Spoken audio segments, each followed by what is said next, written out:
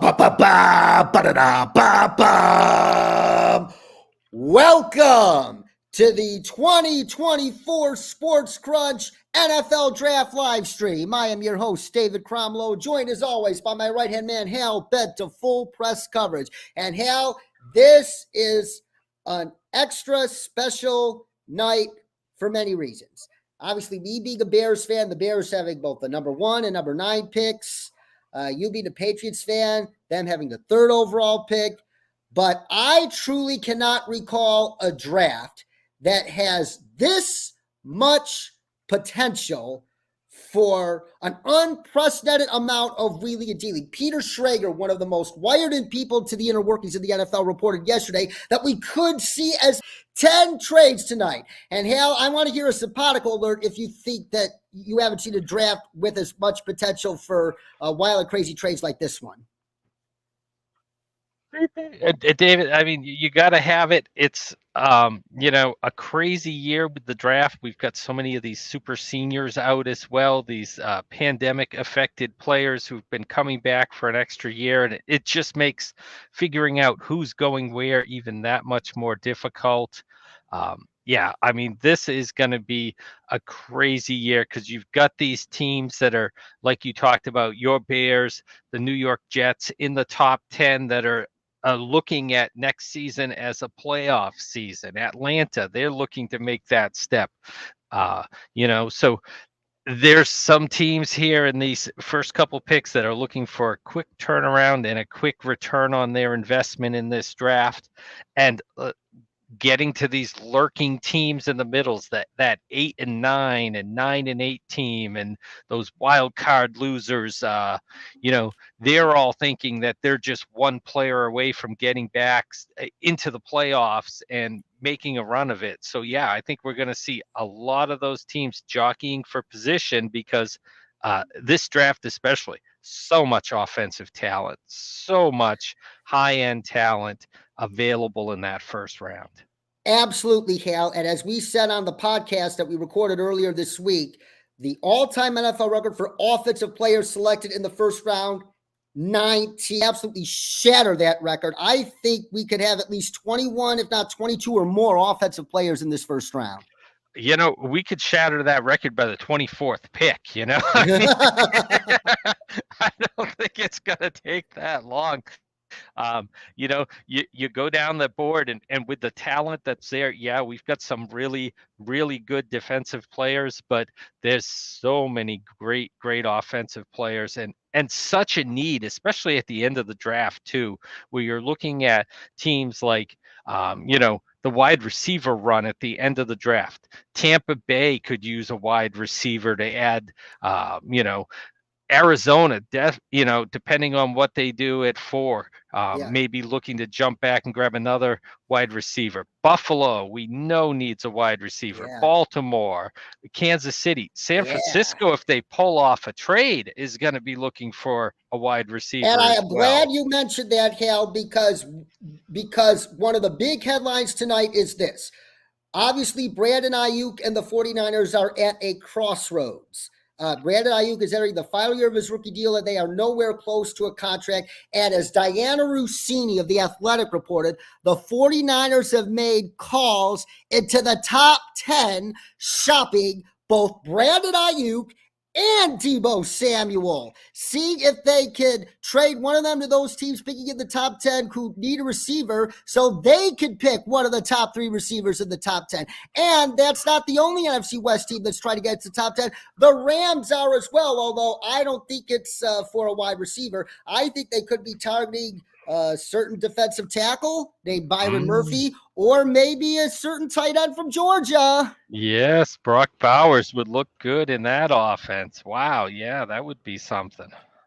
Yes, however, Albert Breer reported just over an hour ago that Amon-Ra St. Brown's contract, and the Lions gave him a market-setting deal yesterday, and he warned that could very well complicate trade matters because it puts the team that wants to trade for Brandon Ayuk in an additional bind, because Brandon Ayuk, you can make the argument that he has more speed in his game than Amon-Ra St. Brown does. Amon-Ra St. Brown is mainly known as a crisp route running maven. That's his play style. But Brandon Ayuk is much faster than Amon-Ra St. Brown. And given the NFL's premium on speed these days, thank you, Tyreek Hill. Thank you, Miami Dolphins. Ayuk is probably going to want several $1 million guaranteed more than Amon-Ra St. Brown. So that could very well complicate things, can it? Oh, definitely, without a doubt. I mean, we can.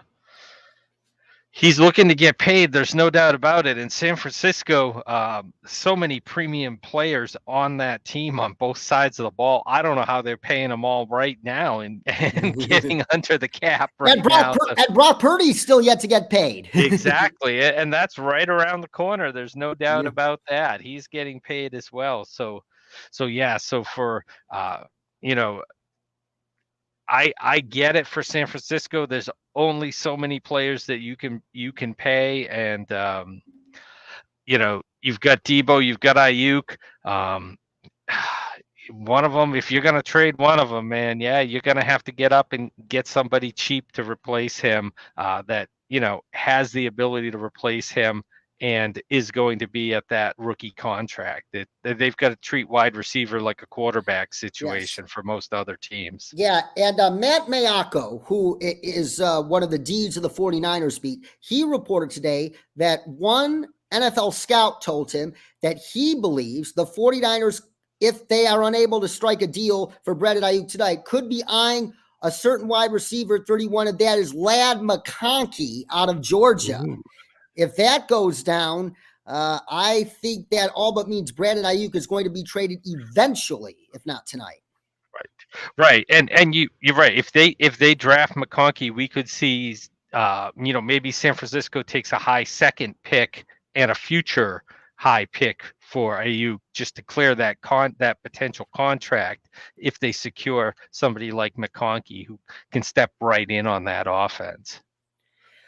Absolutely. And here is where I think a Brandon Ayuk trade comes into play. As we said on the podcast earlier this week, two teams heavily looking into trading up into the top 10 to grab one of those big three receivers. Marvin Harrison Jr., Malik Nabers, and Roma Dudze are the Colts at 15 and the Jaguars at 17 because they are looking at a behemoth Texans team that is stacked on both sides of the ball, and C.J. Stroud just might have the most explosive set of weapons in the NFL right now with Nico Collins, Tank Dell, and Stephon Diggs. Heck, Stephon Diggs is going to be the third option because given where he's at his career right now, that just shows you how deep the Texans are on offense right now and their weapons. So the Jaguars and Colts, they know it's an arms race, and they want to add a big-time weapon tonight. And whichever one of those teams gets outbid by the other to move up for that receiver, I think that is the team that should immediately pivot to calling the 49ers and dangling their first for Brandon Ayuk and say, let's get a deal done. I think that's where this could come into play. That definitely could, definitely a possibility, especially like we said, if they're in that middle range, and there's still somebody like Brian Thomas Jr. is available at wide receiver. We could definitely see San Francisco charging up to that point. No doubt about it. That's definitely an option that should be on that table. Yes, and that's exactly what Benjamin Albright, one of the best NFL insiders there is, had in his mock yesterday. He had the 49ers and Jaguars swapping their firsts, and the Jaguars getting Brandon Ayuk, and the Niners taking Brian Thomas Jr. at 17. We could very well see that happen. And Ben, I assume he's talked to people about this, and I assume the 49ers and Jaguars might have already had conversations about such a deal. So that could very well come to fruition tonight. And just look at what the Lions did yesterday. We mentioned Amon-Ra St. Brown. They gave him a market-setting deal. He's now the highest paid wide receiver in the league, but he won't be for long because Justin Jefferson and CeeDee Lamb are going to get paid for sure before the season. But they also paid Penei Sewell. Penei Sewell is arguably the best right tackle in the game right now. Yes. But Amon-Ra St. Brown is making more dollars per year on average than Penei Sewell is. Does that kind of tell you that NFL teams value wide receiver equally as offensive tackle, if not more so these days? Oh yeah, we're definitely seeing that shift. There's no doubt about it. I mean, just look at Miami, Tyreek Hill, Jalen Waddle, what they're doing there, and Yeah, patching that offensive line together. And hey, we just have to give Tua 2.5 seconds. That's it. These guys will get open in that time.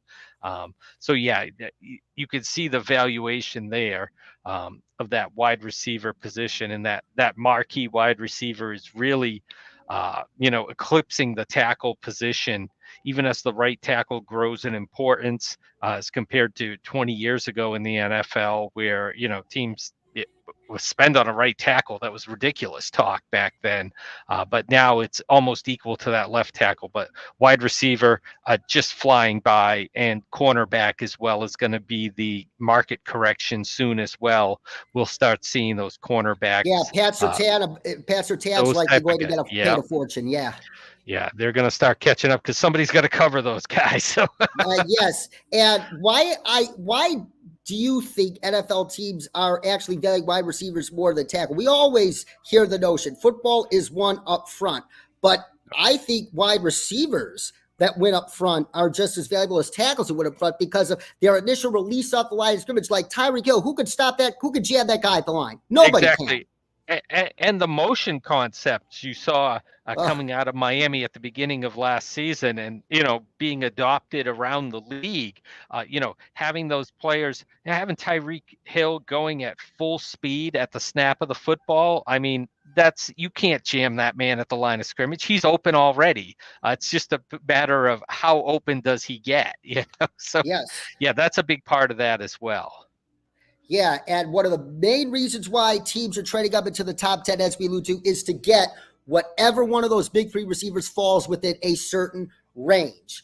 And which reminds me, as of right now, we pretty much are virtually certain that the first four picks are going to be the following: Caleb Williams to the Bears at 1, Jay Daniels to Washington at 2, and as Tom Pelissero reported just before we went on the air, that all sides now point to the Patriots staying at 3 and taking Drake May. So that's 3 quarterbacks. And based on all the clues that have come out in recent days, it is going to take a, quote, Godfather offer to move the Cardinals off of 4 because they really love Marvin Harrison Jr. and all sides point to them sticking there and picking him as well. So the draft essentially starts at 5 with the Chargers. And we obviously know Jim Harbaugh is an old school guy who prioritizes offensive line first and foremost. He even said it himself at the league owners meetings last month that every other position is dependent on the offensive line.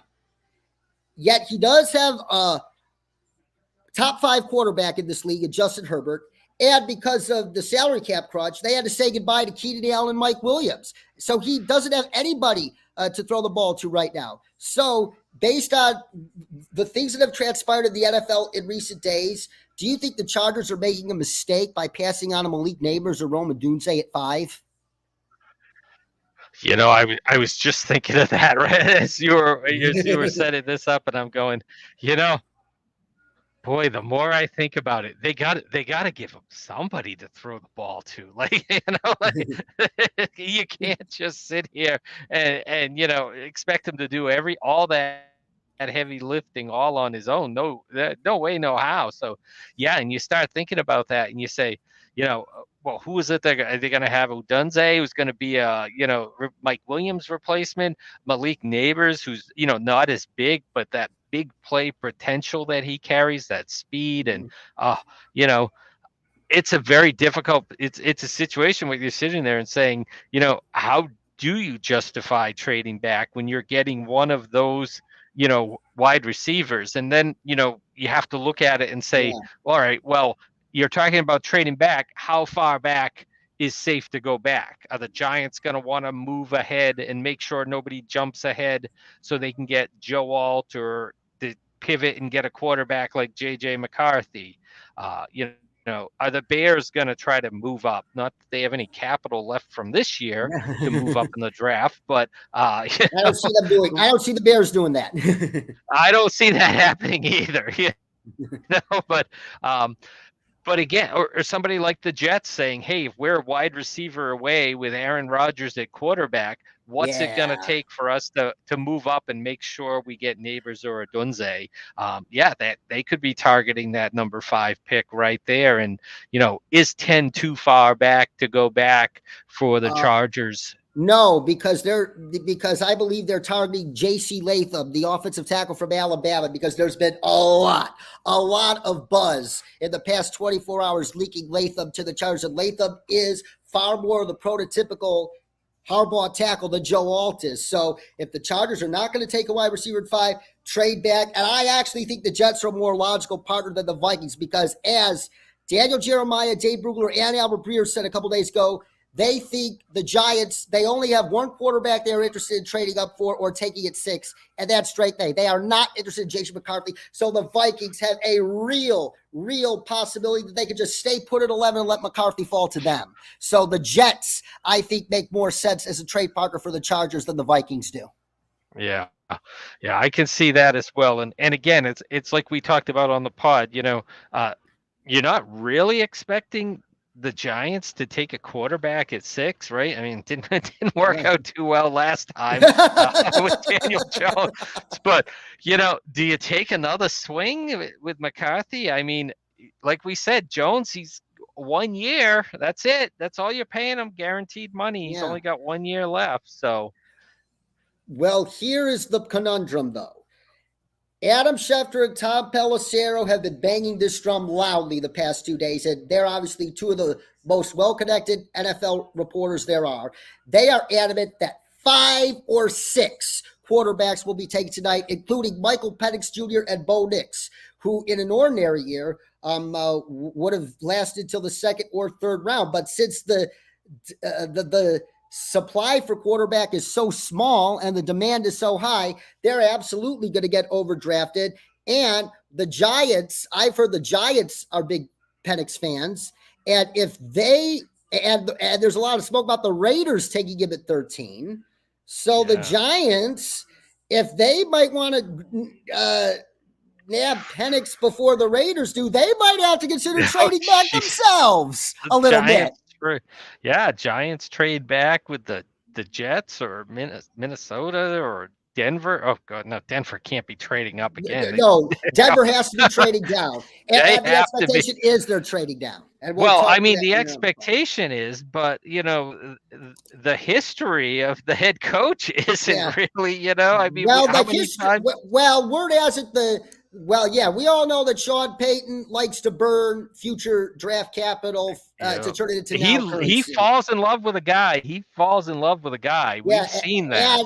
And the Saints, even though they no longer have Drew Brees, they still practice that, and they are another strong candidate to move up into the top 10, but for a tackle, because like as Dan Jeremiah said, I dare you to name me one need on a team that is more glaring than the Saints and offensive tackle, because the Trevor Petting's been a bust, and Ryan Ramczyk might not be able to play football again, for crying out loud. Exactly, with that knee, my God. Oh, scary. So yeah, I mean, there's a team that's screaming for a tackle, and and again, you got to keep your eyes on New Orleans. Historically, they're a trade up team, and somebody starts tumbling down that they've got targeted. Boom, they could be.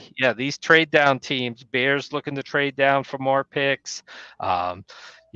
Denver trying to move down for more picks. Yeah, we can see that. Yeah, Sean Payton does that, but George Payton is still the general manager. And when George Payton was in Minnesota, all they did was want to move down for more assets. That is his.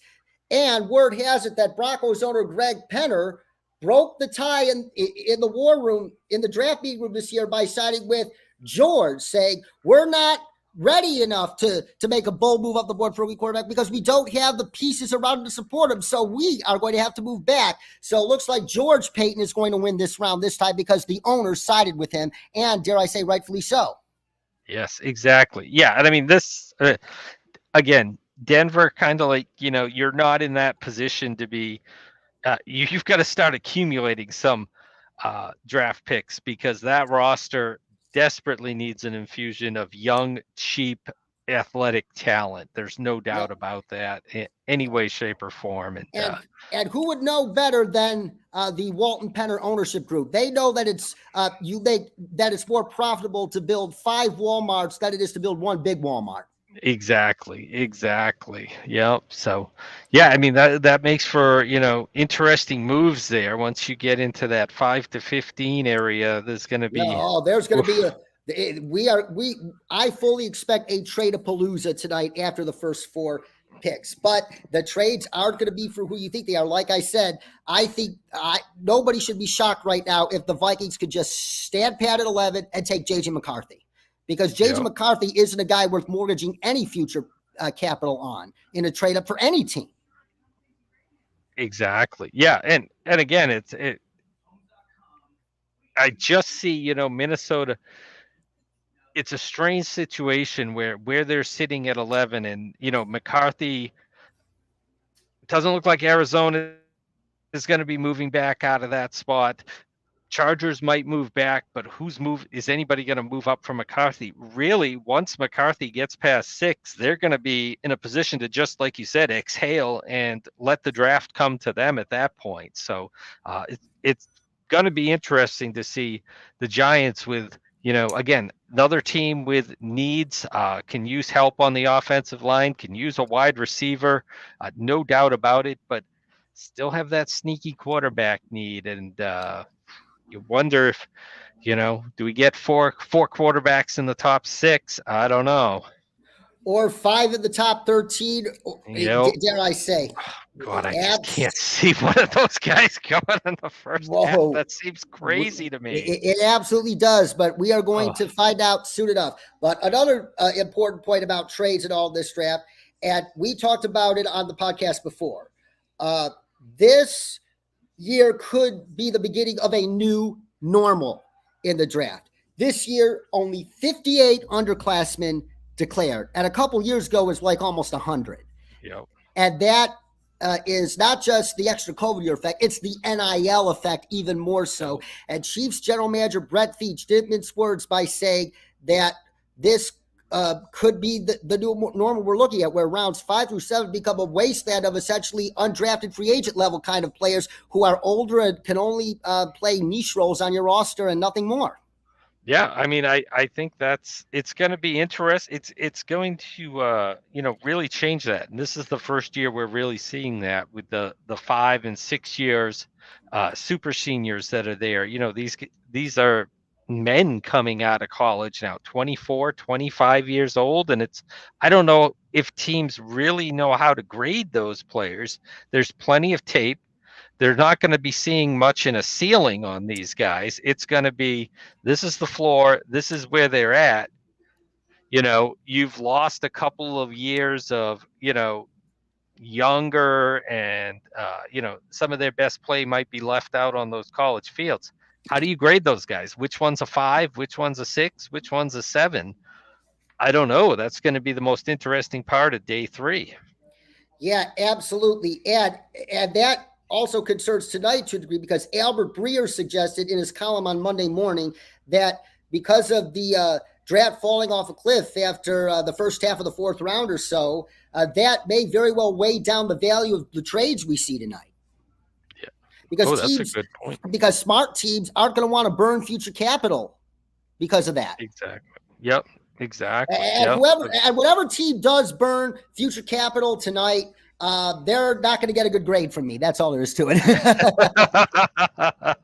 Well, it depends on where your roster is. If you're the Chiefs, that's fine. If the Chiefs, if you want to move up from 32 to 15 to take Brian Thomas Jr., go for it, because you're the Chabs, you're built, and you're all in on a three-peat, and Rashee Rice is expected to be suspended for a certain amount of time this year. But if you are a middle-of-the-road team like the Saints, or let's say even the Bears at 9, yes, as we talked about on our podcast this week, Cal, as enticing as it may be for the Bears to want to make another big splash and trade up the board again and burn 1 or 2 of your second-round picks next year to take Marvin Harrison Jr., that's just not wise, because your roster still has a lot of other holes that need to be filled right now. Exactly. No doubt about it. So Yeah. yeah, that's going to be, and like I said, some of those teams in that mix as well. It's just again in that middle section, Jacksonville and Cincinnati did not see themselves before last season started picking at 17 or 18. Seattle, Yeah. I don't think, thought they were going to be a 16 pick. These teams all thought they were going to be in the late 20s. And Yeah. now that you've got that opportunity, you're, Um, closer to that top 10 than you ever expected to be. that said, Do you Seattle, start throw? the Seahawks do not have a second round pick because of the Leonard Williams trade, Oh, the Leonard and Williams. Yep. they burned one of their third round picks this year to trade for Sam Howell. So, and there's a lot of buzz, as Top Pelissero confirmed this morning, that the Seahawks are, along with the Broncos, are two of the biggest trade back candidates, because John Schneider loved to trade back in the olden days with Pete Carroll, and Mike McDonald might want to trade back for more picks in his first year on the job as Seahawks head coach. Yeah, so it'd be interesting to see these teams though when they're in this teens, this spot that they're really not expecting to be. What they do? Do they package that future capital and jump up for a higher pick because they're expecting to be in the late 20s again starting next year, and this is their one chance to jump up and grab whoever it is that they need? Um, yeah, it's just a very interesting mix with these teams there, and Yeah. and like I said, and then when we get to the back end of the draft as well, you're looking at the wide receiver run that's expected to happen there. Like I said, you know, Tampa I Bay think it's sneaky need. I think it's going to be more of a tackle run. Albert Breer expects more of a tackle run at the end of the first round. You know, I Oh, we got a there's the need question. for the tech. Oh, yeah. Any chance the Packers trade some of their picks for an established wide receiver since they're already the youngest team in the league? I Doesn't seem like a Packer move, no. Packers are the draft and develop team. Developed And team. thank you, Yeah. Nick, for that question. We appreciate you. They're a draft and develop team, and they usually go defense in the first round, anyways. And based on how last year went, they have every right to have all the confidence in the world in Jordan Love and their young offensive skill players. They just do. Jordan Love looked like a top 10 quarterback at the end of last season, and I have a hard time believing he's not going to continue that. And he already has a lot of good guys to throw to. Romeo Dobbs, Dontavian Wicks, who's an unbelievable blocking wide receiver. Bo Melton had some great games as well. Jaden Reed played the Deebo Samuel role in that Packers offense. And you got two young tight ends, Luke Musgrave and Tucker Kraft. They got plenty of weapons. No need to trade for a established wide receiver based on how they played last year. Just let them grow together and continue it. That's the Packers' way.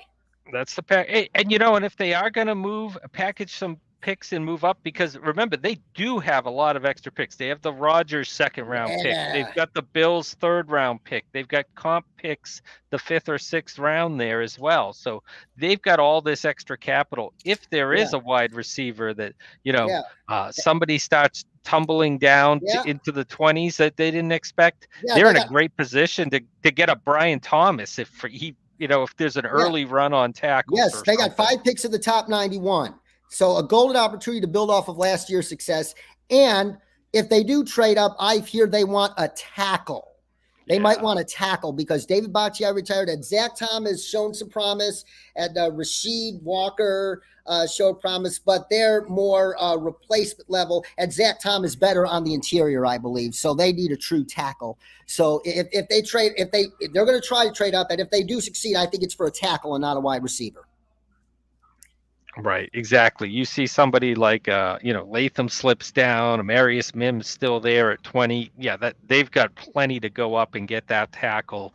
Or like I said, Packers Nation probably rooting for Brian Thomas to tumble a little and run up and get him, and forget about established wide receivers. I'll take him over anybody on the trade market. Yeah, absolutely. Yeah, Nick Turner, thank you once again for your question. And in just 1 minute It will be 8 p.m. Eastern Time in Boston, where you are, and Detroit, where the draft is. It will be Wow. 7 p.m. Central Time in Chicago. It'll be 6 p.m. in Denver and 5 p.m. right here in Palm Springs, California, which means Roger Goodell is about to officially open the draft for business and put the Chicago Bears on the clock at 1. And Hal, forgive me, my heart is melting right now because when the Bears made that trade last year, I remember we were talking when the Panthers were about to go on the clock and take my shot, how they could win the NFC South last year at this time. Yes. And Yes. yet they had the worst record in the Oh. league, and the Bears have the first overall pick, and they are about to select one of the most highly touted quarterback prospects in the last several decades in Caleb Williams. This was pretty much in Sharpie since January. Yes. The Bears had their minds made up that they were going to take Caleb Williams in January. Why is Caleb Williams by far and away the best quarterback in this draft class and a no-brainer pick for the Bears at 1? Very, very easy. We've had months to go over. Everybody's gone over that film. Everybody's nitpicked on trying to find anything bad about Caleb Williams that you can find. Character, leadership.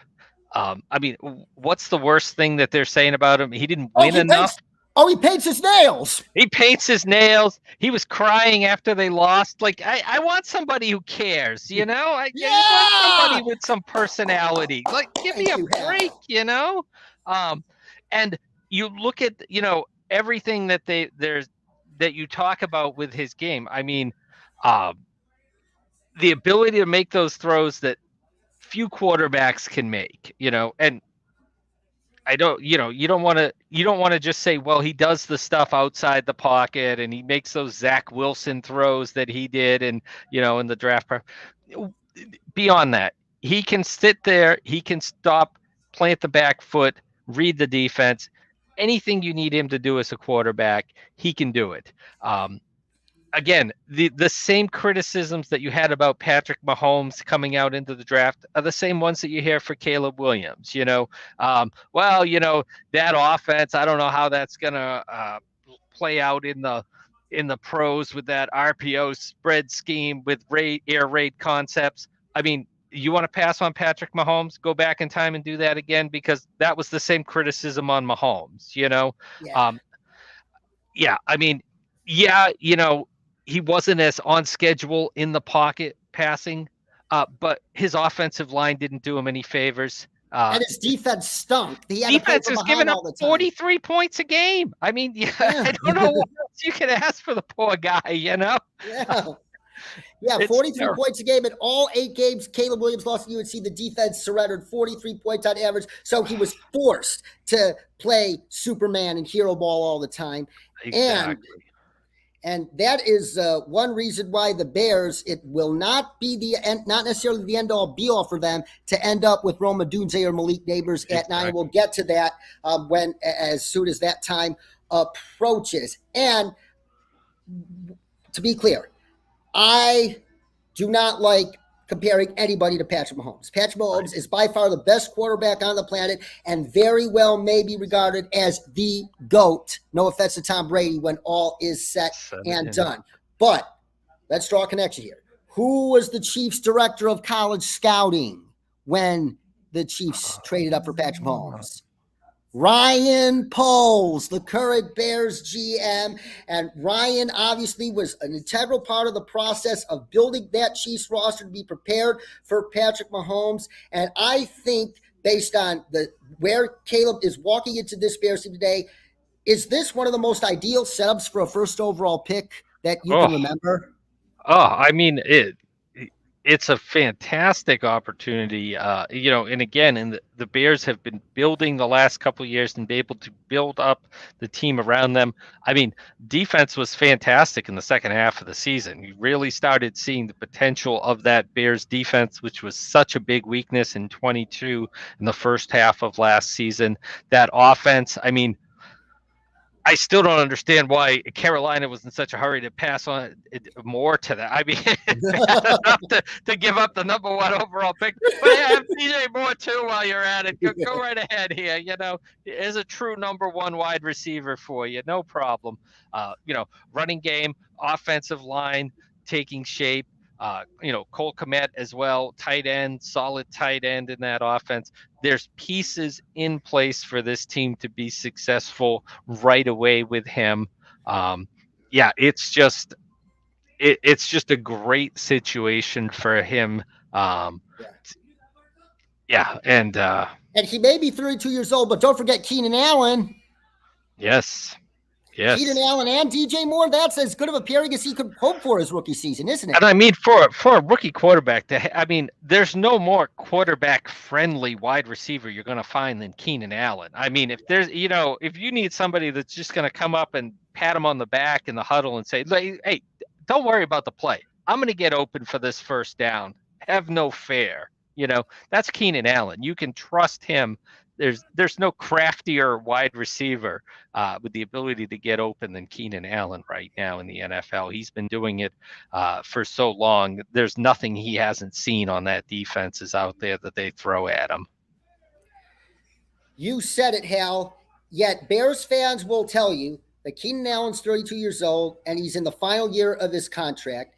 And a lot of Bears fans will obviously say that if the Bears don't end up with Malik Nabers or Rome Odunze with that 9th overall pick, they are going to consider this night a failure. Hal, please inject some sense into those Bears fans as to why ending up with one of those two receivers isn't necessarily the end all be all for the Bears right now. Well, no, it's not the end all be all, and you know it might be a better situation, you know, to say you've got the best young quarterback in this draft that oh no we end up taking a tackle in this position, we're still improving the situation for the quarterback there. We're bringing in one of those edge rushers, which I think would be a great move for them at 9 as well, or you know somebody like Byron Murphy there stick in the middle of that defense.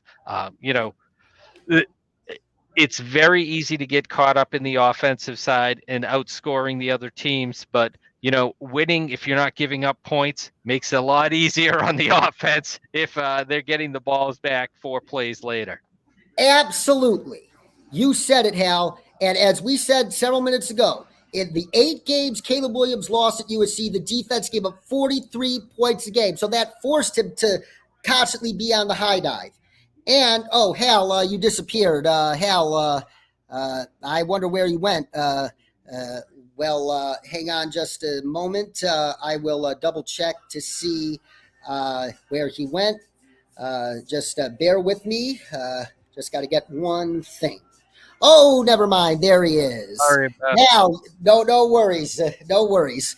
So good. So, yeah, my point, again, as we said earlier, in the 8 games Caleb Williams lost with the Trojans, the defense surrendered 43 points a game, and that forced him to constantly be on the high dive by throwing 60 times a game and always looking to hit the home run as opposed to taking what the defense gives you. And as Charles Davis, who's part of the NFL Network draft broadcast, said yesterday at the broadcast of Daniel Jeremiah's final mock draft, he said that one of the most underrated ways to support a young quarterback is to build a great defense. And if the Bears add another pass rusher, go with Montez Sweat, and keep in mind, outside of Montez Sweat, their pass rush is terrible outside of him. And if he gets hurt and they don't improve that pass rush, they're in trouble, big trouble. So if you add that other pass rusher to go with your very solid core of linebackers and your super promising, if not borderline special, young secondary, you are aiding in Caleb Williams' development by teaching him to stay off the high dive more often in his rookie season. And that's exactly what he has to learn to do right now. Exactly. You want to get him out there and get him used to the NFL is, you know, what makes Patrick Mahomes so great, what made the Tom Brady, the Peyton Mannings, is if you took away those big plays from them, they just shrugged their shoulders and took what you offered. And you want me to make, you know, a 12 play drive to score? No problem. I'll dump it down and get the easy 6 yards over and over and over and over again. And getting Williams into that kind of situation, he has, like we talked about, Keenan Allen is quarterback friendly. DJ Moore, quarterback friendly. Cole Kmet, quarterback friendly. They signed Gerald Everett, quarterback friendly, and with the Chargers all these years. DeAndre DeAndre Swift, Swift. receiver out of backfield, quarterback friendly. So you've got the quarterback friendly weapons there. It's not the end all be all. It's that, quarterback friendly can be that tackle or that pass rusher. Either one Yeah. is going to be Yes. friendly enough for them. And yesterday, Benjamin Albright in his mock had the Bears trading back from 9 with the Saints, who burned a 2025 second round pick Ooh. and give it to the Bears to move up for a tackle. If the Bears can coax a deal like that out of a team like the Saints and move back and still get a guy like Byron Murphy, I would say that's pretty darn close to making me happy as I would have been if they take Adunze or Neighbors. Yeah, I know receivers the more glamorous position, but football isn't always all about glamour. The trenches still matter. And speaking of trenches, Aiden Hutchinson's getting the crowd fired up in the draft. In Detroit, all the stars are out there. Aiden Hutchinson, Calvin Johnson, perfect crew to open up this draft in Detroit, a city well-deserved for this draft, and a city that deserves more continued sustained success for their new look Detroit Lions. And Barry Sanders, arguably the greatest running back of all time, bringing down the house now. Amon-Ra St. Brown and Jared Goff on stage as well.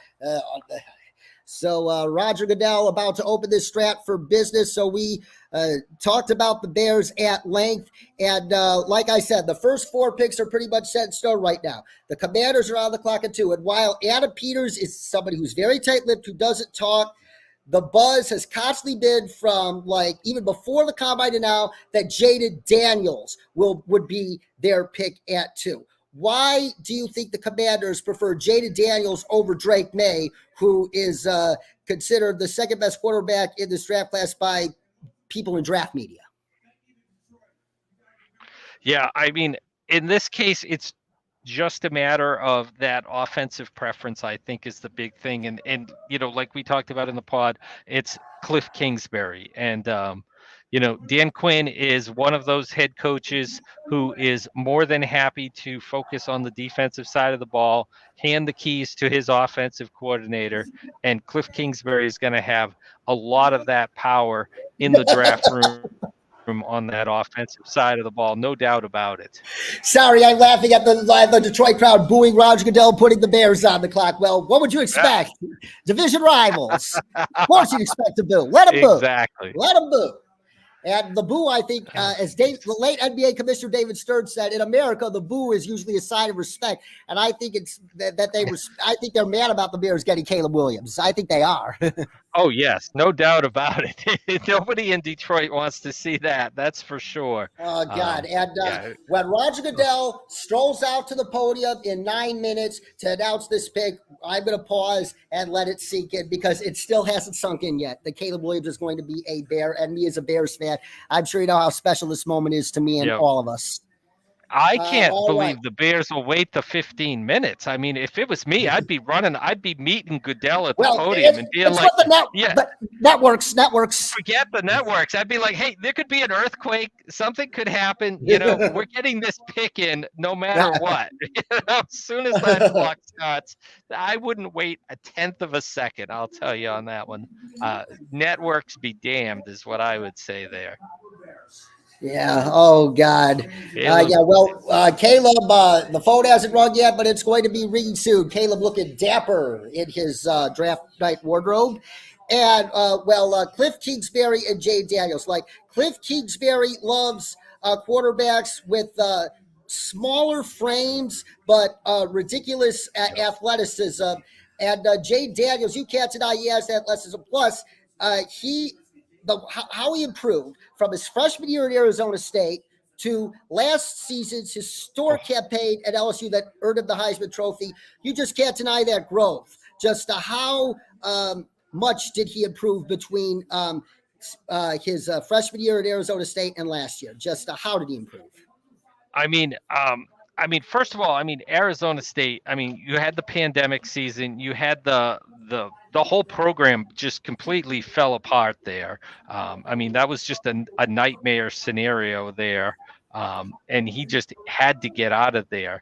But I mean, he's known as a worker on that LSU campus. I mean, he first one in the building. You know, I remember the coach Brian Kelly saying, we had to change the access for the students to be able to get into the gym to work, because Jaden Daniels wanted to be in there as early as possible in the morning to get his film work in, to get his workouts in, and they had to start cutting special cards for these athletes so that they could get into the building and work, and that's just that work ethic of his. And he really worked himself into this situation because really Arizona State as a freshman, I mean, he started as a true freshman. You don't see that in college football, and he had a damn good year too, no doubt about it. And Yeah, then he was throwing to Brandon Ayuk. He threw yeah, some good touchdown passes to him that year. yeah, exactly. I mean, he was on the radar then. There was no doubt about it. And again, like I said, it was that outside, situation there in Arizona State that he just had to get out of that situation, get his head on straight, put that behind him, and you know, really once he did that and got comfortable at LSU, and started trusting in that team around him and being able to attack the field vertically. Once he started doing that, I mean, you just saw that growing and growing each week with LSU until he was, standing there holding that Heisman Trophy. Looks like Bears head coach Matt Eberflus is on the phone right now with Caleb Williams. I didn't know it. That's a live shot, Caleb, but I think he might have been phoning in the pick. Yeah, but another thing about Jay Daniels, there's a lot to like, but I also have my concerns. There is an argument that he could have been the product of a stellar supporting cast at LSU last year. Look who he had at his disposal.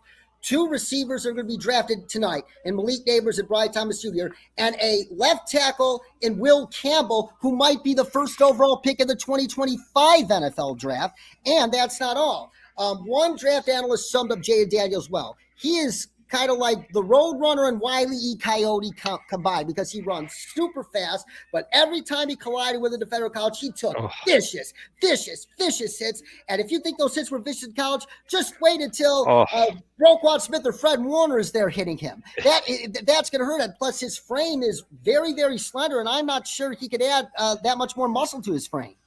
Yeah, and I mean, and that's a legitimate concern in the NFL because even even in the SEC, you're going up against teams that have, they've got one real good pass rusher. They've got, one real, big, powerful, fast linebacker. In the NFL, everybody's got every position covered there. They've all got those players. You're seeing, 11 of them week in and week out, and it's just a whole different animal, and that's a huge adjustment that he's going to have to make. He's not built like Josh Allen. He's not out there delivering the punishment when he's running the football. He's got to learn to get down and Yes. And there was another alarming stat. As the Bears had turned in the card, it only took at the 4.5 minute mark, so it only took nearly 6.5, 7 minutes for them to turn their card in. So it's Caleb Williams to the Bears. Commanders now on the clock, and they're going to be phoning Jaden Daniels momentarily. And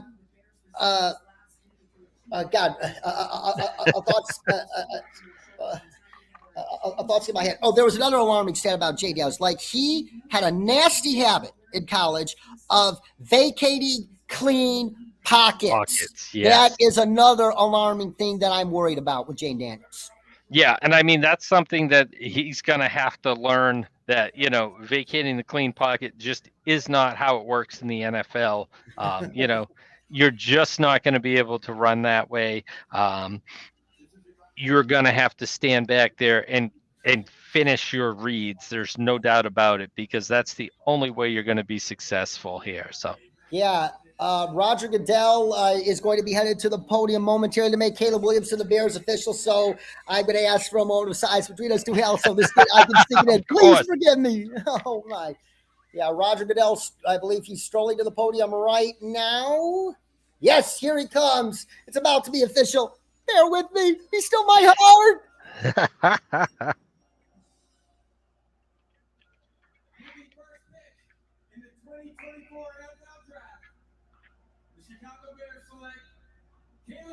Caleb Williams is up there. Oh, it's real. The Bears Caleb finally Williams. have their quarterback. Finally. Yes, and he could easily be the best quarterback in Bears franchise history when all said and done. And the bar isn't really high for him. No, the bar. He could be by year 2. He could be. You know. Yeah. Yeah. Caleb Williams. And hang on, let me pull off this biographical stub on Caleb Williams. Caleb Williams, when he was a kid, at the Pop Warner level, he played running back and linebacker. And because of his athleticism and physicality, his nickname was Bobby Boucher, named after Adam Sandler's character in The Waterboy. And when he was 10 years old, he and his father Carl created something called, quote unquote, the plan, which was an aggressive training measurement to put him on the path to the NFL. If there's anybody who questions this guy's work ethic, just pay attention to what Dave Brugler wrote in his beautiful compilation of scouting reports and draft prospects called The Beast, which you can get at theathletic.com. Since 10 years old, he's been working for this. So just don't tell me he doesn't have the drive. Just don't. Exactly. I found this, David. I wanted to add this for when we're talking about Caleb Williams. So needs to play inside weaknesses, needs to play inside the offense, show more discipline, too eager to go big game hunting, ravenous appetite for the explosive play can bring unwanted trouble. Will leave pocket prematurely rather than standing in, winning in rhythm. That's the NFL draft profile by Lance Zierlein on Patrick Mahomes. It sounds like every criticism I've heard of Caleb Williams is pulled out for Patrick Mahomes. So I just had to pull that up. And Nina Kimes of ESPN, who is a fantastic football mind herself, posted this on social media a month ago. She said that whenever Caleb did play in structure at USC, he showed he's more than capable of doing so. I mean, the touch on his passes, I mean, he's an advanced level quarterback, coming out here. There's no doubt about it. Can read the defense, I mean, didn't throw an interception on 3rd or 4th down the entire season. Come on. Absolutely. And the Commanders are about to make their pick, but just to play devil's advocate, if you could make a case for Drake May to be taken over Jay Daniels by the Commanders, what would that case be? I mean, the biggest thing you look at with Drake May is you look at that arm, you look at that size, that sneaky athleticism that he has at 6'4" and 225, 230 pounds. His ability to, run, attack the field at all 3 levels, vertically, horizontally. There's one of those players that what makes May so dangerous is like Justin Herbert. There's not a receiver on the field that isn't a target, no matter where he is in the inside, outside that pocket. That special arm strength that he has, that ability, understanding that offense, understanding where the players are supposed to be, reading that defense, bringing that into the NFL. And, he's only 21 right now as well. The ceiling, there is no ceiling. I mean, he could presumably be the best quarterback coming out of this draft. Absolutely. And, he's got the size, he's got the ability, he's shown it. It's a matter of, yeah, he's younger and he's going to take a little bit more development. He's probably not going to be ready to start week one, but if you want to go for the highest ceiling and take that shot, then you take Drake May over Jaden Daniels. Yeah, I personally, I'm no scout, but quarterback minds, I really trust, like Derek Klassen, who can follow on X at QB Class. That's Klass. He says that the only quarterback worth the trouble in the top 10 outside of Caleb Williams was Drake May. And he's a guy I really trust when it comes to Yep. quarterbacks. So I would personally take Drake May here. But the hand and glove fit with Yes. Jay Daniels and Cliff Kingsbury just makes a lot of sense. So I definitely see why the Commanders are going there. Plus, it's important to know Magic Johnson is part of their ownership group. And Magic Johnson wants a guy like Magic Johnson would want like an athlete who can make showtime plays with both his arm and his legs. So Jay Daniels might fit the Magic Johnson profile better than Drake May does. Although True, Drake May is an exactly. underrated athlete, and Drake May played in a air raid offense at Notre Dame under Phil Longo last year. He had a new offensive coordinator, and we'll talk about that when your Patriots are on the clock. But the Commanders have turned their pick, and it's most likely to be J. Daniels, and now your Patriots are on the clock. And as Tom Pelissero said an hour or so ago, all signs point to them staying put and taking Drake May. But I guarantee you the Vikings and Giants are trying to burn up the Patriots' phone right now to make last-minute offers. Oh, no doubt about it. What? Just outline an offer that would make you, as a Patriots fan, inclined to move down. What would such an offer look like? I mean, like if I'm looking at Minnesota and what they're going to be offering to try to get up and to get Drake May presumably, I mean, it's going to take both of the first round picks. I know Minnesota doesn't want to trade both of them. They've been very clear on that, but it's going to be, I mean, new head coach Gerard Mayo described it. We're going to need to get a bag. And to me, that bag that they're going to need, both first round picks, a day 2 pick. I think they've got a third round pick this year. No, Vikings don't have a third round pick. Don't have the third round pick. Yeah. So you got to give their third next year and maybe their second in 2026 or something like that. Yeah. Or, both first round picks this year. And I would, with the quarterbacks there, you got to give me another number one as well. I mean, they're really going to have to overpay, throw out the Jimmy Johnson trade guide. In this situation with quarterback at 3. Roger Goodell's about to announce who the Commanders picked. Here we go.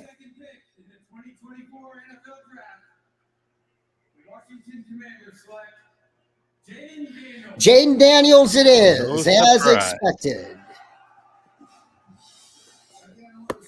So Jaden Daniels to the Commanders as expected, Caleb Williams to the Bears as expected, and the Patriots are on the clock right now, and they're going to have to be blown away. And Drake May, I am bullish on him. Don't get me wrong, but just look at this Patriots roster right now. Offensive line, like who do they have? Michael and Wenwu and a bunch of other guys on that offensive line. Yeah, I mean they got about 7 other guys, and none of them are any good. Yeah. And who do they have for weapons?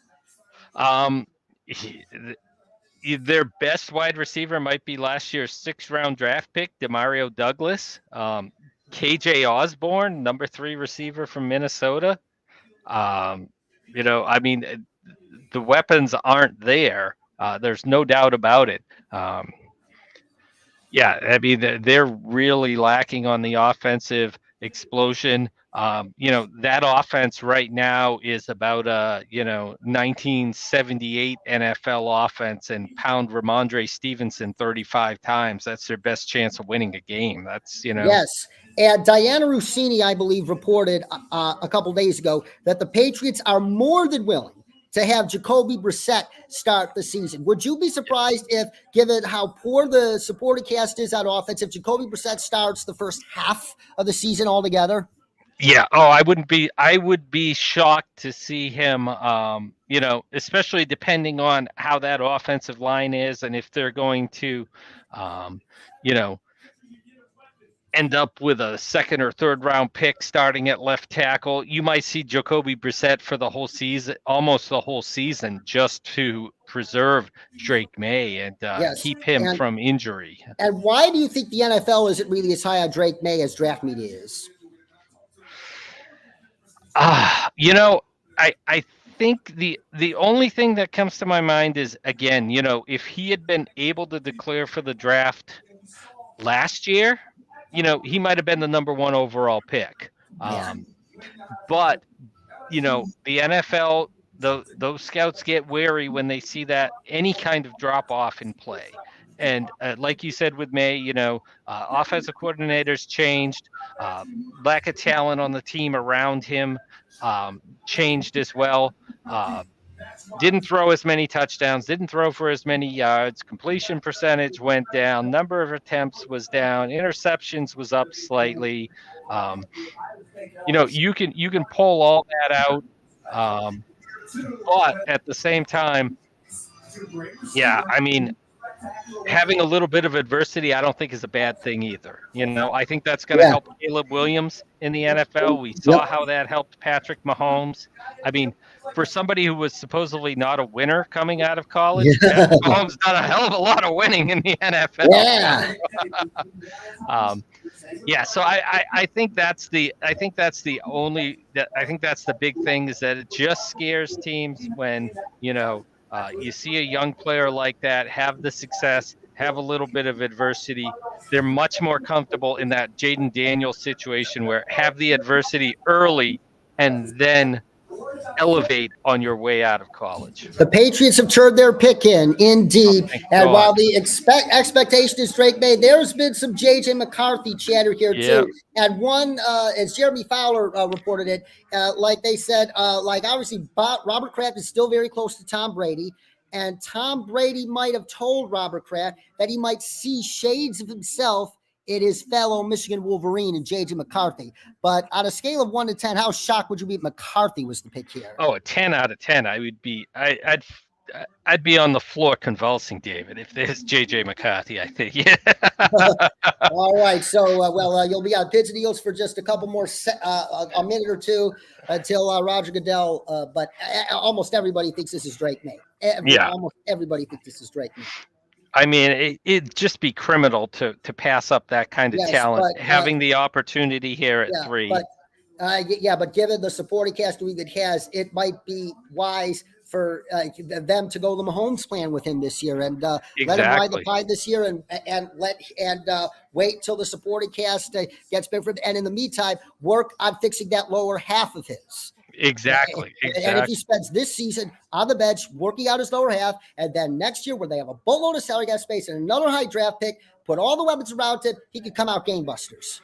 I would love to see that. And, just having Alex Van Pelt instead of, as great person, great coach, the glue of that Cleveland offensive coaching staff. That's going to affect them this year, no doubt about it. But having him there, much more confidence in bringing in that young quarterback. May is in the green room right now. He doesn't look like a guy who just got called. Ooh. Oh boy, if this is J.J. McCarthy, I'll be here to console you, Hal. Don't worry. Oh, come on. It's gotta be May. I got my fingers crossed here. Remind me of In Sync. It's gotta be May. Thank you. I'm crossing every finger here, Here we go.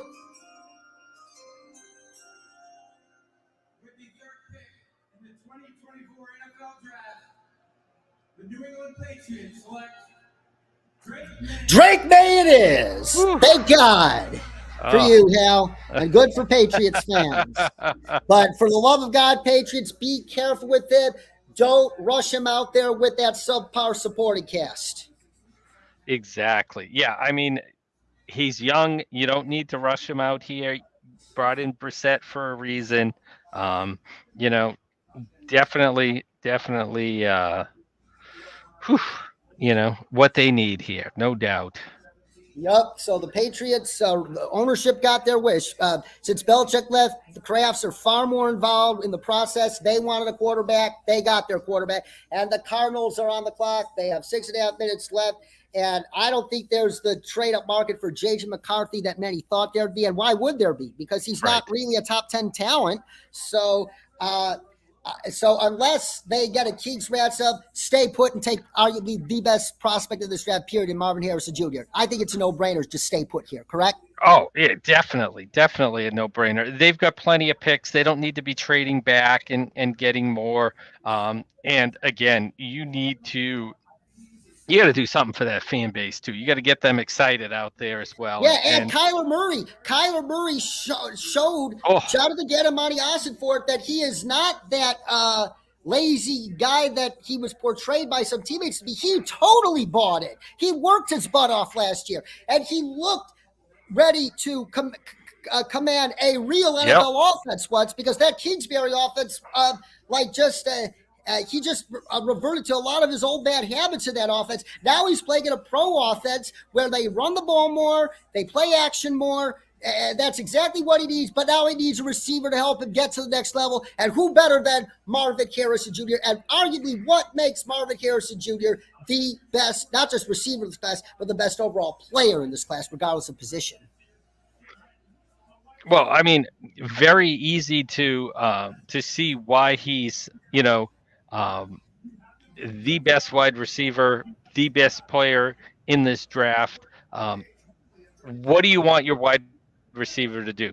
Do you want him to be a downfield threat with great hands, a big wingspan, size, to take a hit, to shield away the defender, to overpower smaller defenders? Sure, he can do that. You want him to blow by with speed, make a big play, short pass, make guys miss, break tackles, get downfield. Yeah, he can do that as well. You want crisp routes, run professionally, wide receiver who knows how to shake the contact at the line of scrimmage and get open and convert those first downs. Boom, he can do that. Um, you know, you can't pull weaknesses out on this guy. I mean, I don't know what you say. He's not going to get much bigger. I mean, he's as big as he's going to get. I don't know. Yeah, but I mean, other than saying that, I mean, I don't know. Maybe he could block a little better on the perimeter. I don't. I'm at a loss. I mean, there's no weaknesses. He's got the bloodlines. He's, you see him, the long strides out there. Randy Moss-esque of, he doesn't look like he's running hard and fast, and he's just so smooth, and he's by these defenders. And like I said, doesn't matter where on the field he is, short, middle, do the work across the middle, do the work on the sideline, go deep, whatever you need him to do. He does it all. It doesn't matter. And as we've been expecting for the past several days, the Cardinals have not gotten cute. They've turned the pick in, and this is absolutely Marvin Harrison Jr. And keep in mind, folks, Marvin Harrison Jr. is the son of the same Marvin Harrison that played wide receiver for the Colts and went on to earn a gold jacket when all was said and done. His father was arguably the most gifted wide receiver Peyton Manning ever played with. And the son, though, Marvin the younger, might just have an even better career than Marvin the elder. Don't you think so? Oh, definitely. He's more athletic than his dad, I think. Oh, for sure. And, the dedication to the craft, he got that from dad, though. He got that. There's no doubt about it. He's got that worker. I mean, yeah. I mean, he's a day one, number one receiver, all pro wide receiver, whatever accolades you need. He should be hitting all of those easily for them. And like we said, Arizona, such a need for him there on that offense. A desperate need for Kyler Murray to have somebody to throw the ball to. Leading receiver last year was the tight end, right? Trey McBride. McBride's a pretty damn good player, Hollywood, but you need somebody better to be the first. He's a very good player, but he shouldn't be your number one. Yeah, absolutely. And they let Hollywood Brown's gone, and and Roger Goodell about to make it official. Yeah, Roger Goodell.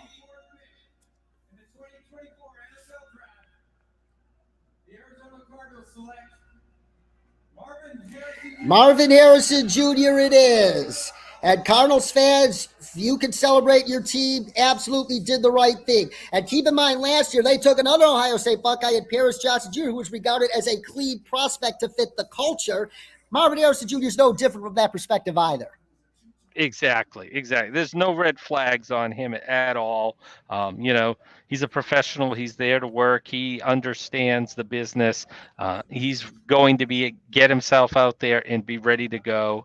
Um, and yeah, and I mean, like you said, the rest of the Ohio State, you know, that wide receiver room, you know, he was the top of that wide receiver room in Ohio State. I mean, At we've Ohio seen State's these. wide receiver, you. Exactly.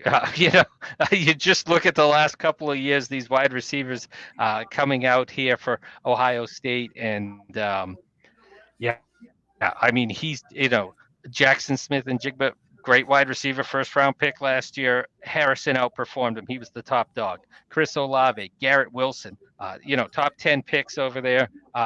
You know, they were still behind Marvin Harrison. He was the number one wide receiver there, and for a reason as well. So, pretty scary when you get a wide receiver coming out and, you know, he's outplayed three Yes, number one picks already. I would be shocked if Marvin Harrison Jr. is not a top 10 wide receiver by the end of the 2024 season. And I think he should go in the second round at minimum in your fantasy drafts. Easily, easily. Yeah, so the first four picks held to form. It was headed this way for the past couple days, and the draft begins here. The Chargers are on the clock, and they really, really want to trade back, but I don't think the Vikings are willing to pay a fortune to go up for quarterback for because that's unwise. And if they stay put at 5 here, if they're stuck here and they can't move back, I think they have to take Malik Neighbors or Roma Dudze, actually. Just, I know Harbaugh likes the offensive line and likes to build his teams the old-fashioned way, but you have a star quarterback, you have to meet him halfway at least. Yeah, exactly. I mean, the cupboard is bare over there. I mean, we were just talking about the Arizona wide receivers, the New England wide receiver room. You know, the cupboard is bare there as well. But I mean, for the Chargers who had such a stacked wide receiver room, you know, now they're, you know, Quentin Johnson was a disappointment last year. Yeah, Joshua Palmer is, you yep, know, Joshua Palmer. He's a good number three yeah, or number four guy. You know, yeah, he. I mean, really, you know, you've got that $1 million car with the, you know, and you're putting in the cheap gas there. If you're having Justin Herbert throwing to Palmer and Quentin Johnson right now, so yeah, yeah. they've got to get those bodies in there, no Yeah, doubt about it. yeah, because And if they actually stay put here and take J.C. Latham, no, no, yeah, can't do it. yeah, I Value's mean, not there. Uh, and before we get exactly. to the Chargers, we got to grade the picks. We forgot to grade the first four Oh, picks. Caleb Williams to the Bears, A+, especially how it went down. You make that trade the Panthers last year, and it turns into Caleb Williams. Couldn't have gone any better. It could be an historic steal, A+. yep, definitely an A+, no doubt. I mean, no brainer. They didn't overthink it. You know, they didn't screw it up. So, yep, Yeah. got to be an A+ there. And for the Commanders, with Jane Daniels, I personally would say A-B+ because he's an electrified talent and he showed a lot of improvement in college, but I still have my concerns. So that's why Yep. I'm going to put it there. What about you, Hal? Yeah, I'll stay with the A- there as well, no doubt about it. Um, yeah, yeah, they, you know, A- sounds good. Yeah, A- said Drake May to the Patriots. I'm going to give it the same grade as I give Jay Dales. I guess I like Drake May as a prospect better, but it's the situation that he's walking into Yes. that gives me concern, and they're going to have to be very careful with him. So Yep, A-B+ for Drake May. exactly. A- B+. And, you know, I don't want to give him too much, you know, it's a situation too where there's so many other needs, you know, could they have gotten something moving down to 4 or 5 and making sure nobody, you know, a safe position. Hey, Arizona, put up a smoke screen. Somebody's coming up to get Harrison. At least get a third round pick out of him to move back one pick. You know, because for them, that third round pick would have been huge to be able to add that and still get May. They didn't get anything free out of the deal. So, yeah, A- is good there. Yeah, Marvin Harris Jr. I have to give it an A+ because he's just you got the so best player special. in the draft at the fourth pick, you know? Yeah. Chargers, they have 2 minutes and 54 seconds left to make a decision. What's it going to be? Jim Harbaugh and Joe Ortiz. Got to make up your mind. Tick, tick, tick, tick, tick, tick, tick, tick, tick, tick. Feel like Chris Berman now. Tick, tick, tick, tick, tick, tick. God, I miss seeing Boomer regularly. I hope he deserves semi-retirement, and I hope he's enjoying whatever he's doing on ESPN Plus right now with Booger McFarland after every NFL Sunday. But I still miss having Boomer full-time on ESPN. Absolute legend, made by experience growing up watching football, all the more worth it. Exactly. Speaking of broadcasting legends, this is our very first NFL draft without Chris Mortensen. Yep. No, I was blessed to meet Chris Mortensen at the Cedar Bowl in 2018. And he was actually the nicest human being I have ever met in my life. I introduced myself, and we talked about our shared battles with cancer. And he immediately pointed up to heaven and said, if we're not fighting together, and so it just shows the compassion Mort had, the heart he had. Chris Mortensen was the reason why Chris Mortensen got as far as he did in the field of sports journalism is because he was somebody people trusted. He had a good heart, and he was the ultimate people person. And the Chargers have turned their pick in. This has got to be Malik Neighbors or Roman. No trades. If it's J.C. Latham, I am going to puke. Has to be a receiver. The first D of the night comes out. No, I think they're going receiver here because of the value. Yeah, Chargers wanted to trade out, but obviously the Vikings know they don't have to leapfrog the Giants for J.J. McCarthy. So there it is. So here we go. We're about to.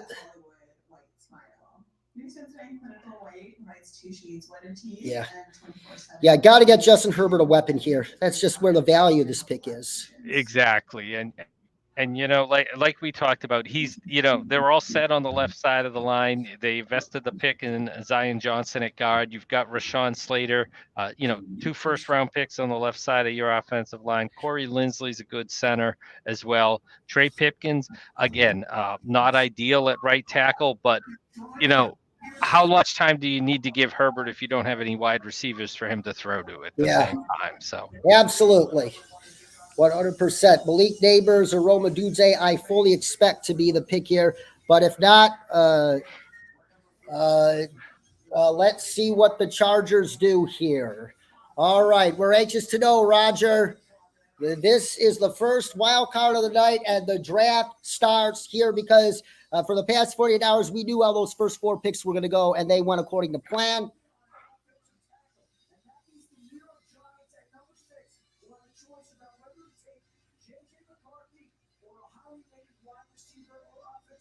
Schefter said he expects them to take a tackle for what it's worth. Adam Schefter, I believe, said that.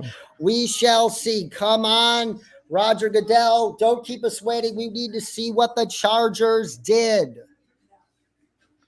Okay, Roger, here you go.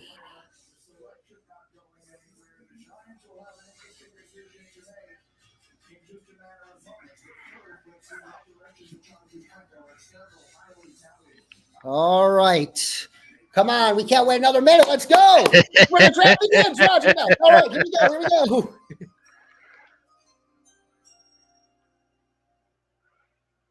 With the fifth pick in the 2024 NFL Draft, the Los Angeles Chargers select Joe Alt. Joe Alt! Wow!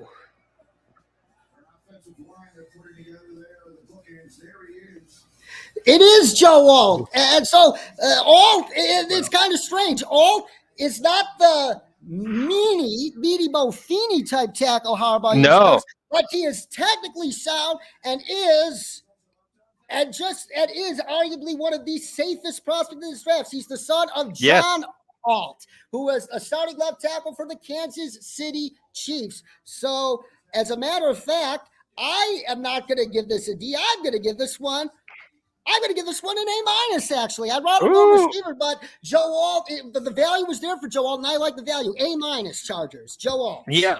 Yeah, exactly. I'll give him a B plus on it. Again, like I said, going for tackle. I mean, yeah, I guess they can. I assume Alt's going to play on the left side, and Rashawn Slater will slide over to the right side. But They might want Alt, eventually, right. Or they Rashad want to. Slater played right tackle at Northwestern. They'd be Right, more than happy. exactly. I usually see Slater moving to right. Yeah, Yeah, absolutely. Good. easily. So, Yeah, so yeah, Chargers I could have mean, done so much worse here. Great job.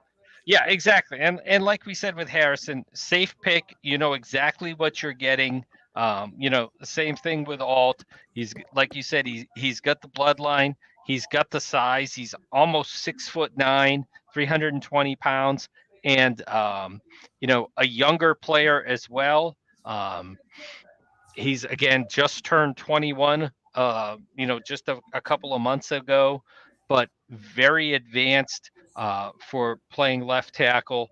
Um, doesn't overextend, knows how to use leverage, has that size and those light feet. Yeah. Again, he's not tripping over himself like a typical 6'9" tackle. Yes, a lot of people complain about his sight and point to other tall tackles like Mike McGlinchey, who are absolutely turnstiles in pass protection. But the difference between him and that other Notre Dame tackle, who was a top 10 pick back in 2018, is that he is far more technically sound, and that is the big difference that makes up for that. Exactly. And now the Giants at 6. I think like we've heard clear evidence these past couple days that J.J. McCarthy is not on their list. So it has to be either Rome Odunze or Malik Neighbors here. And I wouldn't be surprised if it's either one of them. No, yeah, exactly. I mean, they desperately need that wide receiver as well. Again, so many teams with such a need for it. And fortunately for these teams that have passed on these wide receivers is, later on in the second and third round, there's a lot of depth at that position where you can get a very good player at that position in that second, third round range as well. So the longer these wide receivers are staying off the board, the better it is for these teams, having their choice in the second and third round as well. But for the Giants, this offense is screaming for a difference maker at wide receiver. Daniel Jones hasn't had a high-end wide receiver to throw to in New York at all. So this is a great opportunity for them. No to go trade and so get far. somebody here. This night is so far the opposite of what we'd anticipated. And the Titans have a very interesting decision with Alt now off the board. Do they trade back and get a tackle later, or do they stay put and take Malik Neighbors and trust Bill Callahan to coach the offensive line up? Yeah, exactly. Yeah, that's a situation where they can really add some real excitement to that roster. Yeah, Calvin Ridley and DeAndre Hopkins are both 30 years old or older. Yep, exactly. So they're not exactly spring chickens. They could use an infusion of youth there as well, and be fascinating.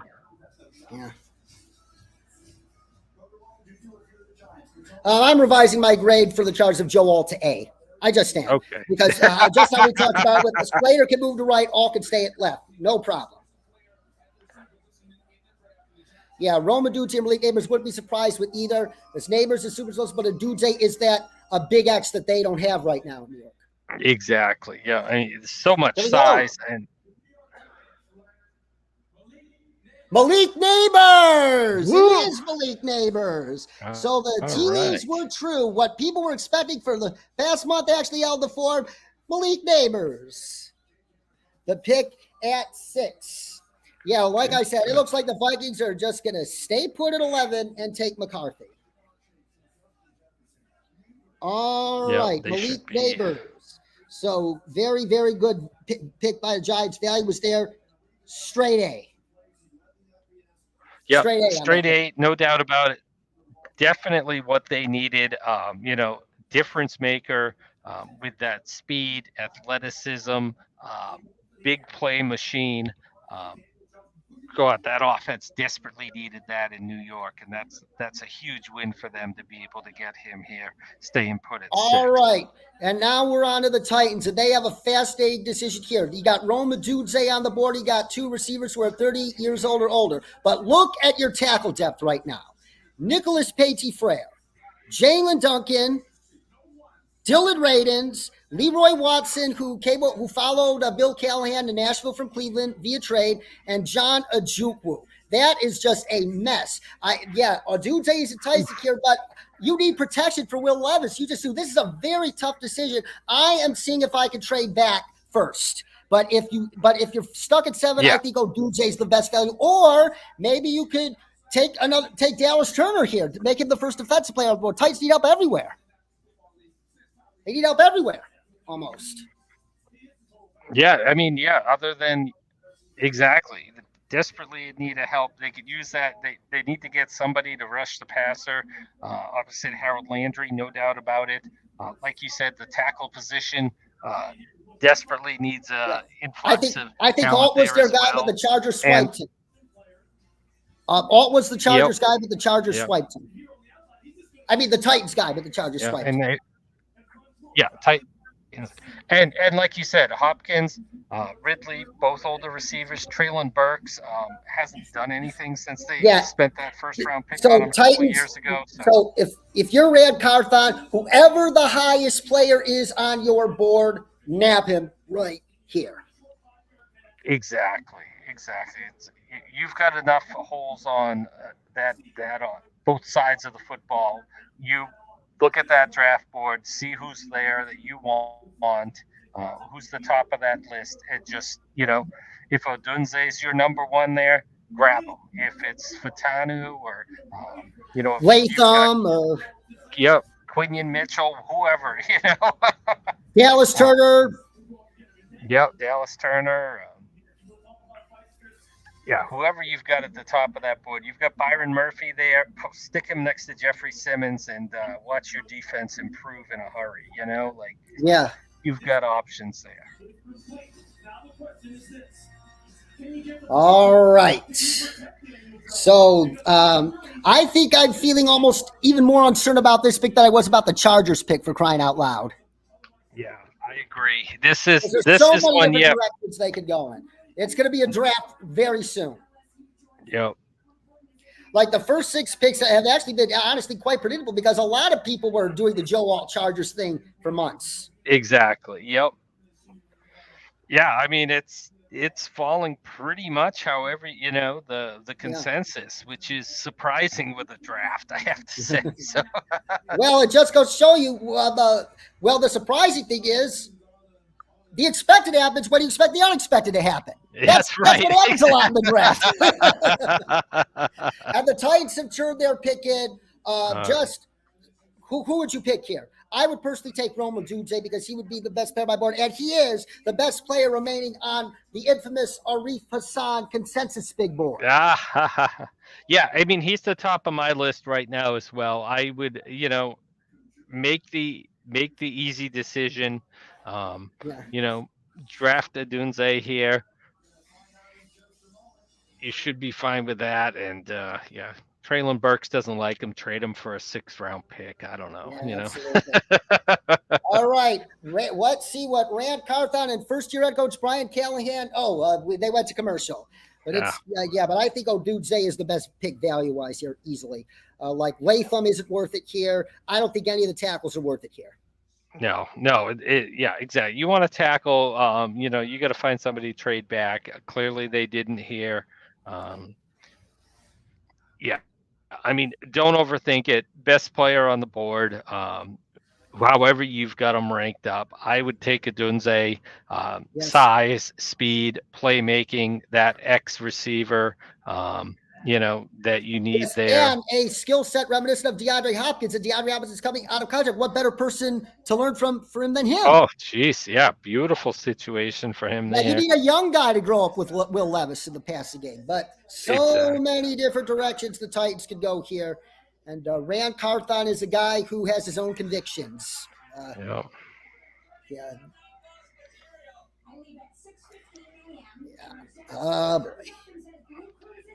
So, but if Odunze does go here, that makes the Bears' decision at 9 infinitely easier. Get on the phone and see what you can get.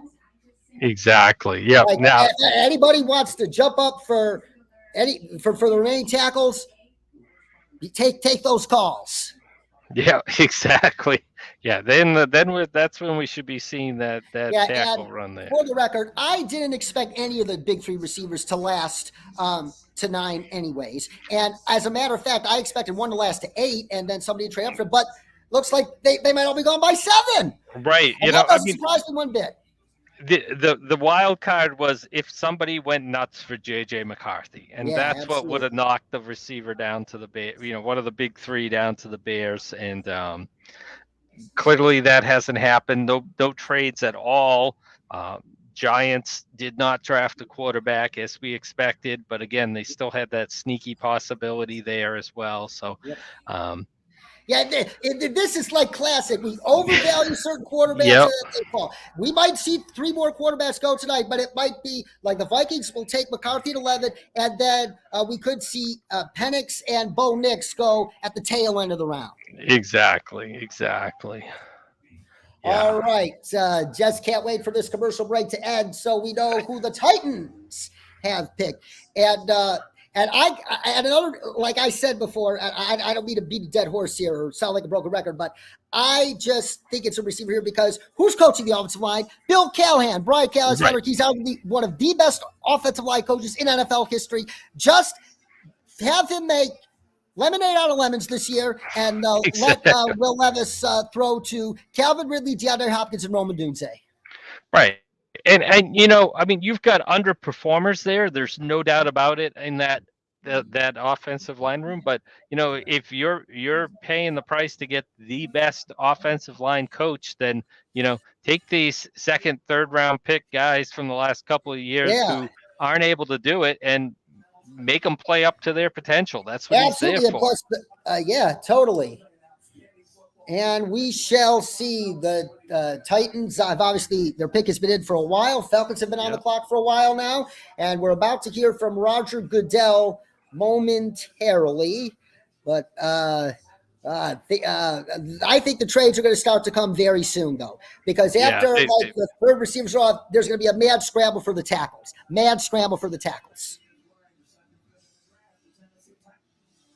All right. Roger Goodell, here he is with the Titans pick. In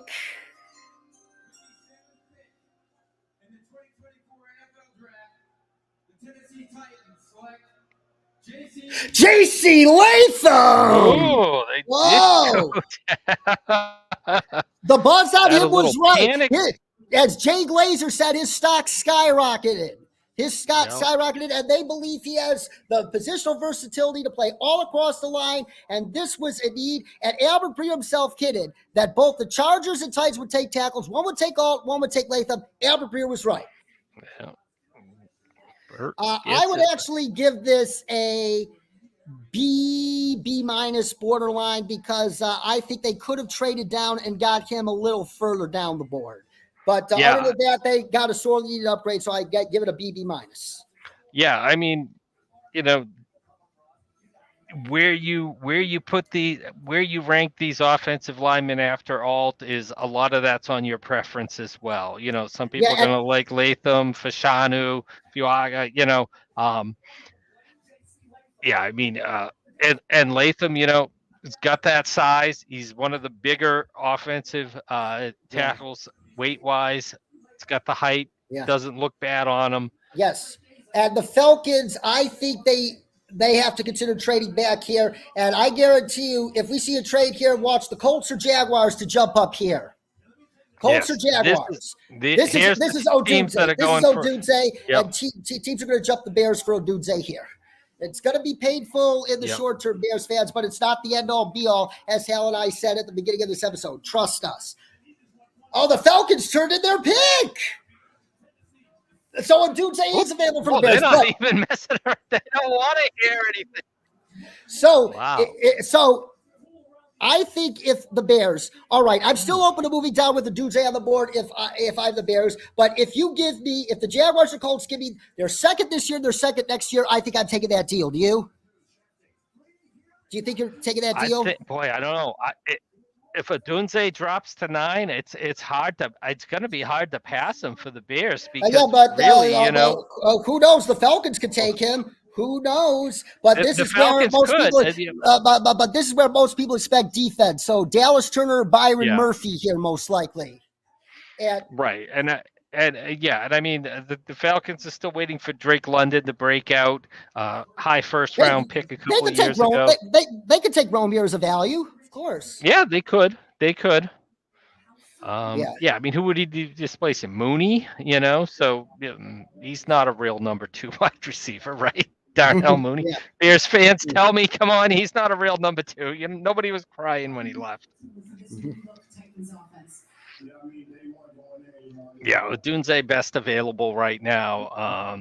That would be the, you know, be interesting to see how if the Falcons, you know. Yeah.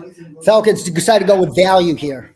Right, exactly. And there was a lot of rumors having Penix to the Falcons at 8 for what that's worth, but I don't see them going quarterback this early, especially with the investment they just made in Kirk Cousins. No. I mean, you're going to take a guy this high in the draft to sit for 3 years. I just don't see it. No. That works. I like that's for the Packers, but the only thing is Kirk Cousins isn't Aaron Rodgers. So right, exactly. No, this is a great time to get Odunze, I think. Unless they, like you said, unless they go defense and they want to get that pass rusher, and you know, they've got eyes on a Dallas Turner or a Byron Murphy here. Yeah, absolutely. All right. The Bears fan means anxious to see this pick because if Rome Odunze is still available at 9, and if somebody offers they're 2 this year, they're 2 next year, that's a deal you highly consider taking, isn't it? Yeah, I mean the Bears, any picks that they can get, you know, at picks this year too as well. You know, anything that they can reload on that draft capital, carry it into next year as well. Yeah, definitely. It's something they have to consider, but. For me, having somebody like Odunze dropping here to 9, I mean, I saw that as any mock draft that had him at 9. I was like, oh, that's a pipe dream. He isn't going to be there for Chicago. You know? Yeah, but here's another possibility for the Bears. Keep in mind, Caleb Williams went to high school with somebody named Olu Fashanu. And if the Bears are able to trade back and get a sizable haul and get Fashanu, I think that's an equally ideal situation for Caleb Williams because they could upgrade that left tackle position. Don't you think so?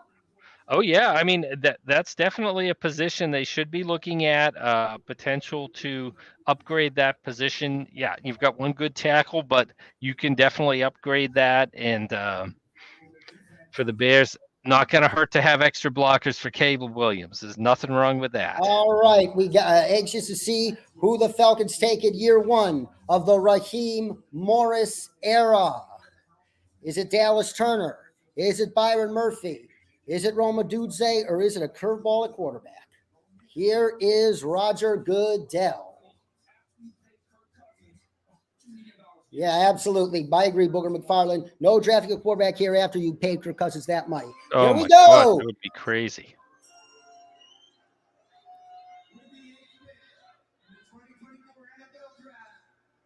The Atlanta Falcons select Michael Penix. Michael Penix Jr. God. It was right. Oh my God. Wow. Whoa, my goodness. Mike, oh my God. All right. This Falcons got a Falcon. F for Falcons. F for Falcons. Falcons doing Falcons things again. Oh, man. My God. Why? Why? Why? That's just. Why? Oh, my God. So fucking dumb. Oh, my God. Well, you know, they're ready for 2028. No doubt about it. Yeah. So you got an F? You give this pick an F? Yeah. This is I can't even give them a D-. I mean, yeah, trade back 10 picks and it'd still be too high for Penix. So yeah. That's absolutely. Oh my God. I mean, All right, Bears. I have 4 minutes and 35 seconds. Stay and take Robadudze or trade back slightly and take a Byron Murphy or Olufashinu. Decisions. Just get the best offer. If you move back, it has to include compensation for premium compensation next year. Yes. Just has to. Yep.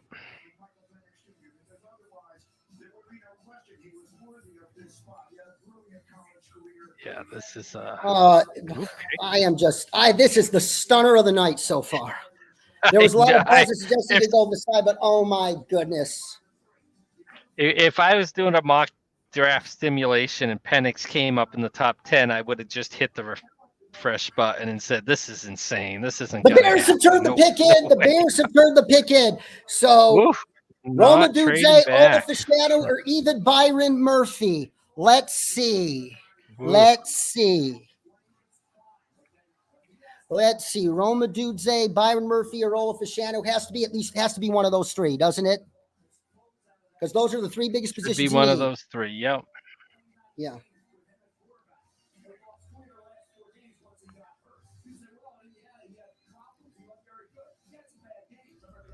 No trade so far.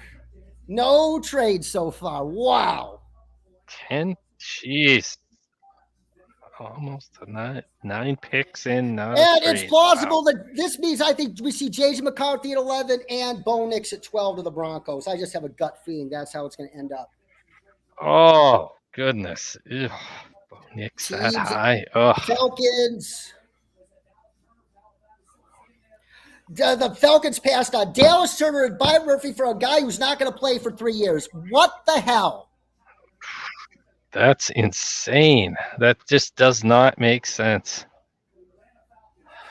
Oh boy, Bears Twitter's going to either be ecstatic or break based on this pick. Roma Dudze, they're going to be ecstatic. They're going to go. They're going to go. They're going to be mad if it's Byron Murphy. Oh boy. Well, I mean, nothing wrong with being mad with Byron Murphy. I remember,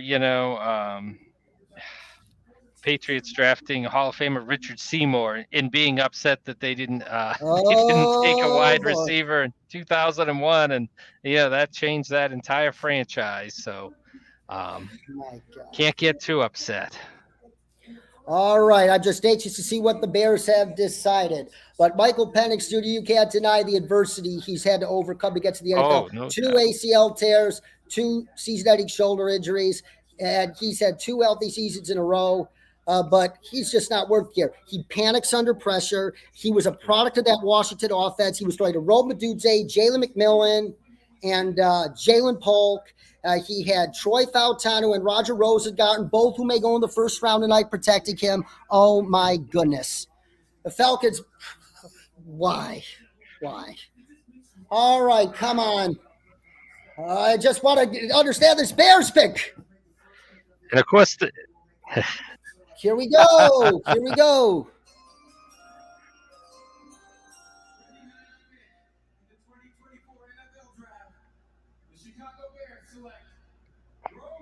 Roma Dudze is a Bear. They got Caleb Lewin. They got him.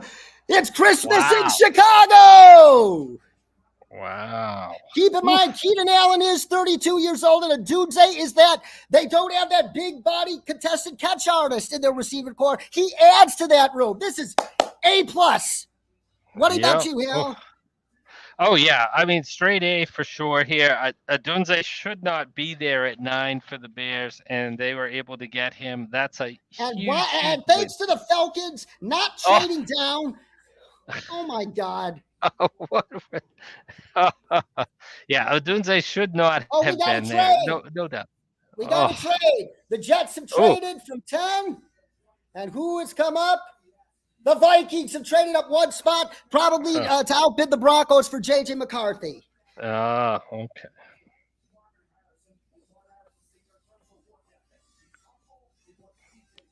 Roma Dudze. This couldn't have gone better for Caleb Williams tonight, could it have? No, it could not. And Dudze, he's got the length. He's solid size. Still has that blazing 4.3 speed.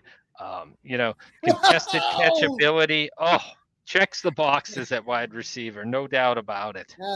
Forgive me, Hal. No. I'm not going to play the song right now, but I was going to play Bear Down Chicago Bears. Bear down Chicago Bears. And the beauty is they didn't have to trade up for him, so they didn't squander any capital next year. They're going to have 4 picks in the top 100 next year, if not more, if they trade down for next year's draft. Exactly. So, yep. Didn't have to trade up, didn't have to give up any capital, and still got one of the big 3 wide receivers.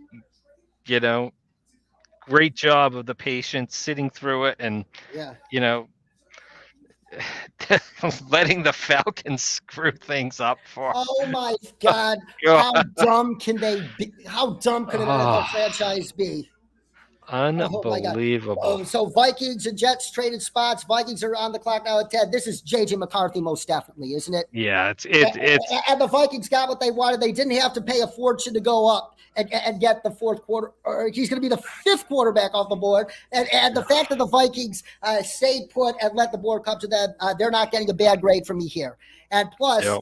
As good as the Bears have set up Caleb Williams, just how ideal is the situation J.J. McCarthy walking into in Minnesota? As good as the Bears supporting cast is right now, just look at who the Vikings have.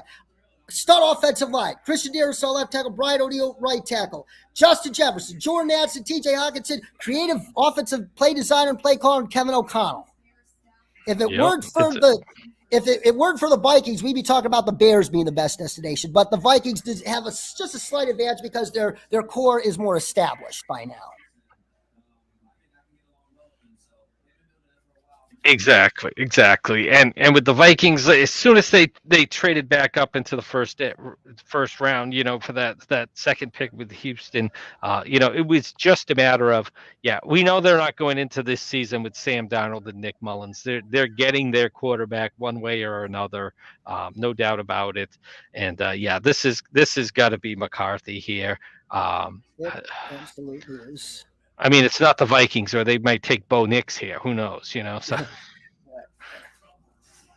but he's got to be. I can't see them, adding a tight end or another offensive lineman or going defense and trading up with the Jets. Plus, if the Jets want to take Brock Bowers, trading back one spot and getting him later is good value because of the positional value at tight end in the first round and that bleak history there. So, makes sense.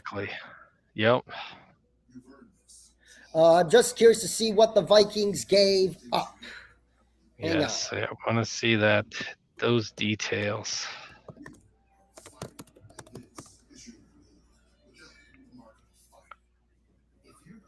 All right, here's Schefter. Vikings traded the 11th overall pick, a 4th and a 5th to the Jets for 10 and 23. Scrap iron. They gave up scrap iron. And the Vikings did not want to give up that 23rd overall pick because they don't have a 2nd or 3rd round pick this year. And they didn't want to surrender, and they don't have and they only have a 3rd next year because they gave up their 2nd next year to the Texans in that swap. So, so the flexibility, Kwesi Adolfo-Mensah wasn't lying about the flexibility it gave them. They stayed put and played it perfectly. Yeah, great job. And make sure, move up just one pick. And like we talked about, these late round picks this year, whatever, nothing, scratch tickets at the best. So, for them, not going to be anything Minnesota's going to miss.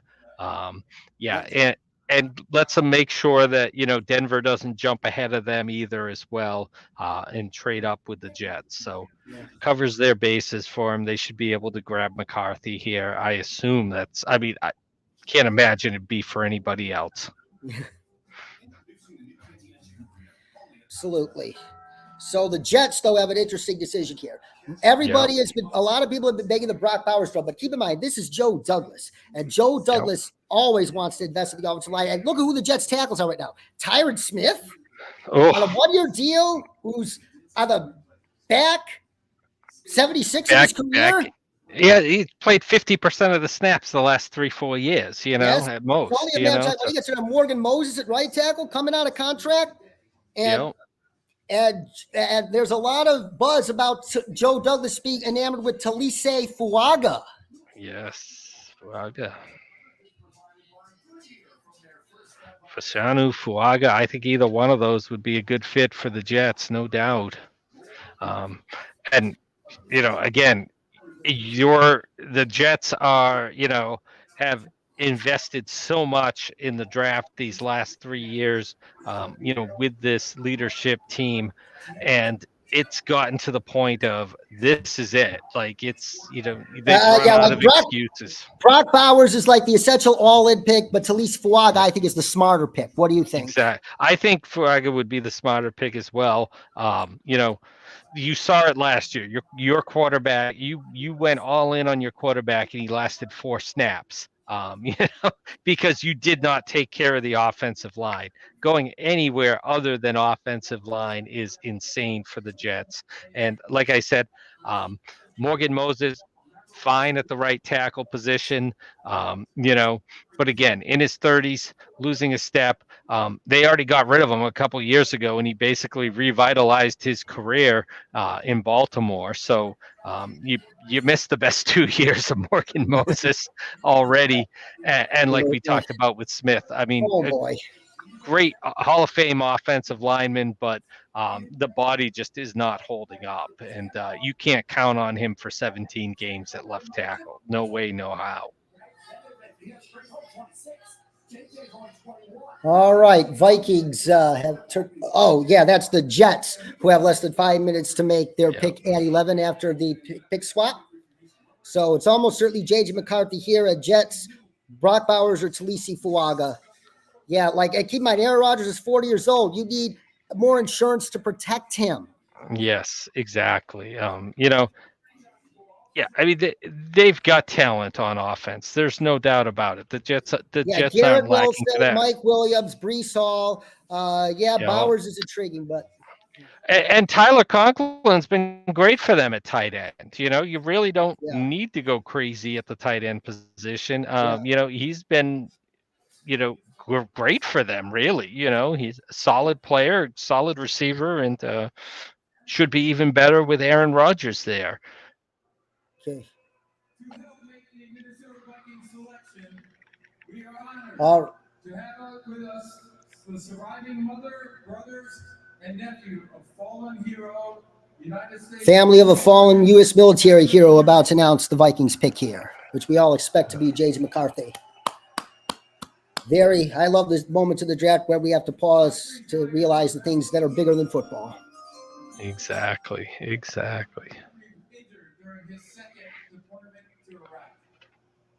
We salute him and thank his family and TAPS, the Tragedy Assistance Program for Survivors, which offers care to those grieving the loss of a military loved one.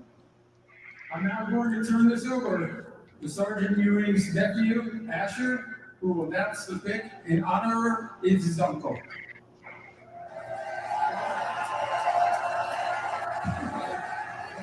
Here we go. With the 10th pick in the 2024 NFL Draft, the Minnesota Vikings select JJ McCarthy. JJ McCarthy. All right. Perfect landing spot for JJ McCarthy. With all those weapons, that offensive line, Kevin O'Connell. Yep. Great spot for him there.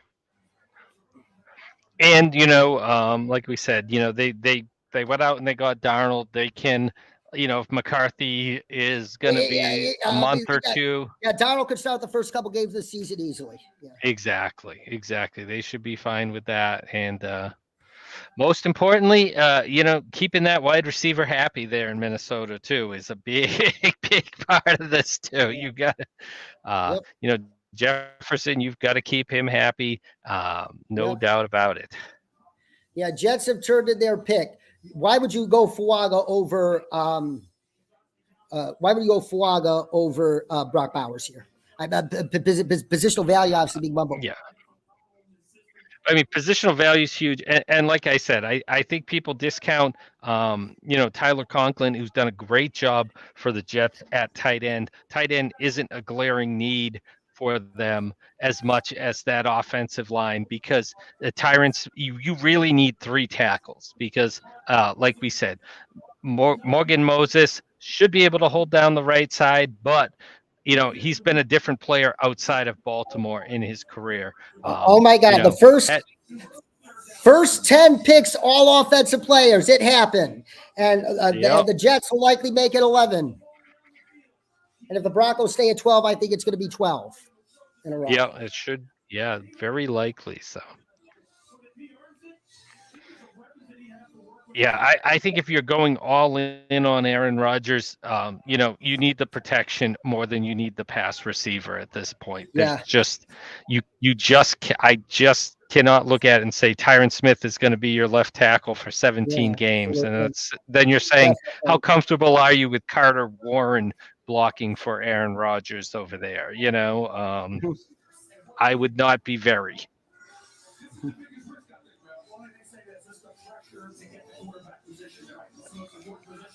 Absolutely. So Kevin O'Connell has staked his future as Vikings head coach on J.J. McCarthy, and I think he's going to do the absolute best he can with him. I have no doubt about that. Yeah, great. Like you said, great situation for McCarthy to land there with O'Connell, quarterback friendly offense around him. Sam Darnold there to take the lumps early on and let McCarthy gear up to the NFL and not be thrown to the wolves right away. There's just no need for Minnesota, like New England with Drake May, no need to throw him to the wolves immediately. Absolutely.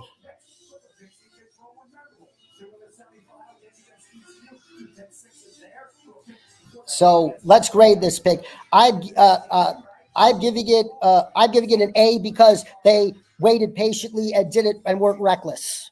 A. Yeah. I mean, they got their quarterback. I'll give it an A minus as well. I'm sure they would have preferred Drake May, but they got they got one of the top 4 quarterbacks. He was the 5th quarterback picked, but they got one of the top 4 quarterbacks. And like we said, they didn't have to give up that second first-round pick either as well. So they're able to hold on to that, not pay a premium to have to move up to get just one spot to make sure that they get McCarthy and block Denver from jumping over them. Really anybody from that group, Denver or the Raiders or whoever might have been, New Orleans, whoever. Rams to find a future success for Stafford. Yep, exactly. So definitely good spot there for them.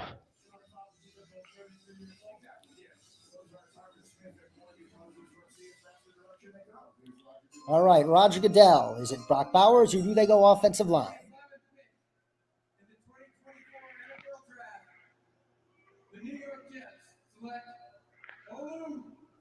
Olu Fashanu, Caleb Williams High School teammate. Great pick here. Absolutely. Excellent. Best pure pass protecting left tackle in this draft. A. Joe Douglas, you got an A for this. You didn't get cute and go with a sexy player. You went with offensive line that needed an upgrade. You got an A here. And the value for even a tight end as good as Bowers here, not good. Right, exactly. And again, like we said, Bowers, not a desperate need for the Jets as well, like the offensive line is. A lot of people have, Fashanu as the number 2 tackle in this draft behind Alt as well. Pure left tackle, has the size, can, still add on more bulk, more size if needed. No doubt about that. But solid left tackle there to get at the first round here for the Jets. And moving back one pick as well and getting some more assets that helps that trade as well. So Broncos turned their pick, and I know this is Bo Nix. Given how fast all the quarterbacks going off, they're not going to risk losing Bo Nix. This is bad value here, but the quarterback panic. When there's a quarterback panic, every team joins in. Goodness, yeah. I mean, mind-boggling to think of. That said, the Broncos have Penix and Nix going in the top 12. My goodness. All over the place, exactly. I mean, if we're going to go, best available player here, this is where they could be, again, getting one of those. You've got your pick of anybody on defense here. It's a enviable Yeah, position to absolutely. be. Byron Murphy, Byron Dallas Murphy or Turner. You Dallas want to Turner, that go? would be, but I just know it's Bo Nix. I just know it's Bo Nix. Oh no. I just know it's Bo Nix. Yeah, I mean, like we had talked about the other day too, kind of tipped their hands with Levi Wallace, so it may not be one of those cornerbacks here as a desperate need to go. Oh man! But at least for Denver, they didn't, they didn't trade up and give away Pat Surtain or anything stupid like that. So that's a win right there for Denver. So Yeah. yeah. Absolutely. They're rushing this and again, they've got the needs. You could go, yeah, you could go quarterback, you could go wide receiver, you could go a future left tackle here. Your pick of the defensive players, any position you want, interior defensive line, edge rusher, cornerback, none of those would be a bad pick here. I just hope it's not Bo Nix. Neither do I, but I think it is Bo Nix. It's inevitable. Oh,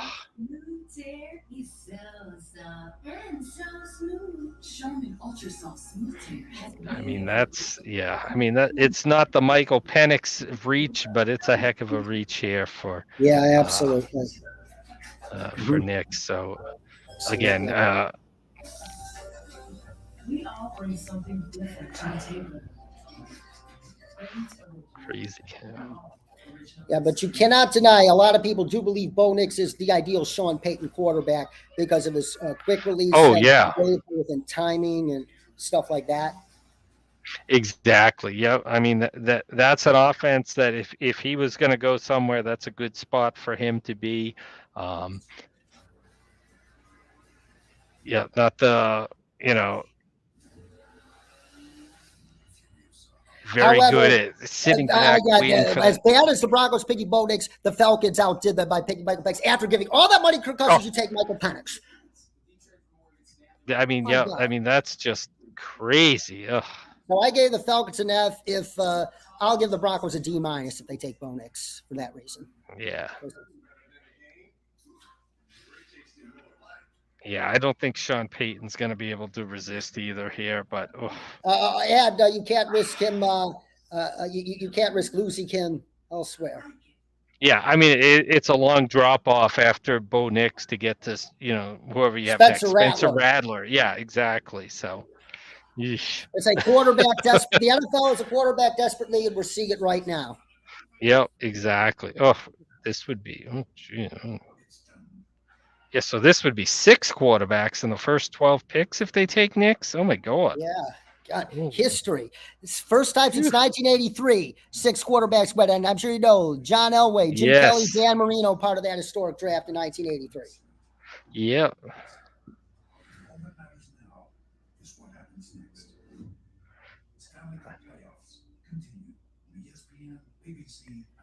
Yes, 9-year-old me, David, was so excited for Tony Eason landing in New England. Oh my God, I still regret that to this day. Yep, this has Bo Nix written all over it.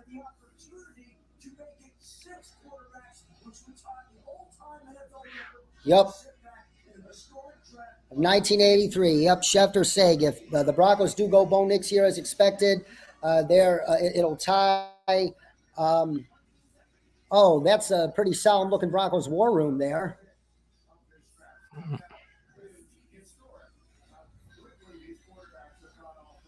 All right. We shall see.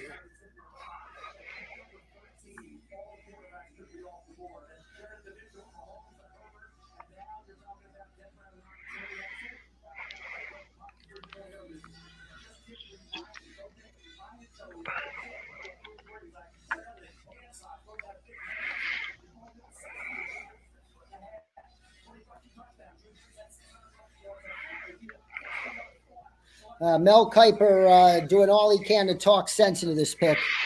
I don't think he's doing well. All right, here we go. Here's Roger Goodell with likely the 6th quarterback off the board. In the 2024 NFL Draft, the Denver Broncos select Bo Nix. Bo Nix it is. 6 quarterbacks in the top 12. There were 6 quarterbacks. Wow. 12 picks, 6 quarterbacks. Somebody, I want to give I don't know this guy well, but a shout out to Jeff Hughes of the Bears blog, who said that watch for Penix and Nix to go earlier than people think. He had it right months ago. Kudos to Jeff Hughes. This is not as bad as the Falcons pick because the Broncos have no quarterback right now. Right, exactly. And they couldn't risk losing him. So actually, I'm going to give it a D for Denver. Yeah, D for dumb is. I'll go along with you on that one. I don't know. I mean, you look at that quarterback room in Denver and you see Jarrett Stidham and Zach Wilson. Oh my God, I can see the panic there rising. I guess I can see that. Yeah, like when they saw Penix and McCarthy go, they say, "Well, we can't waste it. We can't leave anything to chance because we don't pick till the 3rd round. And even if we trade back, there's a chance somebody could trade up and snatch him." So they didn't leave anything to chance. They had no choice. They were boxed into this corner by the quarterback run. Yeah, because really they had the risk. If they passed on Nix, the Raiders could take him. Yeah, absolutely. And the Raiders, look at them now. Look at them now. They've got their choice of any defensive player they want. Holy cow! Oh yeah, Dallas Turner to opposite of Max Crosby makes a lot of sense. You already signed Christian Wilkinson free agency. Make that pass rush more fearsome. Corner or offensive line makes sense. You can take Fuaga. You need more tackle help. Raiders could go through those 3 positions: edge, corner, tackle. One of those 3. Yep.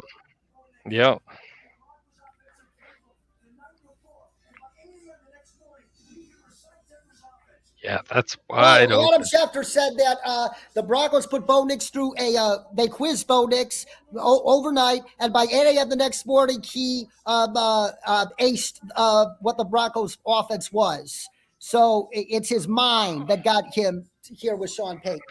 Yeah. Okay. That's crazy. 6 quarterbacks in the top 12. That is absolutely crazy. Woo. Yes, this is a reach, but it's not like the Broncos had any choice. Like give it exactly. Yeah, a quarterback they couldn't. It's that or Spencer Rattler. Yep, exactly. It's that Who or burning thought draft 6 capital. Quarterbacks in the top 12. Fewest overall picks for 6 quarterbacks selected in NFL draft history. And I got a feeling only 2 of them are going to pan out.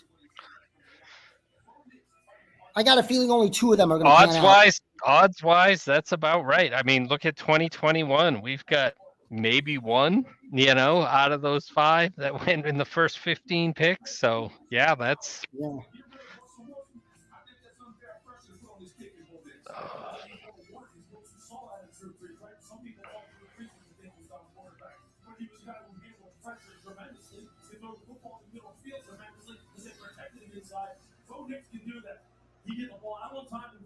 And another good thing about the Broncos, they do have a good offensive line, so Bo Nix could play early. Yep, exactly. Yep. Good shape there. Raiders here. Yeah. Brock Bowers! Whoa! She stays on offense. Holy cow. Another weapon to support their quarterbacks. They missed out on quarterbacks, so get a weapon to support Gardner Minshew and Aiden O'Connell. Yeah. I'm going to give it a B+ because I'm not a fan of the positional value, but the talent is undeniable. The only reason I give it a B+ is if Brock Bowers was my receiver, I'd give it an A. What do you give this grade? Yeah. They spent a high pick on Michael Mayer last year, right? So yeah, absolutely. So yeah, I think a B does make sense. Or maybe Yeah, Antonio Phoenix. Pierce I mean, sees you know, Mayer. love. Mayer is the blocker, and Bauer's flex. Now, plus Devontae Adams is getting long in the tooth. Okay. Yep. But you got Jacoby Myers out of basically a slot receiver. Can play on the outside. 13 picks in, all offensive players. Wow. So we're just 7 more offensive and only one picks away trade. from making the record. And only one trade. The quarterback panic changed everything. Thank you, Falcons. Yeah, it certainly did. Wow. The Michael Penix pick. That is something. Yeah, so like you said, positional value. Already sent a high pick on Mayer last year. He was a high second round pick. Yeah, I don't understand Vegas really doing that. I mean the Raiders definitely could have used help on the offensive line. They definitely, could have used another wide receiver. Definitely could have used somebody opposite Max Crosby. Getting another pass rusher would have been. They left better options on the board for sure. I agree. And now the Saints, it has to be a tackle here. Let's see the best tackles left on the infamous Arif Hassan consensus big board. Let's see. Talise Fuaga is still there. I hear they like Fuaga. Yep. Fuaga makes a lot of sense here. Plus, he's got tackle guard versatility. They'll prize that a lot. Talise Fuaga or Troy Fautanu, word has it, he was flagged for a knee issue by teams. So I think it's Talise Fuaga here. Has to be Fuaga here. Yeah, that just makes too much sense. They desperate need.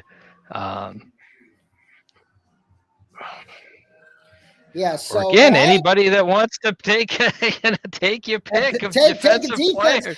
Colts, Mike McDonald smiling right now in Seattle. He's smiling right now. All right. I mean, these teams here in the middle have got to be like, oh my God, it's defensive need for defense and dropping right into their laps. Crazy. No cornerbacks. Terry and Arnold, Kenyon Mitchell, whichever one you prefer. They're both still on the board. That is.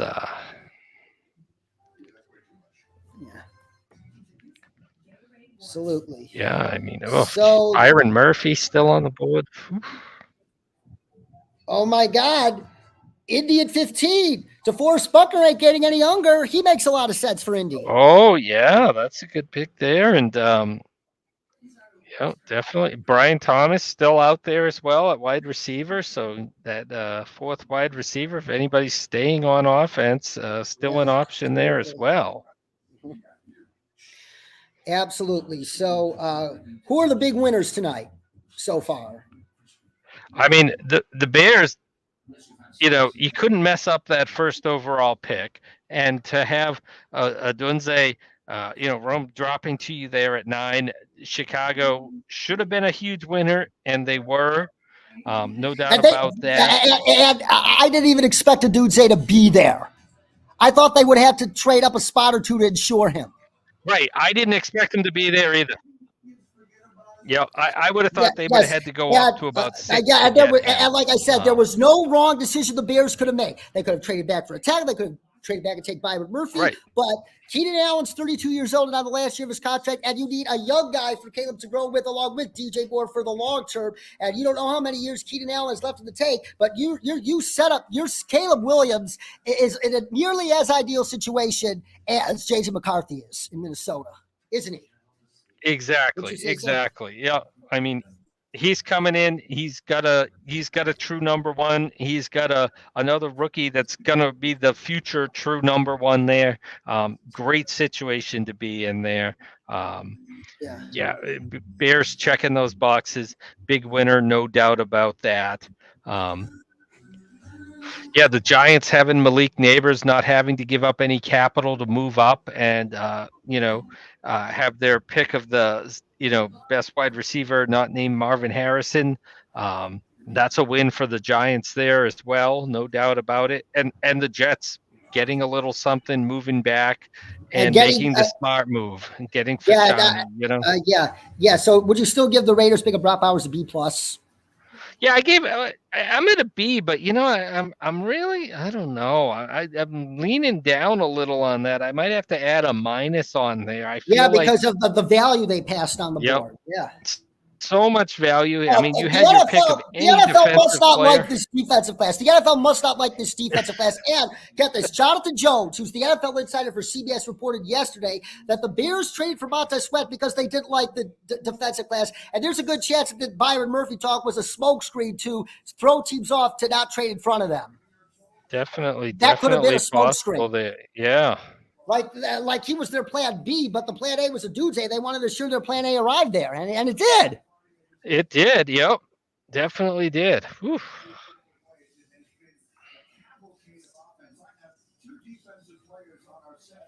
All right. The New Orleans Saints at 14. They have turned their pick. Talise Fuaga, that makes sense because I like Fatanu here, but if they have trouble with his knee, then you got to take Fuaga. Exactly. Yeah, you can't be screwing this up here this high in the draft, and getting somebody that's not going to be able to play for you. Yeah. Top half of the first round. Yes. Can't screw this up. And I'm sure the Bears might have gotten strong offers from the Colts and Jaguars move up tonight, but Poles probably placed a premium on it because he loved the Doomsday's fit in the offense. Exactly. And like I said, it made sense to trade down. That would have been the right, you wouldn't have been wrong to do that, but having Odunze there, I wouldn't have been able to pass him up. So that's for me neither. He was my first choice too. Yep. So. All right. It'd be very interesting to see New Orleans here because. All right. Yeah. The Saints, very few needs, if any, were as big as the Saints needing a tackle in this draft. Yeah. And I would be shocked if this was a tackle. Yeah. I mean, if anything other than a tackle would be, falling into the Atlanta Falcons range here of what are they doing?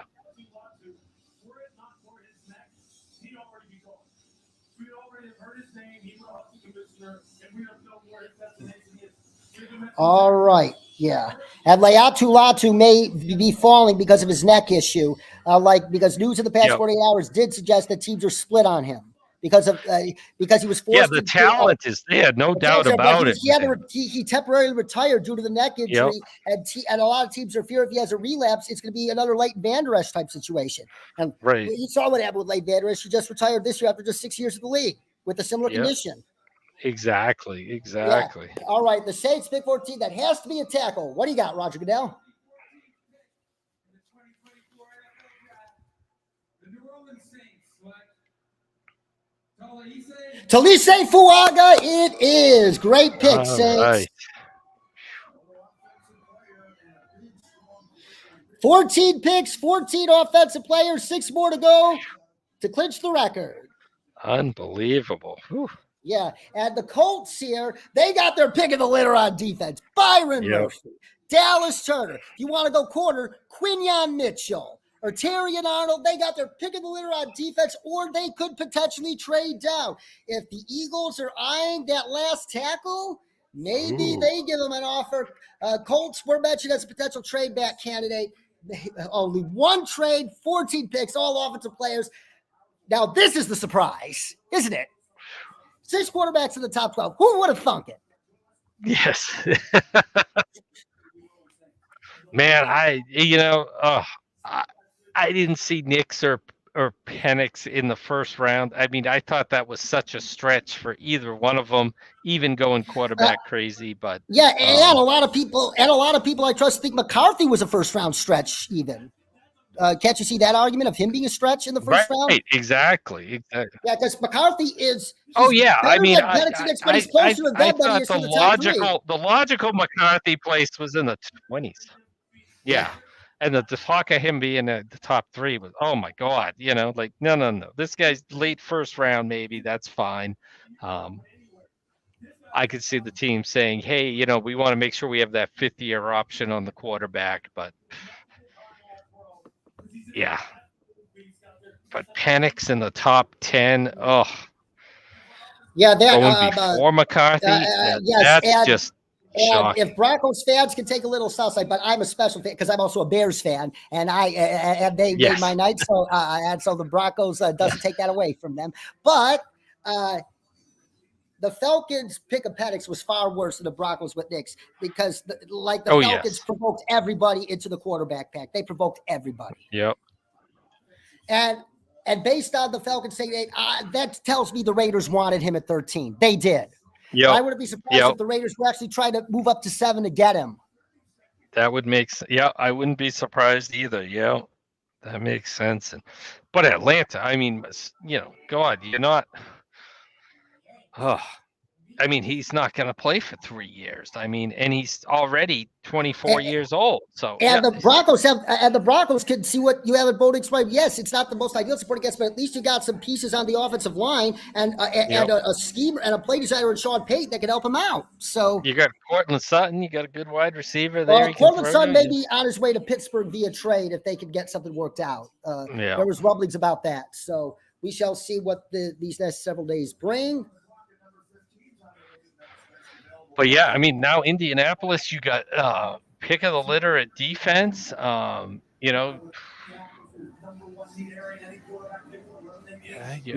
could still pick. I mean, sneaky pick of Brian Thomas available for wide receiver. Or and a name that we've heard connected with the Colts. It buzzed recently is Xavier Worthy. Yeah, Xavier Worthy.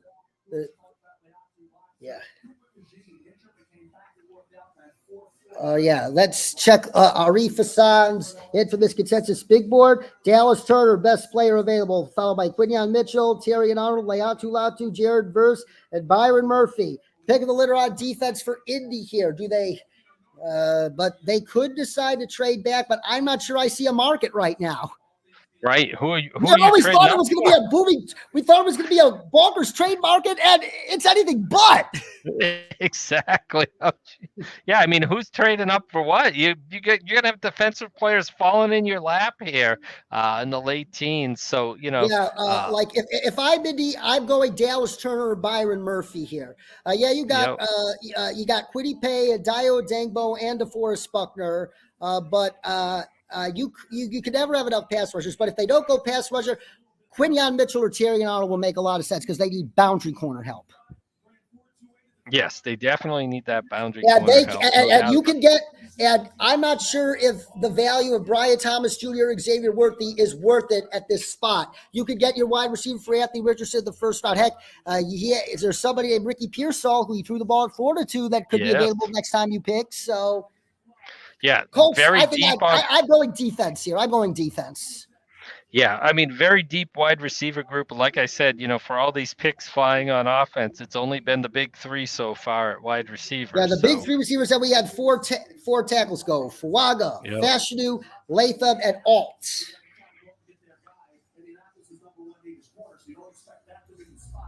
So, what would you do if you were the Colts? Would you do Dallas Turner or Byron Murphy? Or would you take Quinyon Mitchell or Terry and Arnold? Yeah, I think the Colts. If I was the Colts, I'd be taking one of those cornerbacks, Arnold or Mitchell. I think they're pretty happy with what they have up front. And word has it that they were eyeing corner and receiver. You can take your corner here because corners fall off fast. Get your wide receiver second round. Makes perfect sense. Exactly. Yeah, like NFL teams say that after the first 5 corners, and we're going to see 5 of them go in the next half of this round, probably maybe starting here, big drop-off. Huge drop-off. Huge drop-off, yep. And all those guys are muddled, too. Again, it's another one of those situations where teams are going to say, oh, this guy's my whatever, I've got a 5th round grade on him. Somebody else has him as a priority free agent, I think it's going to be one of those day 3 head scratcher type of,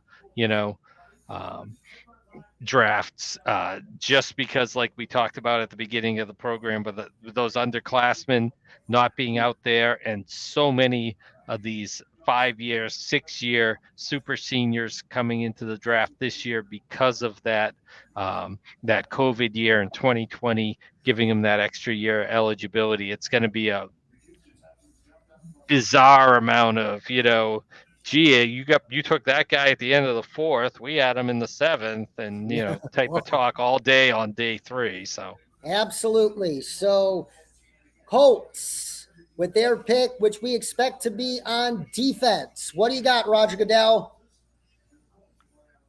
With the 15th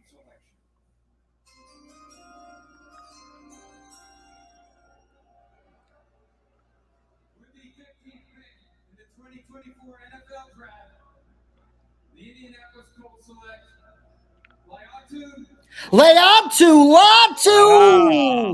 The Colts must have cleared him and they get another edge. They beef up the pass rush.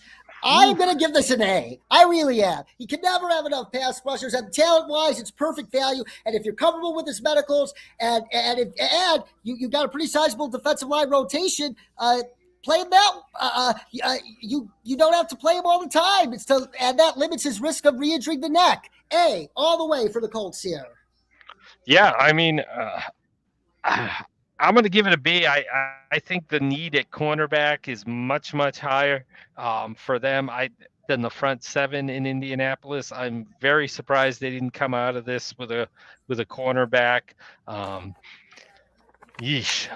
So yeah, I'm only going to give it a B. I like Latu. I think he's the best pass rusher. The medicals clearly, if they cleared him on the medicals, then great. Or, if they're planning this is a first round pick and 4 or 5 years is the max and all we need and we're happy with that, okay, more power to them. But I would have liked, if I was Indianapolis, I would have liked to see a cornerback come off the board here rather than another edge rusher. For sure. I definitely understand your argument, but I'm of the opinion you can never have too much. And I don't think we gave our grade on Talise Fuaga. I'm actually going to give it an A because the Saints, unlike in years past, they didn't panic and go up and get their tackle. They waited and got one that they were leaked to repeatedly in Talise Fuaga. Yeah, for Fuaga, I mean, New Orleans did the right thing. They didn't get, the shiny fast toys, didn't distract them in any way. Laser focused on, we're not doing anything without an offensive line here. It's a huge need. Yeah, I'll give them an A- for that. Fuaga, definitely a good pick for New Orleans. Okay. So Bowers, Fuaga, list.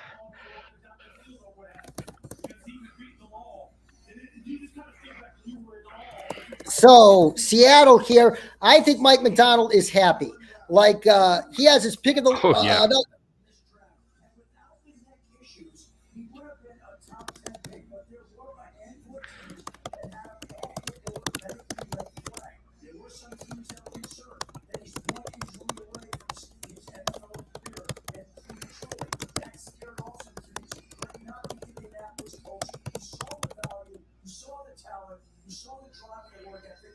Yeah. Oh boy. So. Yeah. All right. Mike McDonald has to be one of the happiest guys in America right now because he's got his pick of the litter on defense. Dallas Turner. There was buzz that Byron Murphy wouldn't fall past 16. And who did Mike McDonald coach in Baltimore last year that tore it up on the interior? Oh, yeah. Justin Matabike. And if he sees shades of Matabike and Byron Murphy, I think that's the pick here. Yeah, that makes a lot of sense here. Leonard Williams, yes, you did sign him, but he's a bigger body defensive tackle. Yeah. And Draymond Jones is a versatile chess piece that you move all over the line. You need a pure 3-tech. And that's what Byron Murphy is. Byron Murphy, I think, is the pick here, if I had to take a guess at it. Although I wouldn't be shocked if it's Dallas Turner or Jared Verse either. Right, exactly. Yeah, I think you're looking at somebody on that defensive line here for Seattle. Latu would have been a good fit in there too, I think. I wonder if that was what Indianapolis might have been thinking about too. So yeah, I think Jared Verse, somebody like that, having their pick of the mirror. But yeah, Byron Murphy not going in the first 15 picks is, upset, one of the upsets of the draft for me, because he's been flying up the boards and, disruptive interior pass rusher um, more than ever in the NFL, with these quarterbacks getting the ball out so quick.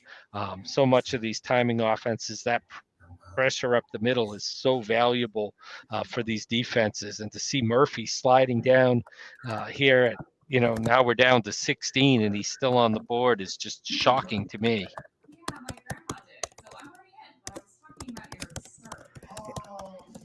Oh, absolutely. How, it has to be that the NFL doesn't like this defensive class. It just has to be. Yeah, it has to be. Yeah, because as promising as some of these guys are, there's no Will Anderson or Jalen Carter in this year's class, and there's no Pat Surtain in this class. There's no, if you know what I mean. Exactly. So, yep.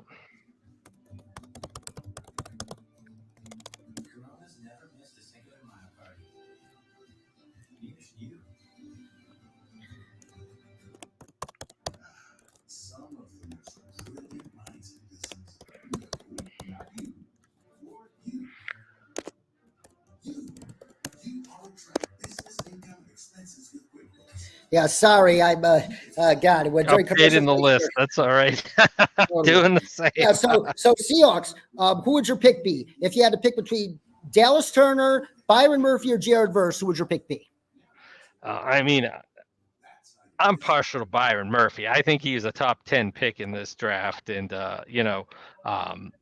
I don't think there's many defenses in the NFL that wouldn't benefit from having him on there.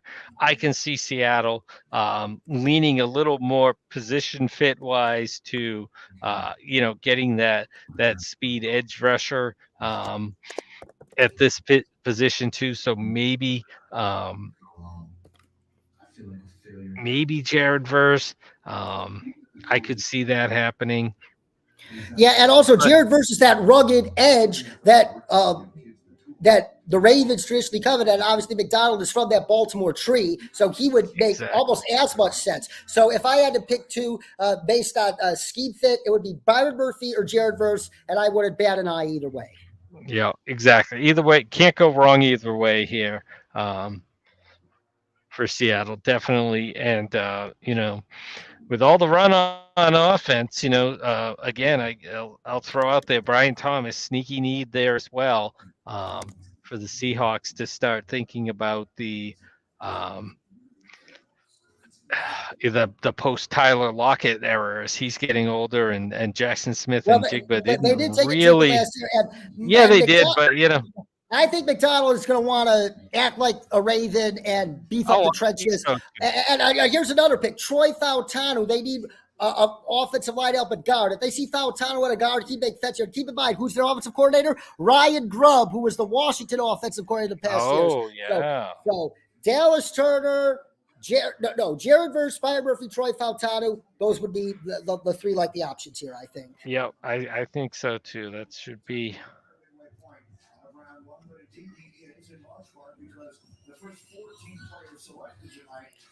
Yeah.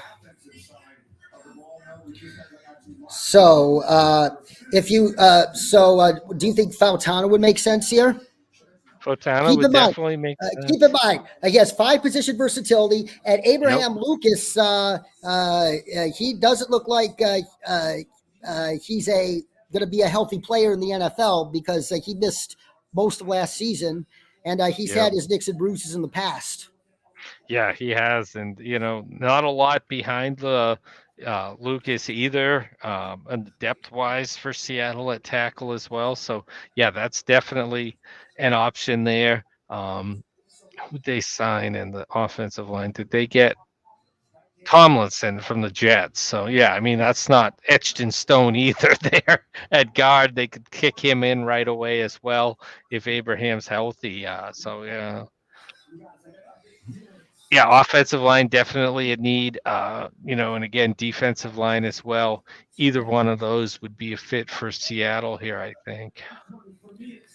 Yeah, absolutely. Like we're the part of the draft where teams could go either way. When you look at Jacksonville next, you look at the corner position, but if they also love Brian Thomas Jr. or receiver that they think is going to be gone by their second round pick, they could easily go in that direction. But and it's Trent Baalke, he always goes backwards. So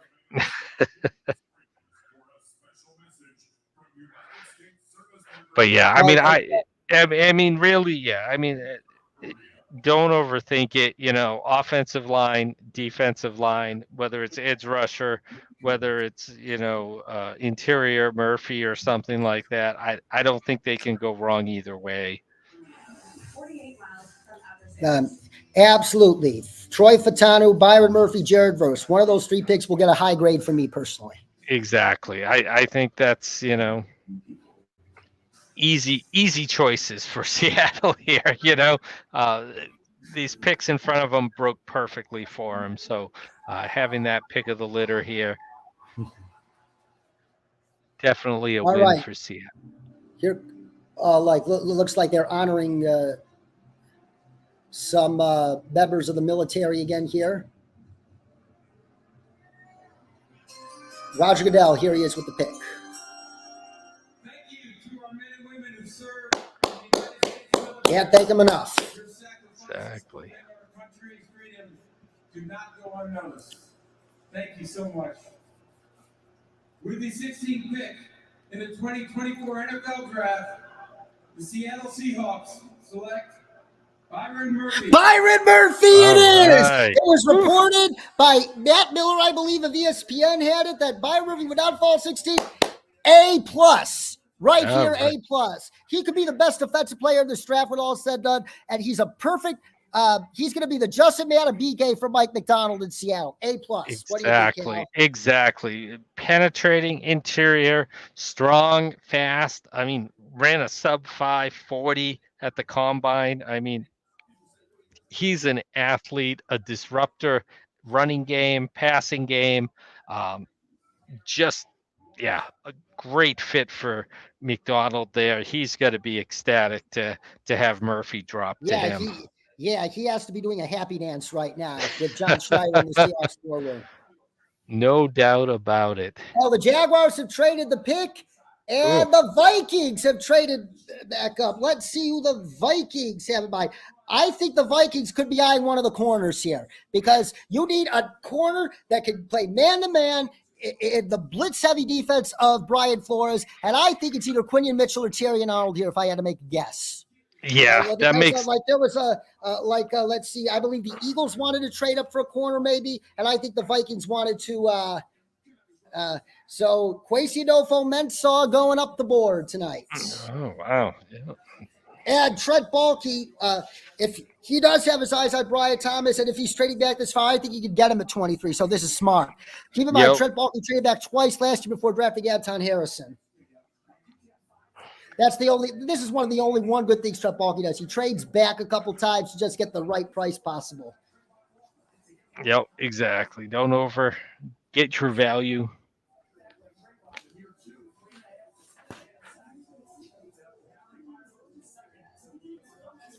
Yeah, Byron Murphy. And like Mel Kiper said, the production didn't necessarily match the talent at Texas, but I can't think of a better landing spot for Byron Murphy because Mike McDonald is going to get the absolute utmost out of him. You better believe that. No doubt about it. Yeah, exactly. A great spot for him. Great for Seattle to be able to get that. Top defensive player landing right in their lap. So see if this is a little run on defense here. Yeah, definitely. We are looking at a little defensive run here. Like we got edges, or I think the Vikings could. I think Brian Flores would like Dallas Turner as well. Oh yeah, they could go edge rusher as well. Yeah, definitely, no doubt about it. That's definitely an option on the board here for Dallas Turner. It is. Woo. Right. Yeah, keep in mind, they did sign Jonathan Grenard, but Grenard is more of a Robin and not a Batman. They paid him a lot, but you need a potential Batman, and they got one in Dallas Turner, who is an absolute freak. I think his wingspan is just 1.3 inches shorter than LeBron James. Oh, Get that. shit. And plus, he's very adept at dropping into coverage more than any of the other pass rushers in this draft. And if you run a blitz-happy scheme, you need your edges that can drop back into coverage. Yes, Yeah, definitely. because look at what Brian Flores does. Brian Flores, he sends 8-man blitzes, but also he drops 8 and rushes 3. Yep. All right, I'm giving this an A.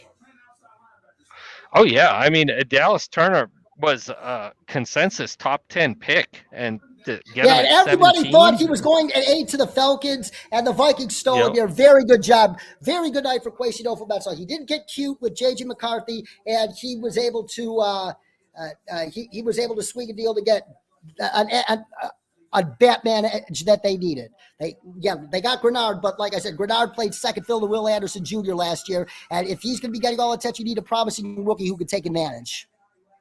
Yeah, exactly. And like you said, Dallas Turner, athleticism, can drop into coverage, explosive edge rusher, ran a 4.4640 at the combine. I mean, for 6'3", 250 pounds, you're not supposed to move that fast. So he's definitely going to be closing on quarterbacks, no doubt about it, for the Vikings. That's a great pick. Especially in a division with Caleb Williams and Jordan Love right now. You need guys who can get after the quarterback. Gonna need to get after him, and great pick there for Minnesota, filling a big need on defense. Definitely give that one a straight A, no doubt. Yeah, so the Bengals are on the clock here, and they could go to a lot of directions. You need offensive line help. Troy Fautano makes a lot of sense here. They visited with him for what that's worth during the pre-draft process. But you could go defense as well. Keep in mind, Trey Hendrickson also wants to be traded, so you can get Jared Verse here.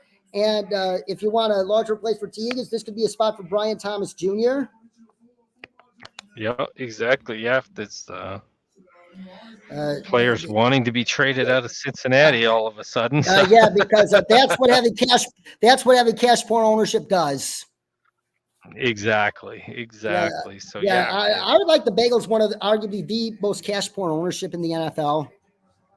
Yeah, they definitely are. They're the Browns, the Brown family owns the franchise, and they're not in any other business. They don't have those other incomes coming in. So they were traditionally, not spending that money, and you see what happens to these teams when they're not spending that money. That's creating problems. So most certainly is.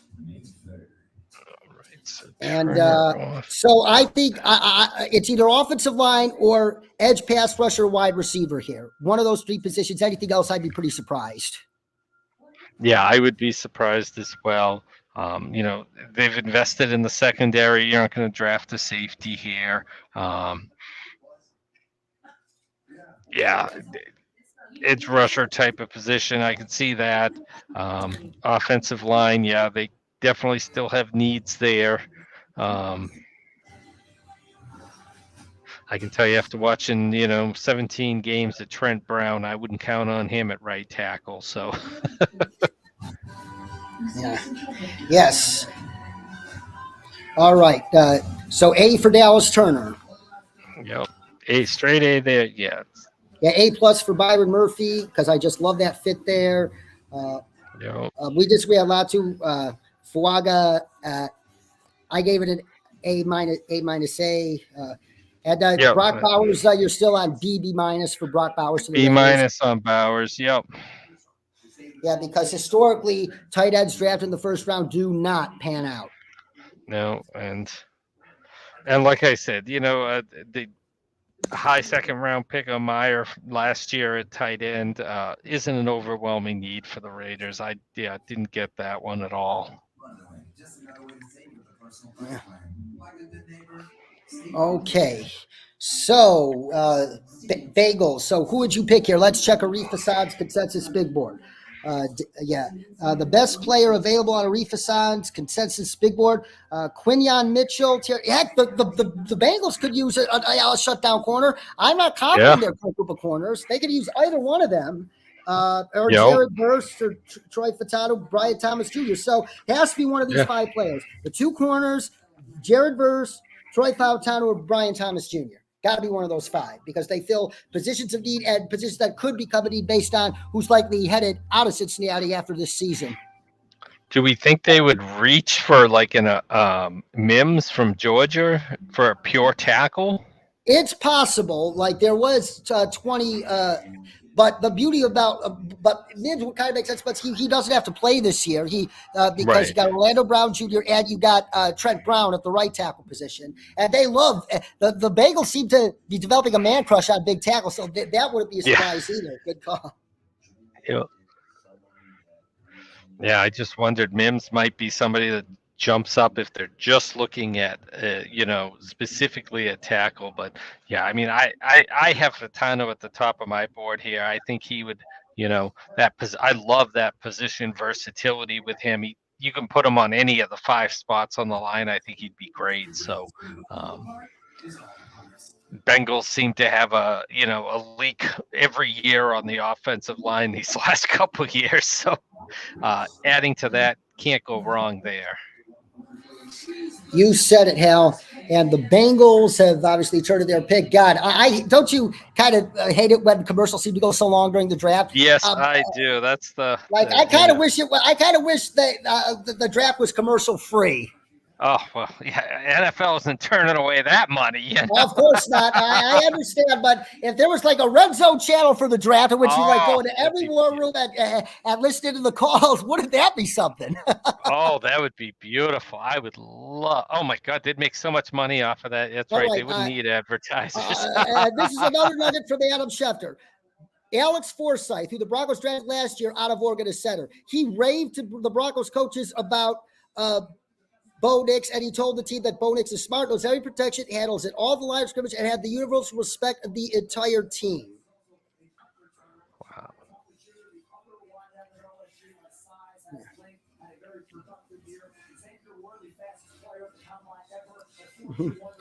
So, Bengals. All right. What? All right, show us that pick. Is it Quinyon Mitchell? Is it Thierry Arnold? Is it Jared Verse? Is it Troy Furtado?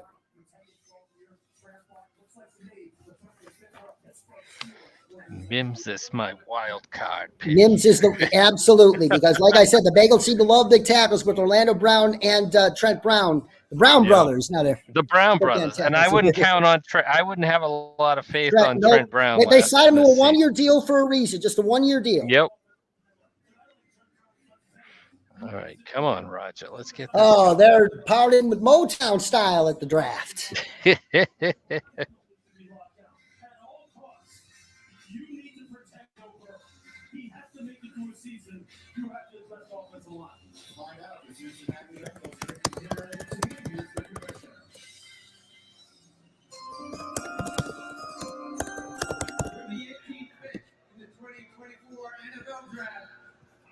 The Cincinnati Bengals select Amarius Mims.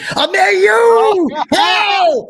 Right for once. You're the Swami. Get him the Swami Award. Hal Bent's the Swami. Yeah, way to go, Swami. Mind if I call you Swami? Broken clocks, right? Twice a day, so there we go. I was thinking about it. And I said, Cincinnati, they're gonna go tackle. They've got to do something because protect Joe Burrow. Got to protect Joe Burrow. But here's the risk. I'm giving this pick a B because I think you got him at a good juncture, but he was constantly hurt in college. Right. He only started 8 games, and in like half of those games, he exited early with an injury. Oh. But you have a chance to sit him this year and condition him. So I'm giving it a B. What about you, Hal? I think B is a good grade for that. I'll agree with the B. Yep. Okay, B for Bengals. B for Bengals, no problem. Yeah, I mean, Mims is the biggest. He could afford to, like you said, condition there. Not a lot, yeah. But you say 8 starts, and yeah, that's not a lot. But he is younger as well, so like you said, if you can get him a year of getting NFL ready, get his body NFL ready, um, you know, stronger. Um, yeah, I think at that point, yeah, plan for him next year to step in as the starter next year and get him healthy, and I think that's a good situation to be in for him.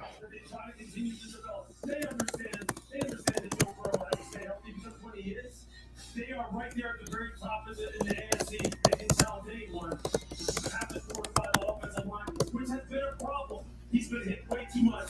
All right. So what do the Rams do at 19? They the tackle cupboard's bare. You can't address left tackle here. Quarterback cupboard's bare. I think you got to go defense here, especially with Aaron Donald no longer there. Jared Verse would make a lot of sense here. Or this could be a good landing spot for Johnny Newton out of Illinois. I think his name has to start coming up at this part of the draft. Johnny Newton out of Illinois. Yep, definitely defensive tackle in need now. Yeah, definitely could use a cornerback, no doubt about it. Oof, yeah. Desperately could use desperately could use a cornerback there. Yes, but I think they need help up front. You're not replacing Aaron Donald alone, but you need to at least start by getting one body that's part of a committee. So Jared Verse or Johnny Newton here. But if you don't like your board here, do try and trade out. It was Peter Schrager this morning. Jared Verse makes a lot of sense. And Peter Schrager said this morning that he wouldn't be surprised if the Rams trade out twice, but the problem is, where's the market?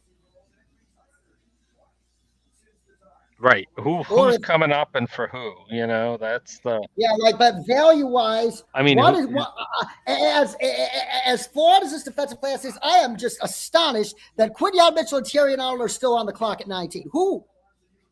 They're not Patrick Surtain, but they're top 15. Well, thank you, Atlanta Falcons. You ruined the draft for everybody.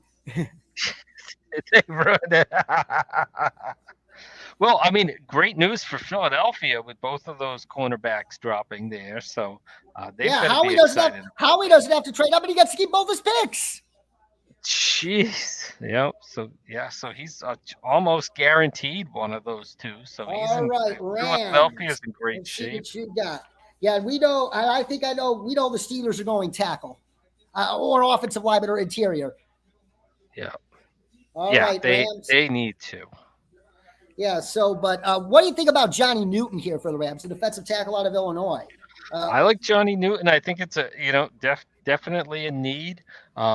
Newton, Jared Verse. I think either one would be a great fit here for them.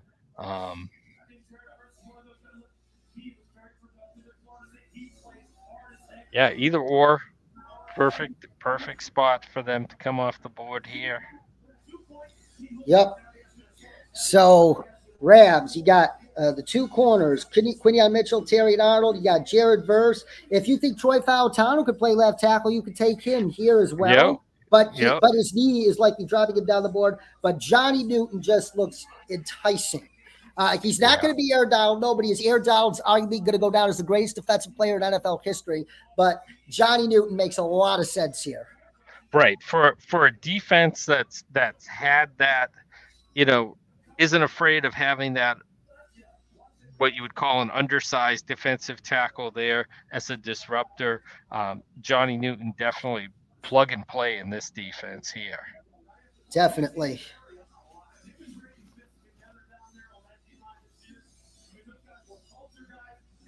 Mm-hmm. All right, Roger, let's get this pick in.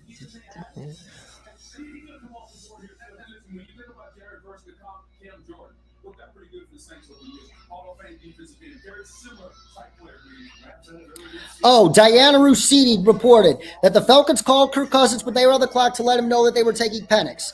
Quote, from what I learned, Cousins understood a quarterback would be considered, but he did not believe his successor would be taken in the first round. I'm told he's a bit stunned. unquote. Him and Isn't all of us. Isn't that that's the worst pick of the night, isn't it? Oh, God. Poor Cousins. I mean, my God. Oh, Jared Verse it is. Great pick, Oh. Rams. all right. Jared Verse might, like Jordan Reed of ESPN, who's a draft mind I really trust. He thinks that Jared Verse is one of the highest floor players in this year's draft. I would have to give this an A minus. No, I give it an A. They got great value here. A. Jared Verse. Yeah, I mean, Verse definitely top 20 talent. You got him position of need that pass rush, good size, like you said. Yeah, definitely give that a straight A. Mm-hmm. Nice to see the Rams use a first round pick finally. Absolutely. So for the first time in 8 years, the Rams have used a first round pick, and they use it on a guy named Jared. Talk about he's coming full circle. Jared Goff. Yeah. 8 years later, Jared Verse. All right. All right. And for the Steelers, I think they're going to take Graham Barton out of Duke. Because Duke, just as yeah. I said, look at the Steelers' history. They're prided on the center position.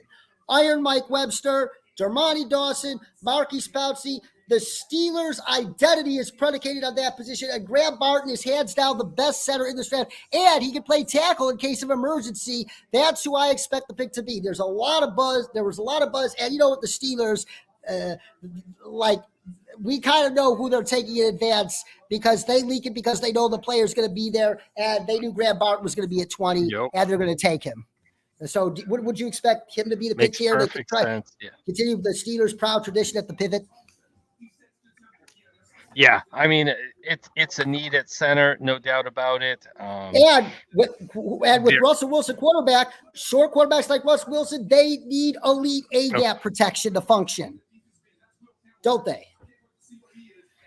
Yep, exactly. They desperately do. So, yep, Barton, like you said, can fill in at, can play guard if need to. So anywhere on that interior offensive line should be a plug and play type of starter there. Kind of like an Elisha Vera Tucker type of player. Just stick them there and don't worry about it. Absolutely. Jackson Powers Johnson's another good center in this class, but he's not received the buzz at this juncture that Graham Barton has. So I'd be pretty shocked if this isn't Graham Barton. Yeah, I mean that, and like you said, the Steelers seemed, pretty comfortable making that decision. And and we're about to go to commercial break. So aside from the Bears tonight, who do you think are the big winners? I would actually, dare I say, I'd go with the Vikings because they didn't have to surrender a Keys ransom to go get their guy, J.J. McCarthy, after Drake May went off the board. And you got up, and you traded up with the Jaguars and got your defense that pass rusher they need. So it looks like Ryan Poles and Kwesi Adolfo-Mensah take a bow, both of you. Any other teams come to mind? Yeah, they definitely, Vikings definitely. McCarthy at 10. They didn't have to go up any higher than that. Kept that second pick, got Dallas Turner, great value there. Getting that edge rusher there. So they definitely a winner there in the draft. Like you said, the Bears as well. And like I said, I really like the Giants' patience of staying and grabbing Neighbors there as well at number 6 overall, in a desperate position in need there, playmaker on offense. They finally got that there. So all good moves there. And, credit the Jets and New Orleans making those boring picks of the offensive linemen that both teams desperately needed, not overthinking it and just getting their guy as they drop to him. Yeah, absolutely. And also the Broncos taking Bo Nix at 12. I kind of have a feeling that it's kind of reminiscent of the Patriots kind of taking Mac Jones at 15. Mac Jones, ago. It felt like that to me too. Yeah, that kind of, well, I guess we got to take him because he's all that's left and we need him. He's all that's left, and he's going to be, and we don't pick again till third round, so Eddie's going to be gone, so we got to take him. Yeah, exactly. Yeah, that's Yes, but if you told me the Broncos were to take Bo Nix at 12 before tonight, I would have said that would have been the worst move. But yep. I just But can't like, say that the Falcons yelled "Hold my beer," didn't they? oh my God. I mean, if you had just told me Michael Penix was going to go before JJ McCarthy, I would have said you were crazy, you know? So, I mean, that's that's the crazy move of the day, no doubt about it. So, nobody's topping the Falcons taking And Michael Penix, you know. and here's another winner. I'm going to actually say the Chargers are a winner because, yes, they might not have taken a receiver at 5, but since they were unable to trade out of 5, they matched need with value perfectly with Joe Alt. And like I said, Rashawn Slater played right tackle in college, so you could move Slater right tackle, have Alt protect Herbert's by side, and Herbert's going to be super well protected to whoever he's throwing to, and you could get quality guys for him to throw the ball to tomorrow night. Yeah, exactly. And like we said, wide receivers deep enough, no doubt about it. And with Herbert being a transcendent quarterback, he doesn't necessarily need the best weapons possible. Exactly. You've got the expectation that he's going to elevate those weapons around him. Yeah. All right, Steelers. We expect this to be Graham Barton, the center out of Duke, who could potentially be the next great Steelers center following that proud lineage in Pittsburgh. Justin Fields and Russell Wilson, the same quarterback room. Who would have thunk it that they'd be in the same quarterback room last year?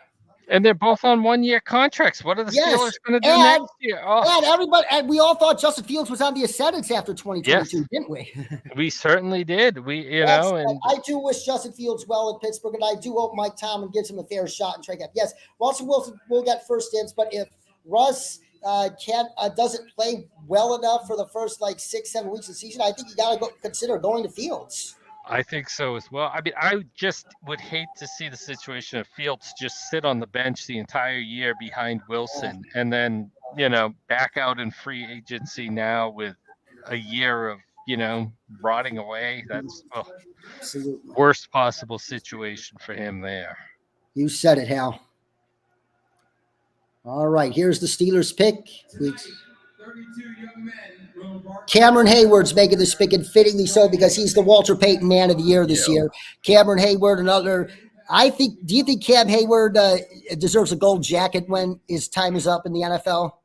I think I do. I mean, he's he's probably not going to be first ballot, but he could be like those guys that gets in 10 years after the fact. Absolutely. Yeah, exactly. He's kind of like Bryant Young of the 49ers, who waited a long time to get in, and I think he's a similar kind of story. Exactly. And he was a good humanitarian off the field, like Bryant Young. So, Cam Hayward. All right, let's see. We expect him to say Graham Barton, but could it be somebody else? First of all, I want to say thank you, Commissioner. And most importantly, I want to say thank you to the Payton family, the NFL, and nationwide. Absolutely. The NFL draft is special. NFL players in the process joining the league this week. I want to challenge you. Use your platform to brighten someone's day. Oh my God, this is amazing. The opportunity before you is a gift. Yeah. And by coming here and being in this league, seize that moment. Be better in our communities. Be better in our league. Just have to applaud him. Yes, indeed. Encouraging players to be good men in the community. Here we go. And with the 20th pick in the 2024 NFL Draft, the Pittsburgh Steelers select Troy Fautanu. Oh, it's Troy Fautanu, not Graham Barton. Interesting. Wow. But this pick does make sense because Fautanu, a lot of people believe he can play tackle, he protected Michael Penix at Washington at both the tackle and guard position, and they needed another tackle, and they needed help at the interior. He's 5-position versatility guy. They picked a guy even more versatile than Graham Barton. Yeah. Yeah. So Troy Fautanu. I'm actually giving this one a solid A because it's great value. Fautanu has 5 position versatility. They needed offensive line help. They got the most versatile offensive lineman in the class, and he gives up an infinite amount of flexibility with that young line in Pittsburgh. Exactly. He can play anywhere. And, again, like we talked about, that positional versatility for him as well. So valuable. And a lot of people had Fatanu as a, top 15 pick in a lot of mocks I saw, flying off the boards, and getting him, not having to trade up, sitting at 20, having him drop into your lap. That's a pretty good place to be for Pittsburgh. That's great value.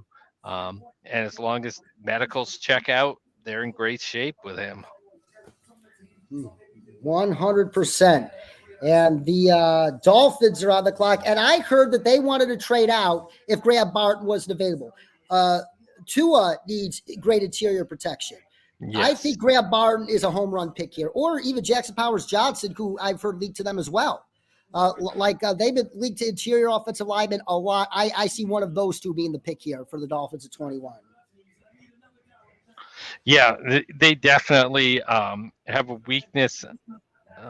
Interior offensive line, they need to add bodies there. They need talent up front, and again, not protecting Tua would be. We saw what happened in 2022 when he didn't have that protection, and the difference between 2022 Tua and 2023 Tua, where he was protected, just a whole different team there. So, definitely need to see some kind of help inside for them. Desperate need. I mean, what's the point of paying Tyreek Hill and having Jalen Waddle if Tua doesn't have time to throw the ball to him? So this should be, I think Barton would be the logical pick here. Yeah, most definitely. And like Tony Pauline, I believe, reported that Miami wanted Barton, and they were going to try to trade back if he wasn't available. If Graham Barton goes to the Steelers, I definitely expect him to go here. Yeah, Graham Barton, Jackson Powers Johnson, whatever your preference is there. And it looks like the Eagles are going to have their pick of the litter at corner, and Howie didn't have to trade up. Jeez, unbelievable. I understand how, but that said, Howie, 11 out of 14 drafts he's overseas, Eagles general manager, he's either picked an offensive lineman, a defensive lineman, or an edge pass rusher. 11 out of 14 times. And if there's a curveball coming at 22, look for Tyler Guyton, the athletic specimen tackle out of Oklahoma. And he has been training with none other than Lane Johnson during the pre-draft process. And if the Eagles are eyeballing him as a successor to Lane Johnson, so it's either one of the corners or Tyler Guyton, if I had to make a guess. That makes sense. Yeah. Because Howie's all about the trenches. But if he takes a corner he is, but we drink because it's going to be the first time since 2002 that the Eagles take a corner. Wow, that's crazy. Oh, God, the quarterback panic and the offensive talent push these corners down the board. That's unbelievable. Yeah, what a draft. We all thought it was going to be all these wild trades. Mostly, there's only been 2 so far, and we're all right. Let's count how many offensive players. There were 14 of the first 14 picks. Then defense, 15 through 17. 16 offensive players and 20 picks. So we're 5 away from the record. Crazy. I was only joking when I said by the 24th pick they'll break the record, but unbelievable. For care that's doctor trusted, convenient, and personalized, it started today at Hims.com. Far too few people know what a McCrispy is, but the ones who do say it's juicy. And when you taste it, you'll say that too. I get to love you. Like your love, a diamond that never stops. It's the best thing that I'll ever do. Unstoppable love. Every kiss begins with a kiss. You're watching the 2024 NFL Draft, presented by Courtyard by Mary. Okay, Hal, Yeah, you there? Yeah, I'm just making sure here. you didn't freeze there. God, when it's Sorry. late in the live stream, we kind of get tired. You see? I know. Oh my God, it's 10 past 10:30 your time. All Yeah. right, Dolphins. Graham Barton, I think, pick here, but actually, one of the corners would make sense for them because Yeah, it Jalen would Ramsey. make sense. Dolphins have a lot of these. They can literally go anywhere. Johnny Newton, even to replace Christian Wilkins. They got their options here, but if that Graham Barton buzz was true, I think they take him. Yeah, that makes sense. And I mean, Mel Kiper, Graham Barton does make sense because he's the fourth best player available on Mel Kiper's list. And let's see where he is on the Aretha Soccer Consensus Big Board.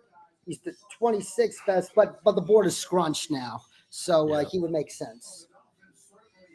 Yeah, I mean, outside of edge rusher, Miami could add anywhere on defense, no doubt about that. I wouldn't want to depend on Kendall Fuller as one of my starting cornerbacks for a full season. Oof.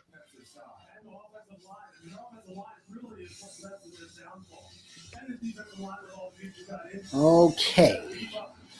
So they go anywhere. This makes sense for Johnny Newton as well, or one of the two corners. Yeah. Like Dolphins Defensive have more needs than you think because of the salary cap crunch this offseason. Yep. Yeah, they lost a lot of players in free Here we go. agency on defense. The Miami Dolphins select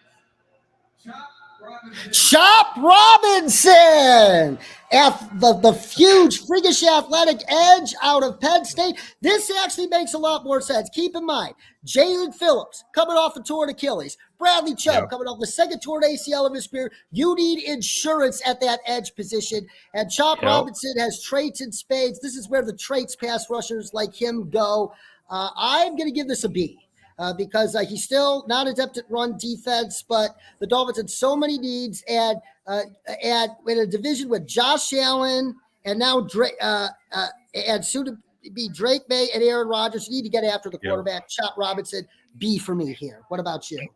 Yeah, I'll give it a B, even though I said anywhere but defensive ends.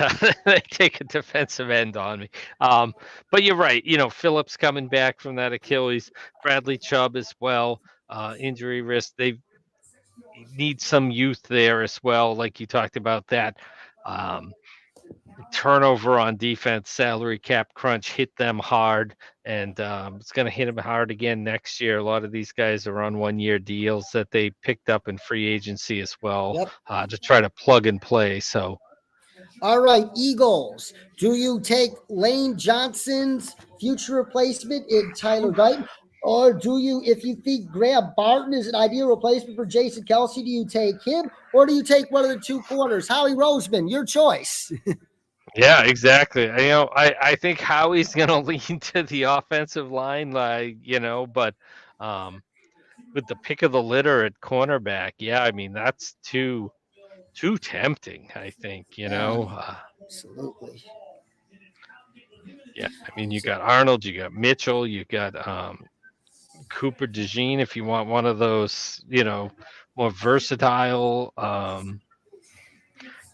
can play cornerback, nickel, play him at safety. He would fit into that defense well as well. So, yeah, either or there. Or he just goes defensive line again and takes Johnny Newton. I don't know. Oh, God. Well, you already got Jalen Carter. You got plenty of bodies there for now. Although Fletcher Cox did retire. Oh, God. Howie. Yeah, you never know with Howie. So yeah, you never know with Howie Roseman. I wouldn't be surprised if we'll throw another defensive lineman into the mix. Why not?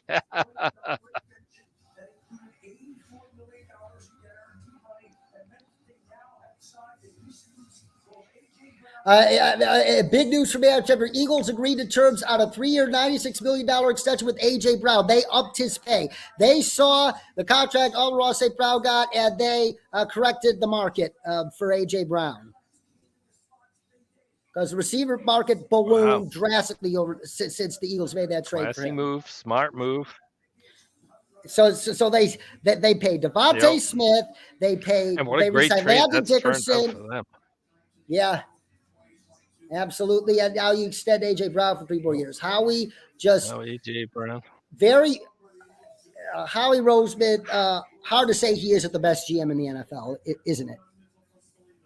Exactly. No doubt about it. All right, Eagles. Do you shock the world and go corner for the first time since 2002, or do you pick a long-term successor for Lane Johnson and Tyler Guyton, or a long-term successor for Jason Kelsey and Graham Barton? Mm.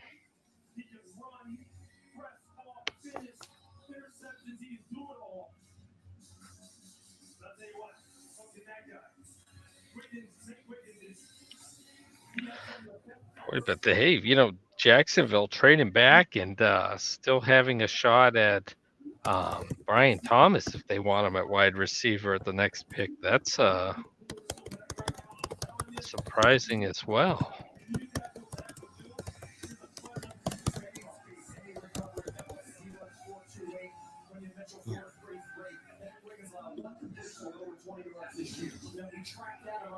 All right, Eagles have turned in their pick. And I have a feeling the Jaguars might have traded 23 because they knew they were going to get their pick a little quarter. And I think they might know that the Eagles are going to go offensive line. Yeah.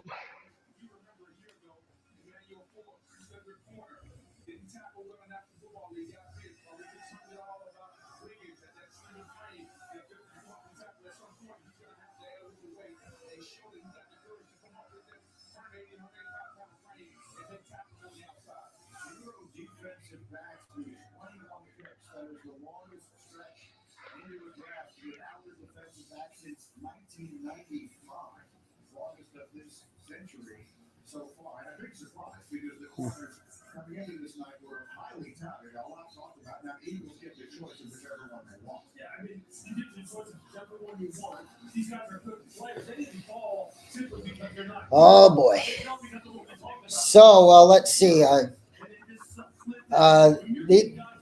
These next several picks are going to be interesting. Could we see a defense run or the other tackle run with like the Tyler Guytons, the Jordan Morgans, Kingsley Somatayas, or those guys? Yeah, and then is somebody going to move up with, for wide receiver now with Buffalo, Kansas City, and the wide receiver market as well. So, yeah.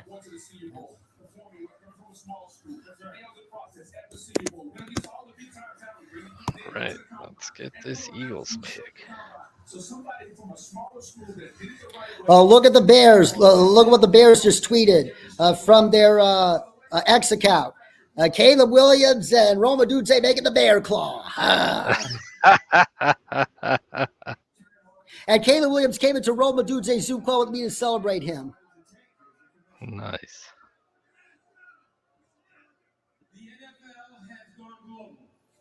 All right. Yeah, Eagles, they're playing against the Packers week 1 in Brazil on Friday night, the second game of the season. Friday night football. Woo. Yeah, well, the NFL, that is a much better way to make money than going to 18 games. Let me tell you that. So let's just leave it at that. Well, I want them to go to 18 games so we extend the postseason out, and then the Super Bowl Here we go. is President's Day. That's what it should be. And potentially earn a spot on our NFL roster. One of the most successful Jordan Mailata. You salute Jordan Mailata. Keep in mind, he was a rugby player in Australia, and the Eagles turned him into Jeff Stoutland, another one of the best offensive line coaches ever, turned him into a stud. Yeah. One of the best stories in recent NFL history. Jordan Mailata, Australia rugby player, barely played it down in football, and now he's one of the top 7 at his position at least. Yep, easily. All right.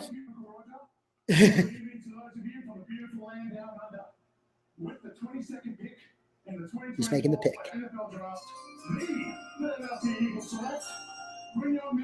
Quinyon Mitchell, Howie to the corner! Woo! I don't believe it. Howie took a corner. First time since 2002 that the Eagles have taken a corner. Oh, my God. I wish I had water in front of me so we could drink. Fake drink.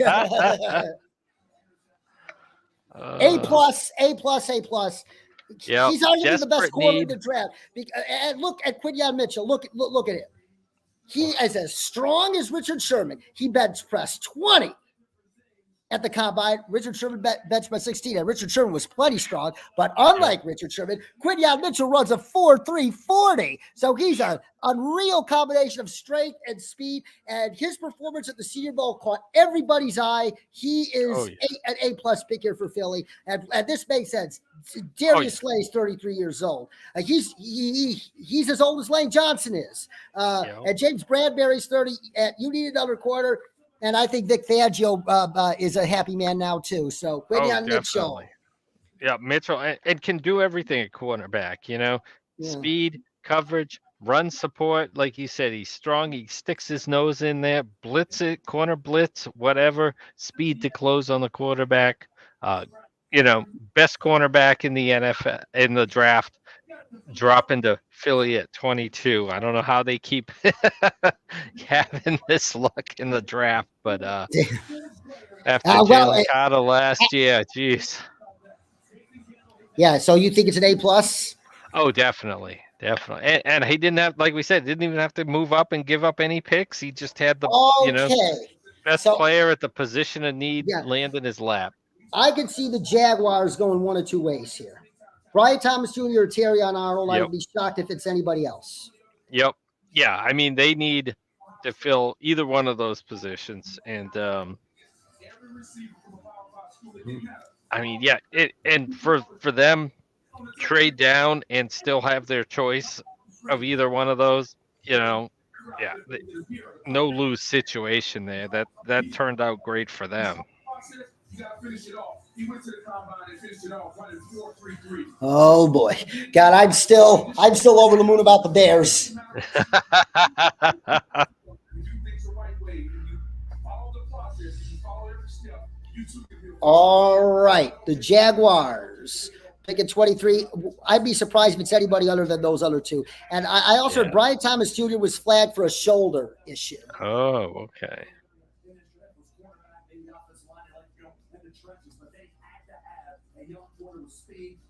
All right, so let's see. Let's do the count of prospects. 1, 2.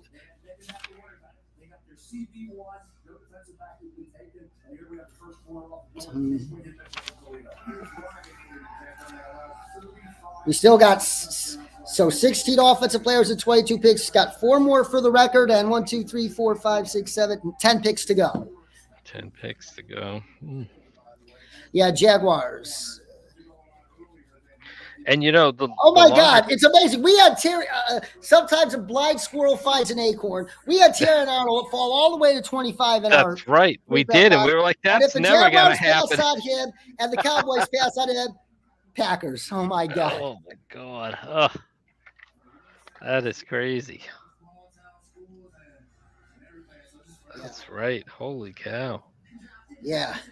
So, any other players you can see Jacksonville drafting here outside of Terrion Arnold or Terrion Arnold or Brian Thomas Jr.? Well, keep in mind, but this is Trent Baalke, and Baalke makes a lot of dumb choices. Oh, that's right too. Yeah. This could be the Xavier Worthy landing spot. This could be the Xavier Worthy landing spot. Oh my God. That wouldn't be a bad pick. Yeah. It wouldn't be the best pick. Let me tell you that. I like a lot of wide receivers better than. No, it wouldn't be. Yeah. If you go wide receiver, if you go another wide receiver not named Brian Thomas Jr., it has to be N9 Mitchell out of Texas. Yes, he definitely has to be Mitchell, I would think. Yep.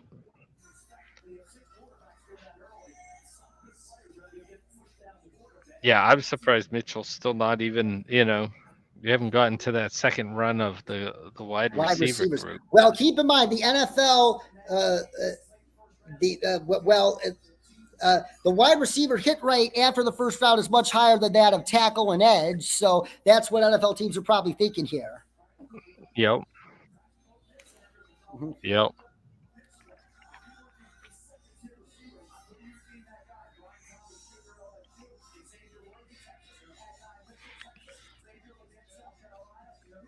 And we're getting into the numbers too here, where we see teams trading back up into the first round. If like New England or watch Carolina. Washington or Commanders, potential Yep. team to watch here. Yep.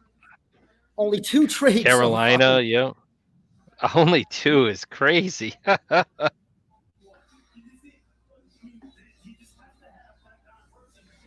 yeah, this should be wide receiver corner, either or. All right.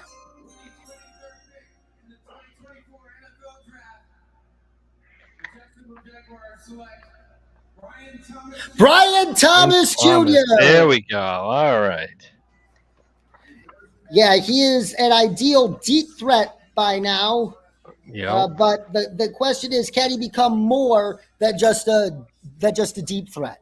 That's the biggest concern about him. What grade would I'm giving this an A- because they traded down and got him at a good price. Yeah, I had it as a B+, but that's right. They got additional assets. They moved down to 23. Still got the first wide receiver out of that big 3 group. So yeah, give that an A-. Giving Trent Baalke an A-. What's going on in my life? Oh God. Well, it's still early in the draft. Don't worry.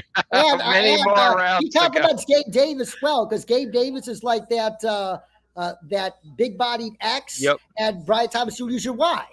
Yep. So compliments well there. Perfect fit in that wide receiver room, and you got Christian Kirk in the slot, so you're all set that way. Yep. Perfect fit in that wide receiver room, and gives Trevor Lawrence. They had to do something after losing Ridley, so they had to get somebody in for Trevor Lawrence. Sends him a strong message, bringing in that talent for him. Oh my God. I was concerned. I can't even talk about this. Like, remember a couple days ago, Caleb Williams and Roma Dudze were on the same flight to Detroit, and Caleb Williams tweeted about it. And it was reported by Tom Pelissero that they had a throwing session together with Keenan Allen and DJ Moore. And I was, oh my God, the Bears are letting them know. But it looks like the NFL bought the Byron Murphy talk. Wow. Or the Falcons saved them. The Falcons didn't try. Yeah, the Falcons saved. Yeah, a lot of people did in the draft. The quarterback panic dropped him down. Oh my God! Oh, unbelievable. So Cowboys here. Graham Barton has to be the pick here. Oh, you would think. Hey, how much? I can't see him falling any further. Tyler Smith can play tackle or guard, and if you see Tyler Smith at tackle, and you want to fill that center position, put Graham Barton as your center. Cowboys like drafting centers in the first round. Travis Frederick, one that comes to mind, he worked out well, and Graham Barton makes perfect sense here, or Jackson Powers Johnson for that matter. Yeah, exactly. Or they could just go Tyler Guyton's still an option at tackle. Tyler Guyton. Yeah, Dan Graziano of ESPN reported that Tyler Guyton was the name he heard connected to the Cowboys the most. And I think he is from the Dallas area originally, played obviously at Oklahoma, but a lot of guys who played at college ball in Oklahoma are from places like Dallas and stuff like that. So,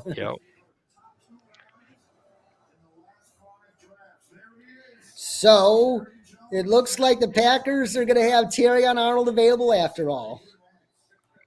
Wow, so we have 17 offensive players, 17 offensive players off the board and 23 picks. Be interesting. Well, we got 8 picks left, and I expect at least 3 more corners to go. So that's defense. And I think, I still think we get the record on offense. Don't you? We got more 19. Yeah, I think so too, because Buffalo, Kansas City. I mean, lock those 2 in as wide receivers there. So Kansas City's either going to take a receiver or tackle for Kansas City. They do like Kingsley Suamataia a lot. Yep. And keep in mind, he went to BYU. Andy Reid went to BYU. Andy Reid's still in touch with the program there. So that's why there's been a lot of buzz in recent days connecting the Chiefs to Kingsley Suamataia. Yeah, so still a lot of offensive positions to fill here on this. And like I said, trading up with these wide receivers available as well from these teams high in the second round. I wouldn't be surprised at all. Like I said, Adonai Mitchell, Lad McConkey's jumping up into the high 20s to get their hands on those guys. Wouldn't surprise me in the least.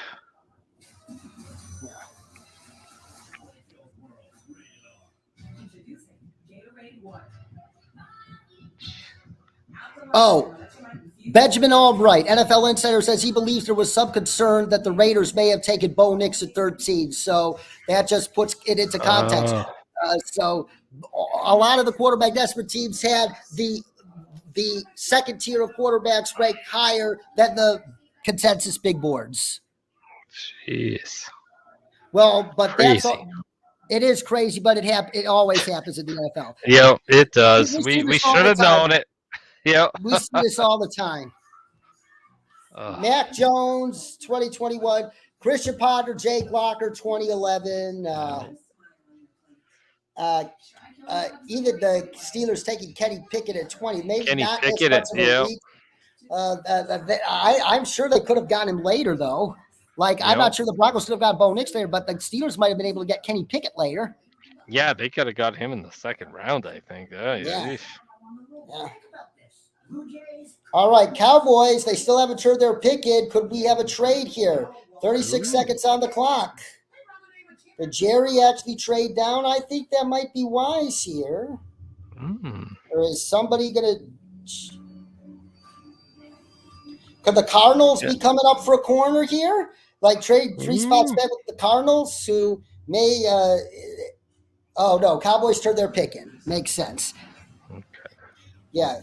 It's offensive line. It's Graham Barton, Jackson Powers Johnson, or Tyler Guyton. One of those 3.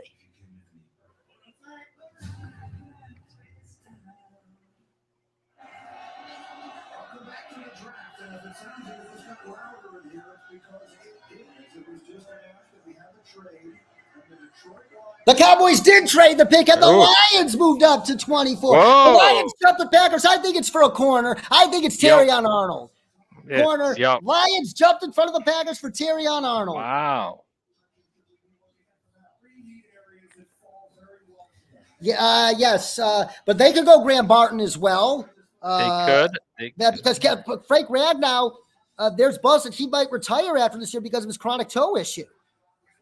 That would be a Darius Robinson. There was buzz about him going to the Bucs. The Detroit native Darius Robinson, who's probably he's from Detroit. So Darius Robinson, Graham Barton, Terrion Arnold has to be one of those 3 because because the Bucs probably had interest in some of those players. Cardinals did, and I think the Packers did. They were probably jumping multiple teams here in addition to the Packers.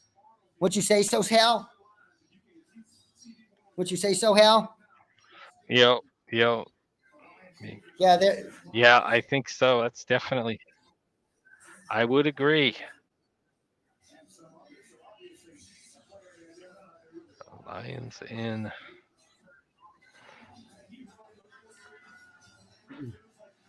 Yeah, we know Dan Campbell likes keeping that offensive line stout for that offense, and they can always use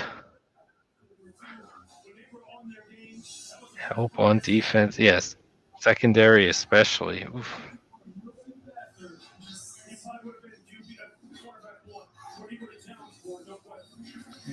Yeah, cornerback would be a great pick here. Yeah, corner Terrion Arnold, absolutely. Yeah, but the Lions have done a lot of work on corners. Daniel Jeremiah reported that yesterday. He was calling around schools and asking who's scouting the corner position. The team he heard the most connected to that position was the Lions. So my gut says Terrion Arnold, but I wouldn't be shocked out of my shoes if this is Darius Robinson or Graham Barton. Yep.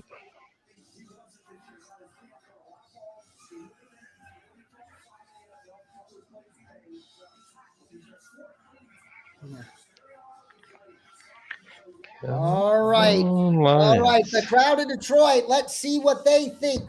They're anxious for Roger Goodell to tell them who the Lions traded up for.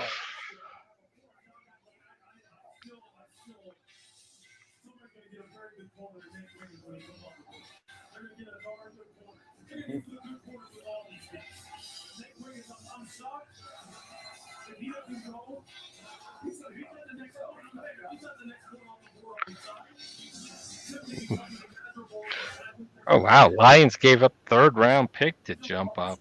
Oof. Yeah, good deal for the Cowboys there. Yep. Really seeing this fall, we only have 6 defensive players go off the board. Yeah, 17 offensive players to 6 defensive players so far. I think this is going to be a defense. This is going to most likely be defense, is my guess. Darius Yeah. Robinson, Terry Graham Barton, the distant third.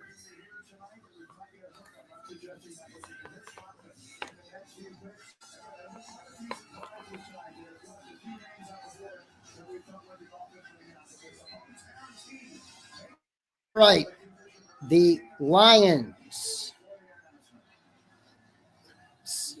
See how happy the home crowd is here. The Detroit Lions excel at engaging the local football community and growing football participation at the youth and high school levels. Oh, God. Hal, do you see me going in and out there? I didn't know. Sorry. Yeah. Oh. I figure out who all these people on the high school players. It's like some high school players are on stage for the pick of the Lions. Now, some local Detroit High. All right. Yeah. Congratulations on your accomplishments in your academic and football careers. Now to make the selection, please welcome Ellie Fagley. Whoa.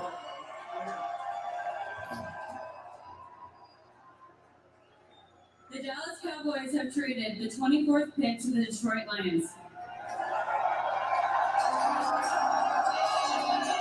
With the 24th pick in the 2024 NFL Draft, the Detroit Lions select Terrion Arnold. All right. Whew. All right. I give this. I'm gonna have to give this an A because it was a street position to be. Yeah. And I the mean, Packers that's my were number clearly one on him. cornerback. Yeah, the Lions absolutely needed help in that secondary. Like when you build a defense, you need a stud edge rusher and you need a stud corner to help him on the back end. Lions got potentially that with Terrion Arnold, who compares very favorably, in the words of Daniel Jeremiah, to a certain guy in the division, Jalen Johnson. Yes, Jalen Johnson. Good comp there. Yep. Yeah, Terrion Arnold, great pick. Lions, A for me. A for you as well, Hal? Yeah, straight A. I mean, I think he could be the best cornerback in this group, and to get him, only having to this surrender late a in the third draft. round pick is good. And plus you traded 1 third round pick to get Carlton Davis. You traded your other to get Terrion Arnold, and your third round pick is late. So it's technically a 4th. Yep. And that's where the draft starts to fall off. Exactly. So, yeah. All right, Packers. If you're the Packers here, like it's either tackle or corner. Jordan Moore, Yep. let's see, the best tackle on the board is here. Jordan, that would be Guyton. Guyton. You're reaching after that. Josh Myers is coming out of contract after this year. Maybe they want to take Graham Barton here, which makes sense. But a name that I've heard commonly linked to them in all mock drafts, Cooper DeJean out of Iowa, the versatile defensive back who gives you added juice in the punt return game. Heck, he was one of the best return specialists in college football these past several years as well. He was essentially Iowa's offense, dare I say. Yeah, exactly. And with the new kickoff rule, he brings added value. He'd be a great pick here. The Packers need more. Yes, that Packers see him as like a versatile corner safety hybrid. Cooper DeJean, don't be shocked if he's figured out. Plus, the Packers do love their Iowa players early, don't they? They did Lucas Van Ness last year, Brian Bulaga, once upon a time. They've had good luck with them there. So, yeah. Absolutely. The Green Bay Hawkeyes, Iowa Packers. Cooper DeJean, or if you wanted to go for a different style of cornerback, you got Nate Wiggins still out there. Wiggins, I've heard some bad things from NFL teams about Wiggins. They just don't think he's going to last past his Hold first up, contract because of not just because of his wiry frame. It's other things, like they don't think he has good instincts for the position. Okay. And in order to be a corner in the NFL, arguably arguably the most volatile position in the game, you need to be smart. Yep. First and foremost, you need to be smart. Definitely. So Packers. So the Lions give the home crowd what they wanted. They traded up for an impact player. So Bears, Vikings, and Lions looks like NFC North won the night tonight. Yeah, it's a good night for the North. Wow. NFC doing well here. Yo. See, Packers.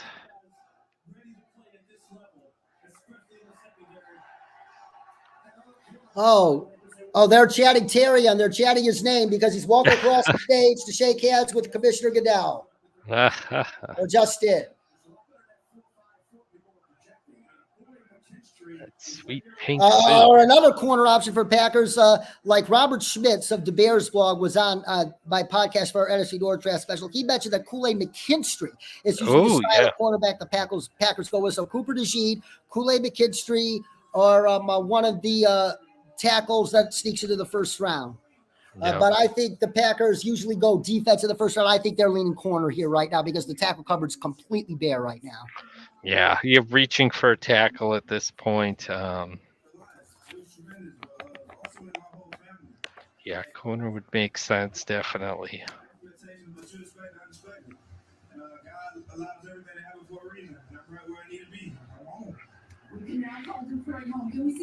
Yeah, I mean, really, that'd be what, Tyler Guyton? That's about it for tackle, yeah. Yeah, absolutely. You get a talented football player who's even a better person off the field. And honestly, I'm going to come in here, and I got to tell y'all, man, y'all got to start. I don't know, man. You gotta stay in town, start looking for some places. Congratulations, here, guys. Yes, ma'am. Thank you, man. One of the lines underneath him, they allowed 34 completions after throwing at least 20 yards downfield last year. 28 passing touchdowns last season. All right, Packers. So Cooper DeJean, Kool-Aid McKinstry, I think are the two most logical decisions here based on the board. Yep.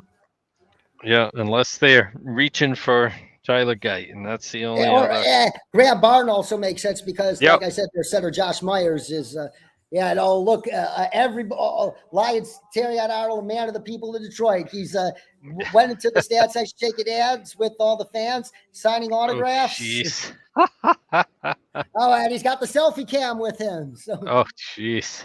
Whoa. Nice.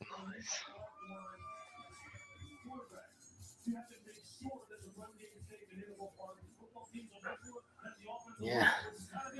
Okay. So Packers, Graham Barton are one of those two corners. Other than that, I can't see anybody else deserving of this pick here. Yeah, I agree. But I've heard they also did some work on Jackson Powers Johnson, the center out of Oregon. That makes sense. Yeah, offensive line definitely makes sense for Jordan Love. Offensive line or corner here.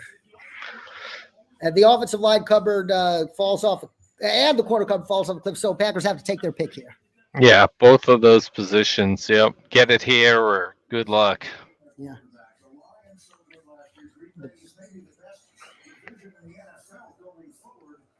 Yeah, NFC North just might be the best division in the NFL these next couple years. Yeah. In the 2024 NFL Draft, the Green Bay Packers and hosts for the 2025 NFL Draft. Jordan Morgan, tackle out of Arizona. Oof. Jordan Morgan. For what it's worth, Joey Richards of the Let's Talk Broncos podcast, I had him on for our offensive line special. He thinks Morgan's a better guard than a tackle. Yeah, I've heard that a lot on him. Yeah. Oof. But I think the Packers do believe he can play tackle, and I think that it will be able to kick Zach Tom back inside to his more natural positions of guard or center, for that matter. So I think this is the good spot for it. I'm giving this a B minus kind of pick because Morgan still got work to do. and it depends on where he lies. The question is, can he play tackle? I like him, but can he play tackle is the big question mark. So that's why it's a B minus. Yeah, I agree. It's not going to be an A in that case, but they needed something on the offensive line. So yeah, B is a good pick. I like that.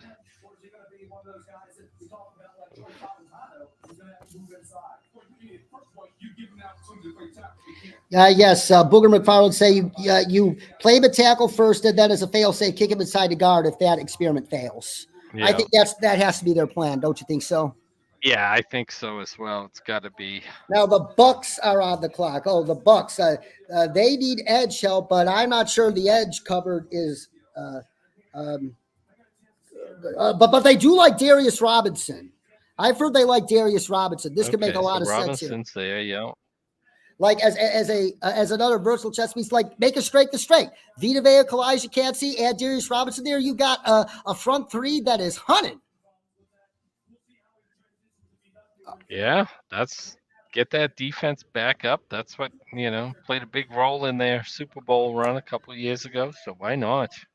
Yeah. That's a good setup there. Yeah. So the Bucks have turned their pick. Yeah, so Darius Robinson. They didn't. Not Johnny Newton, because I think Kalijah Kancey takes care of that role. And they picked him last year. He absolutely balled out for them last year. Right, exactly. Yep. Corners, if Todd Bowles likes Cooper DeJean, take Cooper DeJean here. But keep in mind, Mike Evans is getting old, and Chris Godwin's at the end of his contract. And Mitchell could be a sneaky good curveball pick here. Definitely.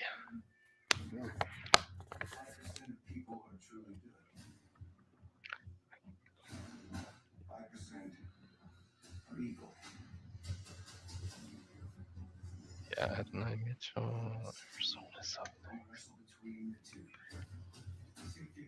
Sean Payton, based on Bill Belichick is doing the draft on the Pat McAfee show, and Sean Payton came on after the Broncos made the pick, and Sean Payton talked about a guy who fell in love with Bo Nix. So it looks like the Broncos did have some sort of conviction after all. Oh wow. I'm not saying I agree with them. I'm not saying,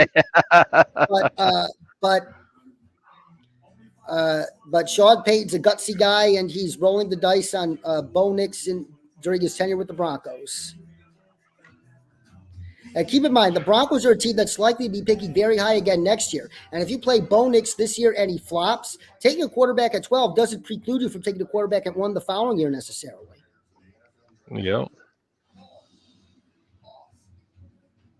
But that said, the NFL doesn't think. The NFL probably thinks that there's no quarterbacks next year who are better than any of the 6 that went tonight, which is my take.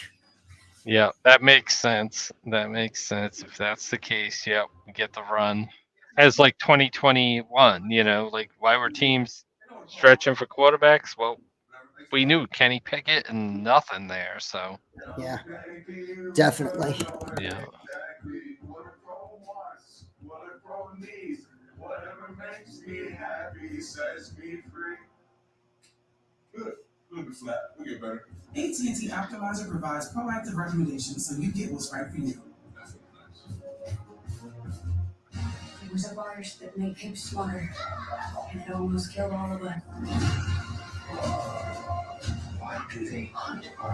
All right, here's the full story from Schefter. The Broncos held a private workout with Bo Nix the day after his pro day. The night before the workout, they sent him 3 packets of offensive play installation, and the next morning, as they worked with the class with Nix, he, quote-unquote, crushed it.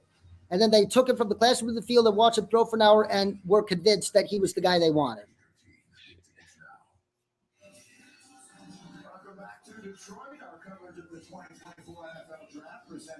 All right, Bucks. What do they do here? Do they take Kool-Aid McKinstry or Cooper DeJean or Graham Barnett? Keep in mind, Ryan Jensen retired and Ali Marpet's no longer there. They could take another interior offensive line stud there. Yeah, interior offensive line makes a lot of sense for them here. That would make sense. All I right, like so the that. records so far tonight: 6 quarterbacks drafted the first 12 picks, 14 straight fewest overall picks for 6 quarterbacks selected in NFL draft history, 14 straight offensive players selected, the longest streak at any point. Oof, crazy. All right. So the Bucks. Well, would you go corner or would you add to that defensive front here? But the edge cupboard is bare. But a sneaky edge player that could sneak in the first round I've heard is Marshawn Neeland out of Western Michigan. He could be a curveball here. Okay, yeah.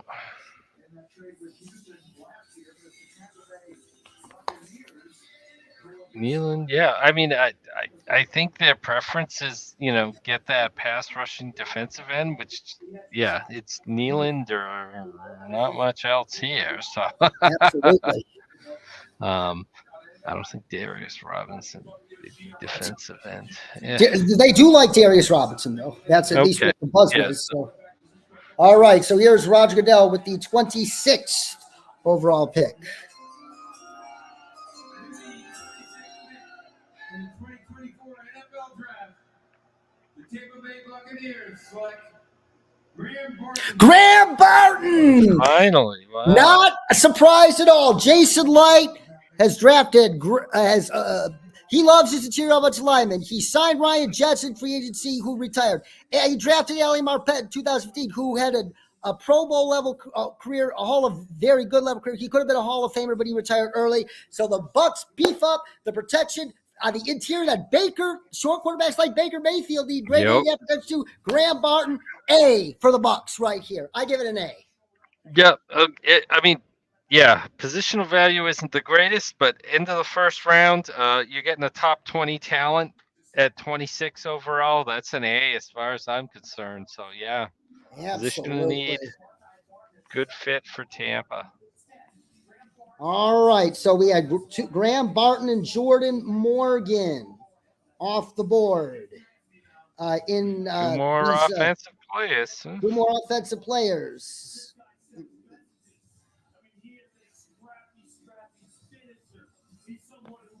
So that makes 1, 2, 3, 4, 5. 19 already. We got 19 players because the first 14 were offense, and we've had 5 since then. Amarius Mims, Troy Fautanu, Brian Thomas Jr., Jordan Morgan, Graham Barton. The record is tied at 19, 26 picks in, and we're going to break the record. Easily. Yes, sir. Yeah, sorry. This TV and my parents. Oh, Cardinals have made the pick at 27 overall. I think they're going corner here. Cooper DeJeter or Kool-Aid McKinstry. Or offensive line. Makes sense, but they could fill in anywhere. Offensive line, defense, whatever. Darius Robinson.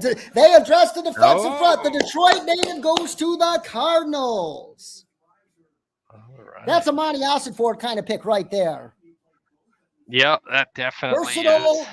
Is. He has the versatility that Jonathan Gannon likes. And this was the juncture of the draft for him. B. I give it a B. Yep, solid B. Yep, I like it.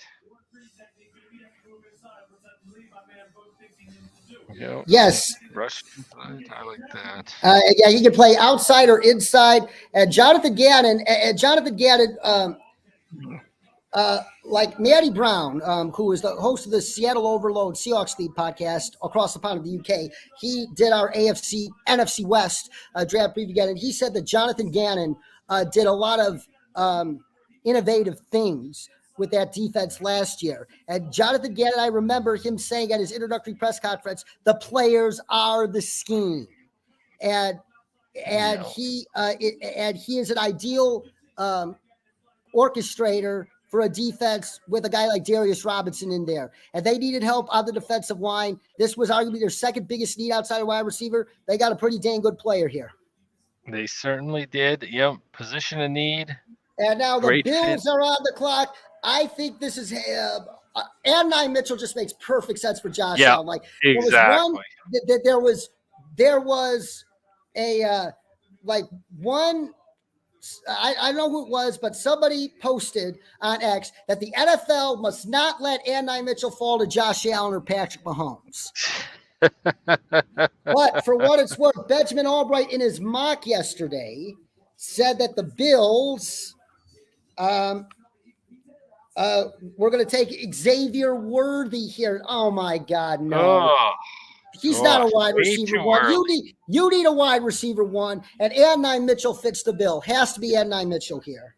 Yep. Nothing wrong going with that Texas wide receiver, but make sure you pick the right one. Oof.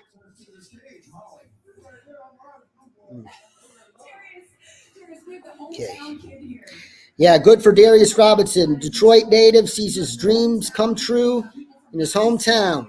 Nice. And he was one of the standouts at the Senior Bowl as well.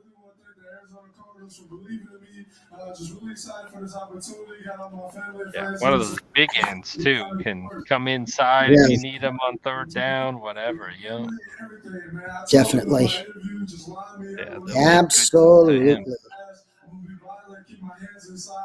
The hometown kid headed to Arizona. Congratulations. All right, thank you so much. Holly, we have a photo of Darius here again, high school football star, right in this Detroit area. There he is. Definitely needs wide receiver here. Yeah, Adonai Mitchell. But if not Adonai Mitchell, don't go Xavier Worthy. I like Ricky Pearsall out of Florida better. I like who else? So many options. Keon Coleman makes sense too. Keon Coleman because looks like the Bills have traded out. They traded back. They traded back to the Chiefs. Oh boy. Oh, you gotta make. I think the Chiefs jumped the Cowboys for Tyler Guyton. I just do. Offensive line, yeah, makes sense. There's no way the Bills trade back with the Chiefs to give them a receiver. No way. It's an offensive lineman here, and I think they're going with Tyler Guyton. Because Buzz had Guyton connected with the Cowboys, and they need a left tackle. They desperately need a left tackle. Yep. And they're not going to repeat the mistakes of the past by letting Patrick Mahomes go out in front of a patchwork offensive line like he did in that Super Bowl. Exactly. Got to protect your investment. Yep. All right. If the Bills trade this to the Chiefs get Adonai Mitchell, I'm docking a full letter grade from whoever the Bills pick. I just am. Yeah, they can't let him go to there. Ugh.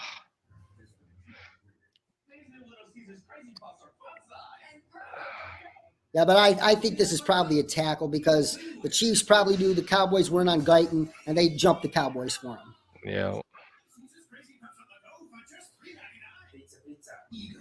And keep in mind, the Chiefs also have experience with Oklahoma offensive lineman. Hello, Creed Humphrey. Maybe Creed Humphrey gave Tyler Guyton an endorsement in their building?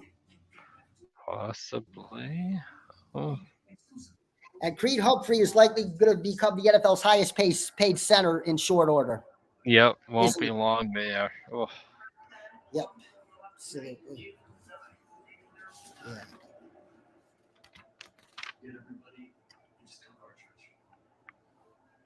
Well, this wasn't the jam-packed night of trades we expected, but it's still been a fun night nonetheless. Yep. Yes, definitely. 14 straight offensive players. The Michael Penix pick is what this one's going to be known for. Yeesh. Yeah, absolutely. That's why when you stock up on the many items you need, you earn bonus points to get the stuff you want. Join MVP's Pro Rewards and start earning today. We got this. We got you. Are you? But like you? Yeah. So we get wish you metal hair. Yes. Tell me. So Johnny Fox said big one. Sports kind of stretch it. Let's rock. You know what time it is. Absolutely. Man. Bills and Chiefs pulling off a trade, though. I did not see that. Didn't have that on my big old card at all. And like I said, if this is Adonai Mitchell, I'm docking a full letter grade from the Bills.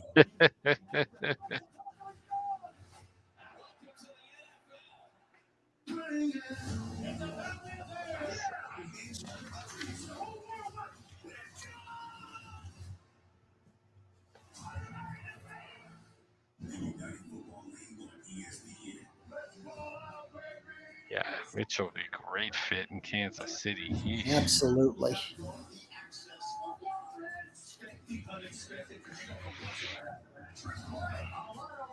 Yeah.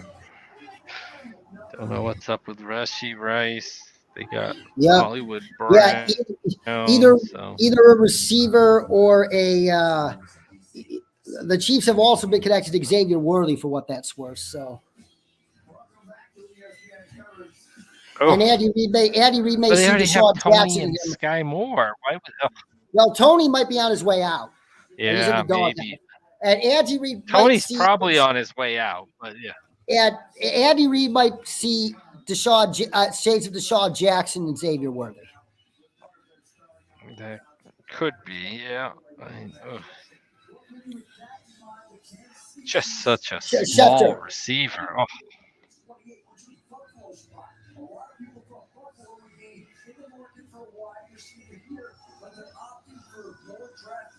compensation later. This gives the Chiefs the opportunity to move up to number 28 to take the wide receiver that they covet at this spot. They needed speed, they needed plays. You saw the drops. We'll see which wide receiver they take. Shefty says it's a wide receiver. If it's Adonai Mitchell, wow. Oh my God. The rest of the AFC scouting staff should be coming for at the Bills headquarters with pitchforks tomorrow. If this is Oh Adonai my Mitchell. God.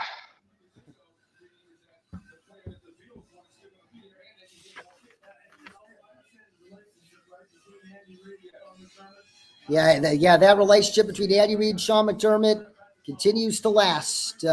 They obviously coached together in Philadelphia, and they remain good friends to this day. So it's the trust they still have in each other that pulled off this trade. Let's see. If this is Adonai Mitchell, the rest of the AFC riots. All right, Roger Goodell coming out to make the announcement. What do the NFL's current dynasty, the Chiefs, do with their first round pick? The NFL is proud to support the life-changing wishes to make a wish. Oh, it's a Make-A-Wish moment. Gotta love. I like these moments. Yes, these are nice. They're better than the bringing in some poor old guy with terrible knees that played in the 70s to make the second round pick. So yeah, absolutely. Justin's love for football and the Chiefs got him through those treatments. Please welcome Justin to the stage, whose wish is to announce the first round draft pick for his beloved Kansas City Chiefs. All right. Yeah, Justin. I'd like all of you to join me in cheering on Justin. Round of applause for Justin, everybody. Go ahead, Justin. The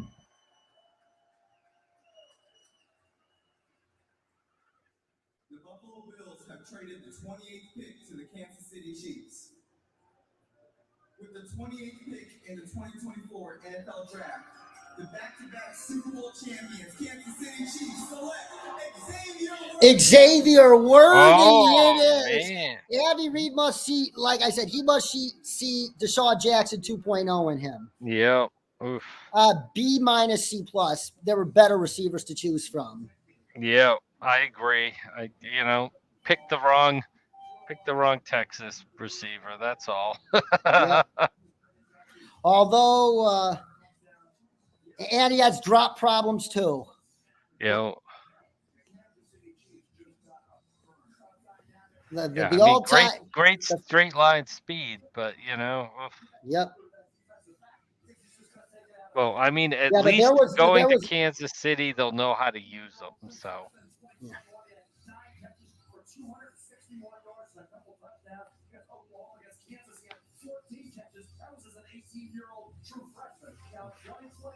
And now the Cowboys are on the board. I think this is Tyler Guyton here. I think they probably traded back because they knew they could get their man here. They needed that, offensive lineman. So. Yep. So I think we have a record. We have a record now. 1, 2, 3, 4, 5, 6. 14 plus 6 is 20. 20 offensive players have gone in the first round, and there's still 4 picks to go, the all-time record. 20 offensive players in this draft. I think we see at least 1 or 2 more. Definitely. Oh.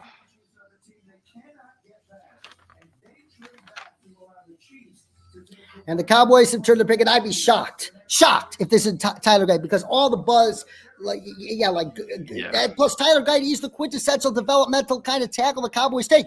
Tyler Smith, they took him in this part of the draft a couple years ago, and he's turned out good, and now take another one. Yep. I think that's, they're not wasting their time. They know who they want. Yeah, so what was your grade for Xavier Worthy? I said B minus C plus. Yeah, I think I'll stick with the B minus. I think that's right in the right range. He's not the pick for there. Oof, I would never take him over Donnie Mitchell. I'll tell you that much. Oof. Absolutely. That's crazy.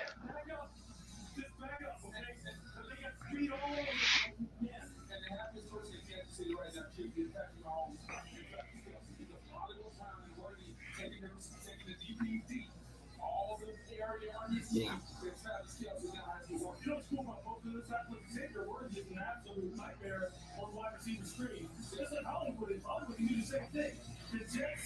The wide receiver screens is shallow where you just run away from man cover and then you turn upfield. You're not even with the team Cowboys.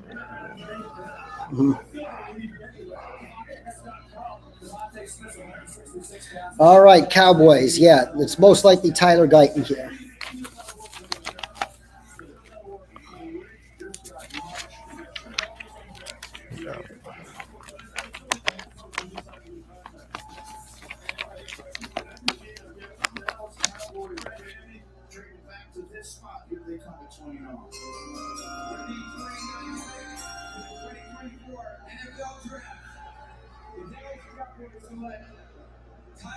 Tyler Guyton it is. Yeah. Get that. Vintage Cowboys pick there. I'm giving this pick a B plus because they traded back. And because I trust the Cowboys' developmental system of offensive linemen to get the most out of it. B plus for me here. Yeah, but they get a third round pick to move back. Yeah, B plus. Give them a little extra for that. And they needed to rebuild that offensive line. That's a desperate need. So, yeah, good pick there.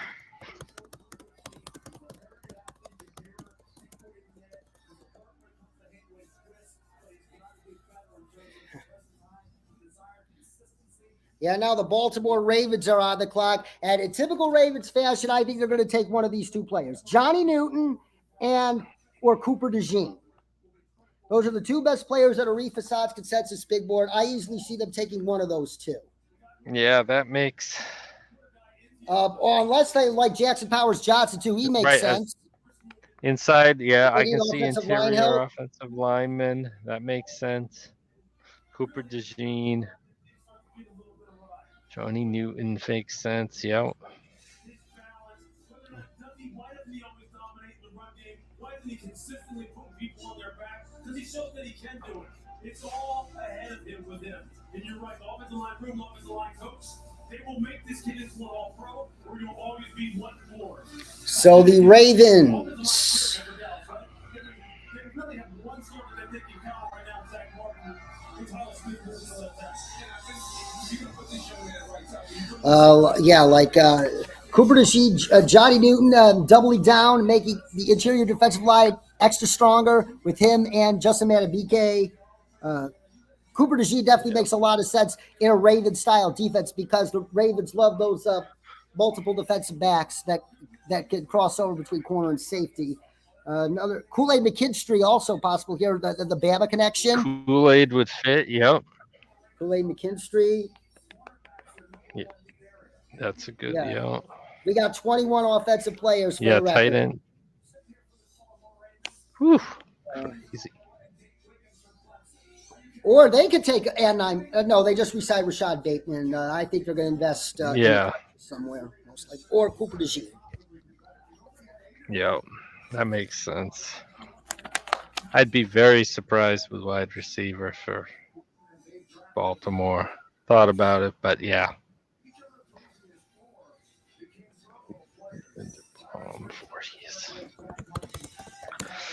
Yeah, guard makes sense. Defensive line, cornerback, secondary, anything in there makes. Yeah. All right. The Ravens. Kool-Aid McKinstry, Cooper DeJean, Johnny Newton, Jackson Powers Johnson, and I mentioned, or here's another sneaky name, Keon Coleman. Oh, yeah. Yeah, he's usually that big X receiver they've traditionally coveted, Yep. and I don't think they currently have that right now. Nope.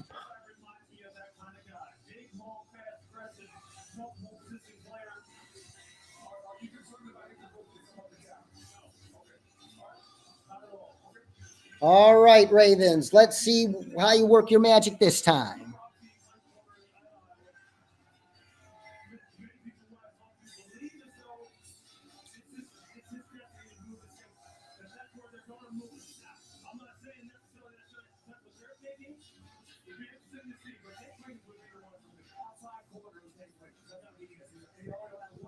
Oh.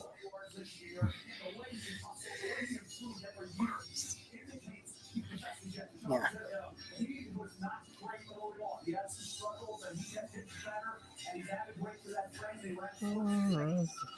just love the way he competed. And that's what Baltimore is. Baltimore is about that kind of culture, man. You better be willing to run and hit, especially on the defensive side. But Harbaugh not having it any other way. It'll be a fantastic selection. Yeah. So, like Ravens, they're knowing that they're not gonna reach for they're gonna take the best player on their board right now. Yep. And who is that player? With the 30th pick in the 2024 NFL Draft, the Baltimore Ravens select Nate Wiggins. Nate Wiggins. Oh. He does go in the first round. Wow. All right. I'm actually giving this a B. I don't agree with some of the NFL's assessment about Nate Wiggins because Nate Wiggins, what does he have that most other corners don't? Speed, speed, speed. He immediately will become one of the only corners in this league that can go pound for pound with the Tyreek Hills of the world. Yep. Yeah, great speed, good length. And he's got good hustle effort. Like 2 plays, he chased down 2 potential touchdowns and stripped them for fumbles. That's playing like a Raven. Yep. That's Raven style football. Solid B for Baltimore. Would you say so? Definitely. Give that a B.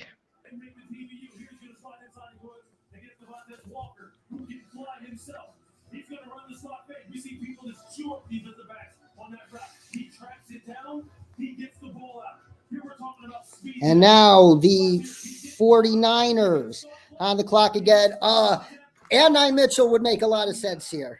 Yep, especially if they're going to move one of those wide receivers. And Yep, yeah, a wide receiver, interior offensive line with Jackson Powers Johnson or Kool-Aid McKinstry, a corner.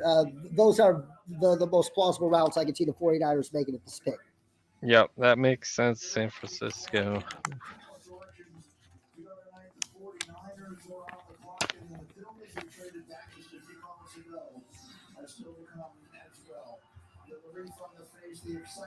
Whoa.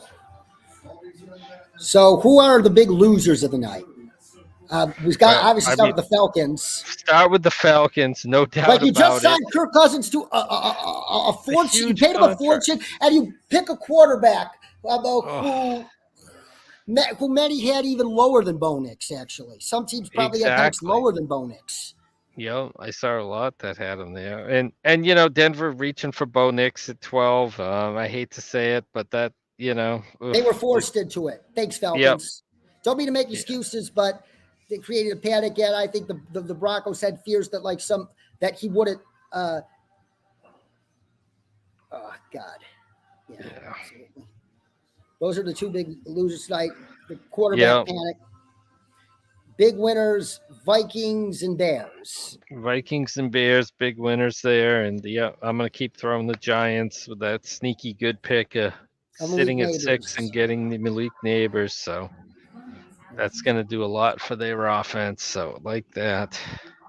Yeah, absolutely.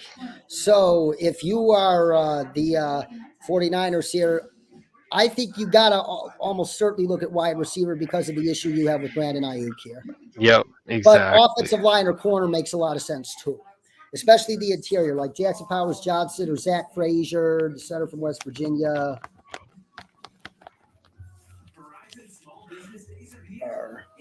Yeah, I mean, they could definitely go on the offensive line here and wide receiver here. His special offers and deals, like a free 5G phone when you switch. No trade-in required. Don't miss out. Get more for your business. Partner with our experts today. Yeah, Donnie Mitchell makes sense.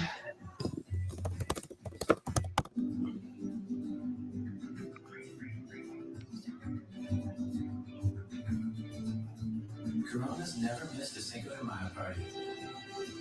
Neither should you. I think another back to Roma Dudze. I think this is another reason why the Bears picked Roma Dudze. I think Caleb Williams and him have actually known each other pretty well even before this weekend. I think they have a friendship dating back to the times they competed against each other in college. That makes sense. Yep. Yeah. But that said, the Bears might be have a big hole on their pass rush, but this isn't the end all be all year for them anyways. And this wasn't the best. They're going to have assets next year and salary cap space to like make a similar splash like the Texans did with Danielle Hunter. Yep, exactly. Yep, they're gonna have plenty of salary cap space cleared up next year. Yeah, and you set the table, and they wanted to set the table as perfectly as possible for Caleb, and they have. Yep. And even with Rome on a rookie contract, you could still sign DJ Moore to a long-term extension and give Keenan Allen a temporary extension as well. You can make it work with a quarterback on a rookie deal. That's your weapon.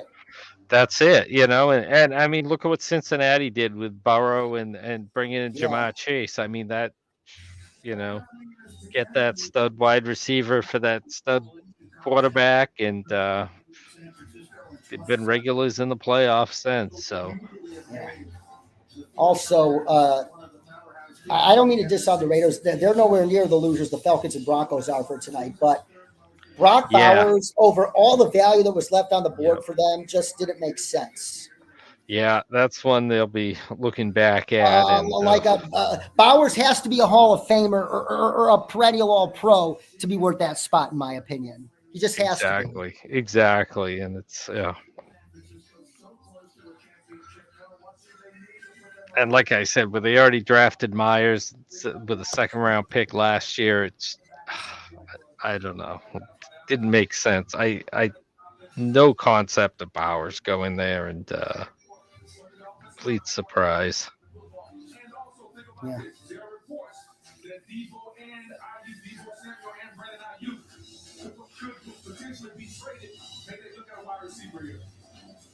Expecting a lot more wide receivers to come off the board than we've seen so far. A.D. Mitchell is still and Mitchell. Or two sneaky wide receiver candidates, Xavier Leggett out of South Carolina or Keon Coleman out of Florida State. Yep.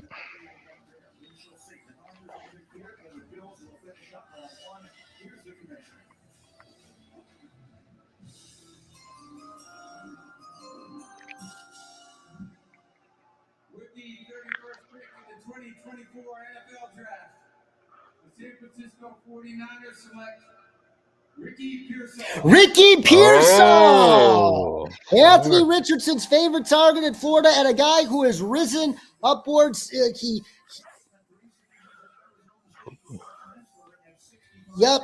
I don't think this is a reach here, because this is the part of the draft where the receivers like him fall B plus, because he's the crisp route runner that Chad covets, and he profiles very similarly to Adam Thielen. And I think, and he was my favorite receiver outside of Van Dyke Mitchell at this juncture. I give it a B plus.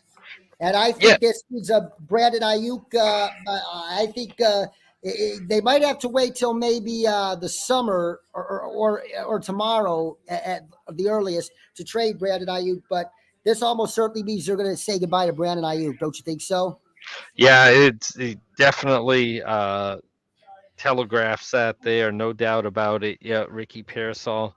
Yeah, that same, quickness, quick feet, in and out of the breaks, just like Ayuk there. Good hands, good ball skills. He's going to be a good fit that way in that offense. But he's going to have to learn to block. He's going to have to learn to block. They can't have Juwan Johnson do all the blocking. That's for sure. Yep, absolutely. I mean, Juwan Jennings. Sorry. Yeah. All right. So now we're the Buffalo. Shuffle off. And the Carolina Panthers have moved up one spot. Panthers moved up one spot with the Bills. I think this is. Well, A.D. Mitchell or something, or wide receivers definitely a need. Xavier Leggett. Yeah. Xavier Leggett was a guy that they've been connected to a lot this process. So, and Xavier Leggett was mentioned by Tom Pelissero as a sneaky candidate to be drafted in this part of the first round. Don't be surprised if it's Xavier Leggett. Plus, he's a Carolina boy, South Carolina, Gamecock.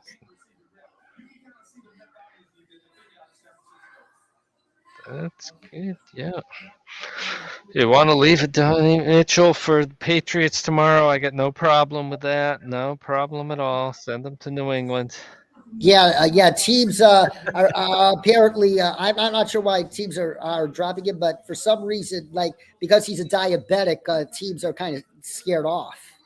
Yeah. I don't get it. Mark Andrews is a diabetic. Mark Andrews, I am. I'm fine. Yeah. I'm out there catching passes. No problem. Yeah, Carolina, that got to be a wide receiver here. I mean, that's Deontay Johnson, but beyond that, Thielen's up there in age. Thielen's got to old. give Bryce Young something because he didn't do well. Yeah, Thielen's old and injury prone at this point. Deontay Johnson, receivers don't usually do well leaving Pittsburgh, so I'd be a little concerned with him there. Mm-hmm. Steelers know when to fold them.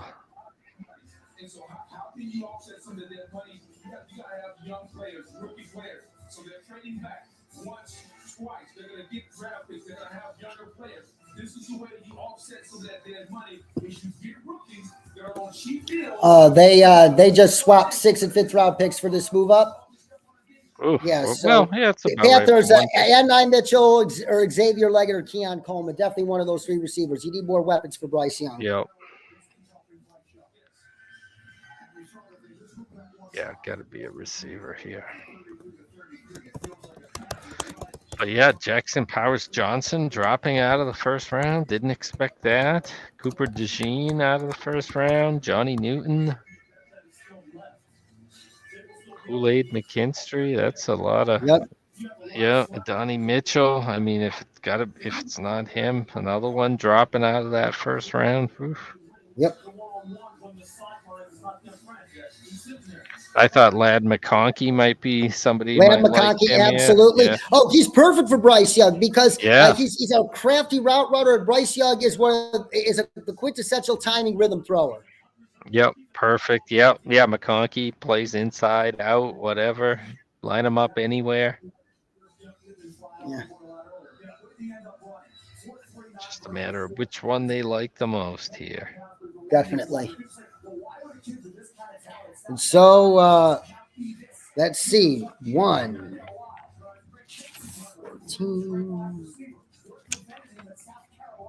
15, 16, 17, 18, 19, 20, 21, 22 offensive players. We said 22, and it might be 23 after this. So we were just one short in our prediction. Wow. NFL record. All right, Carolina Panthers to close out the first round with likely a wide receiver. Who is it?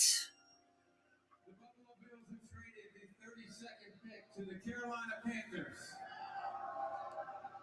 With the 32nd pick in the 2024 NFL Draft, the Carolina Panthers select Xavier Leggett. It is. Wow. The buzz was right. Well, thanks to the great reporting of Matt Miller at ESPN for drawing that link. Yeah, nice.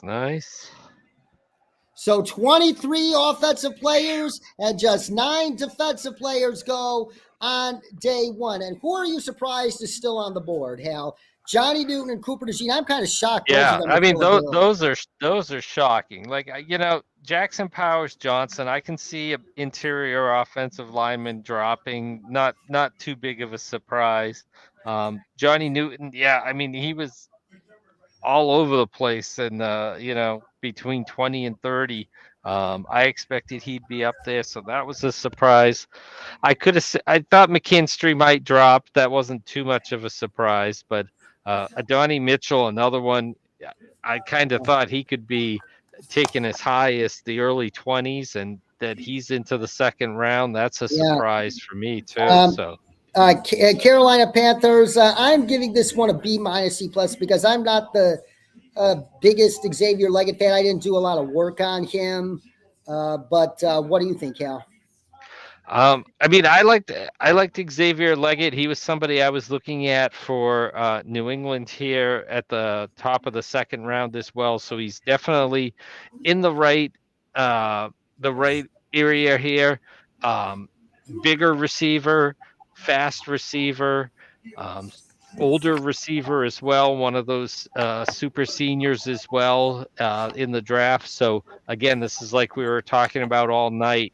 Where are these teams rating these 23-year-old players who are coming out? And I think a lot of the draft analysts were looking at these, the younger receivers, the 20, 21-year-olds being more likely to be drafted here. So Leggett, if he's your cup of tea, clearly was in Carolina. Has great speed, returns kicks as well. Had that extra season added in for him. And like I said, that blazing 4.4 speed with that size, 6'1", 220 pounds, makes him a very, very interesting kind of receiver. So you're giving this a B? I'll give him a B. Yep.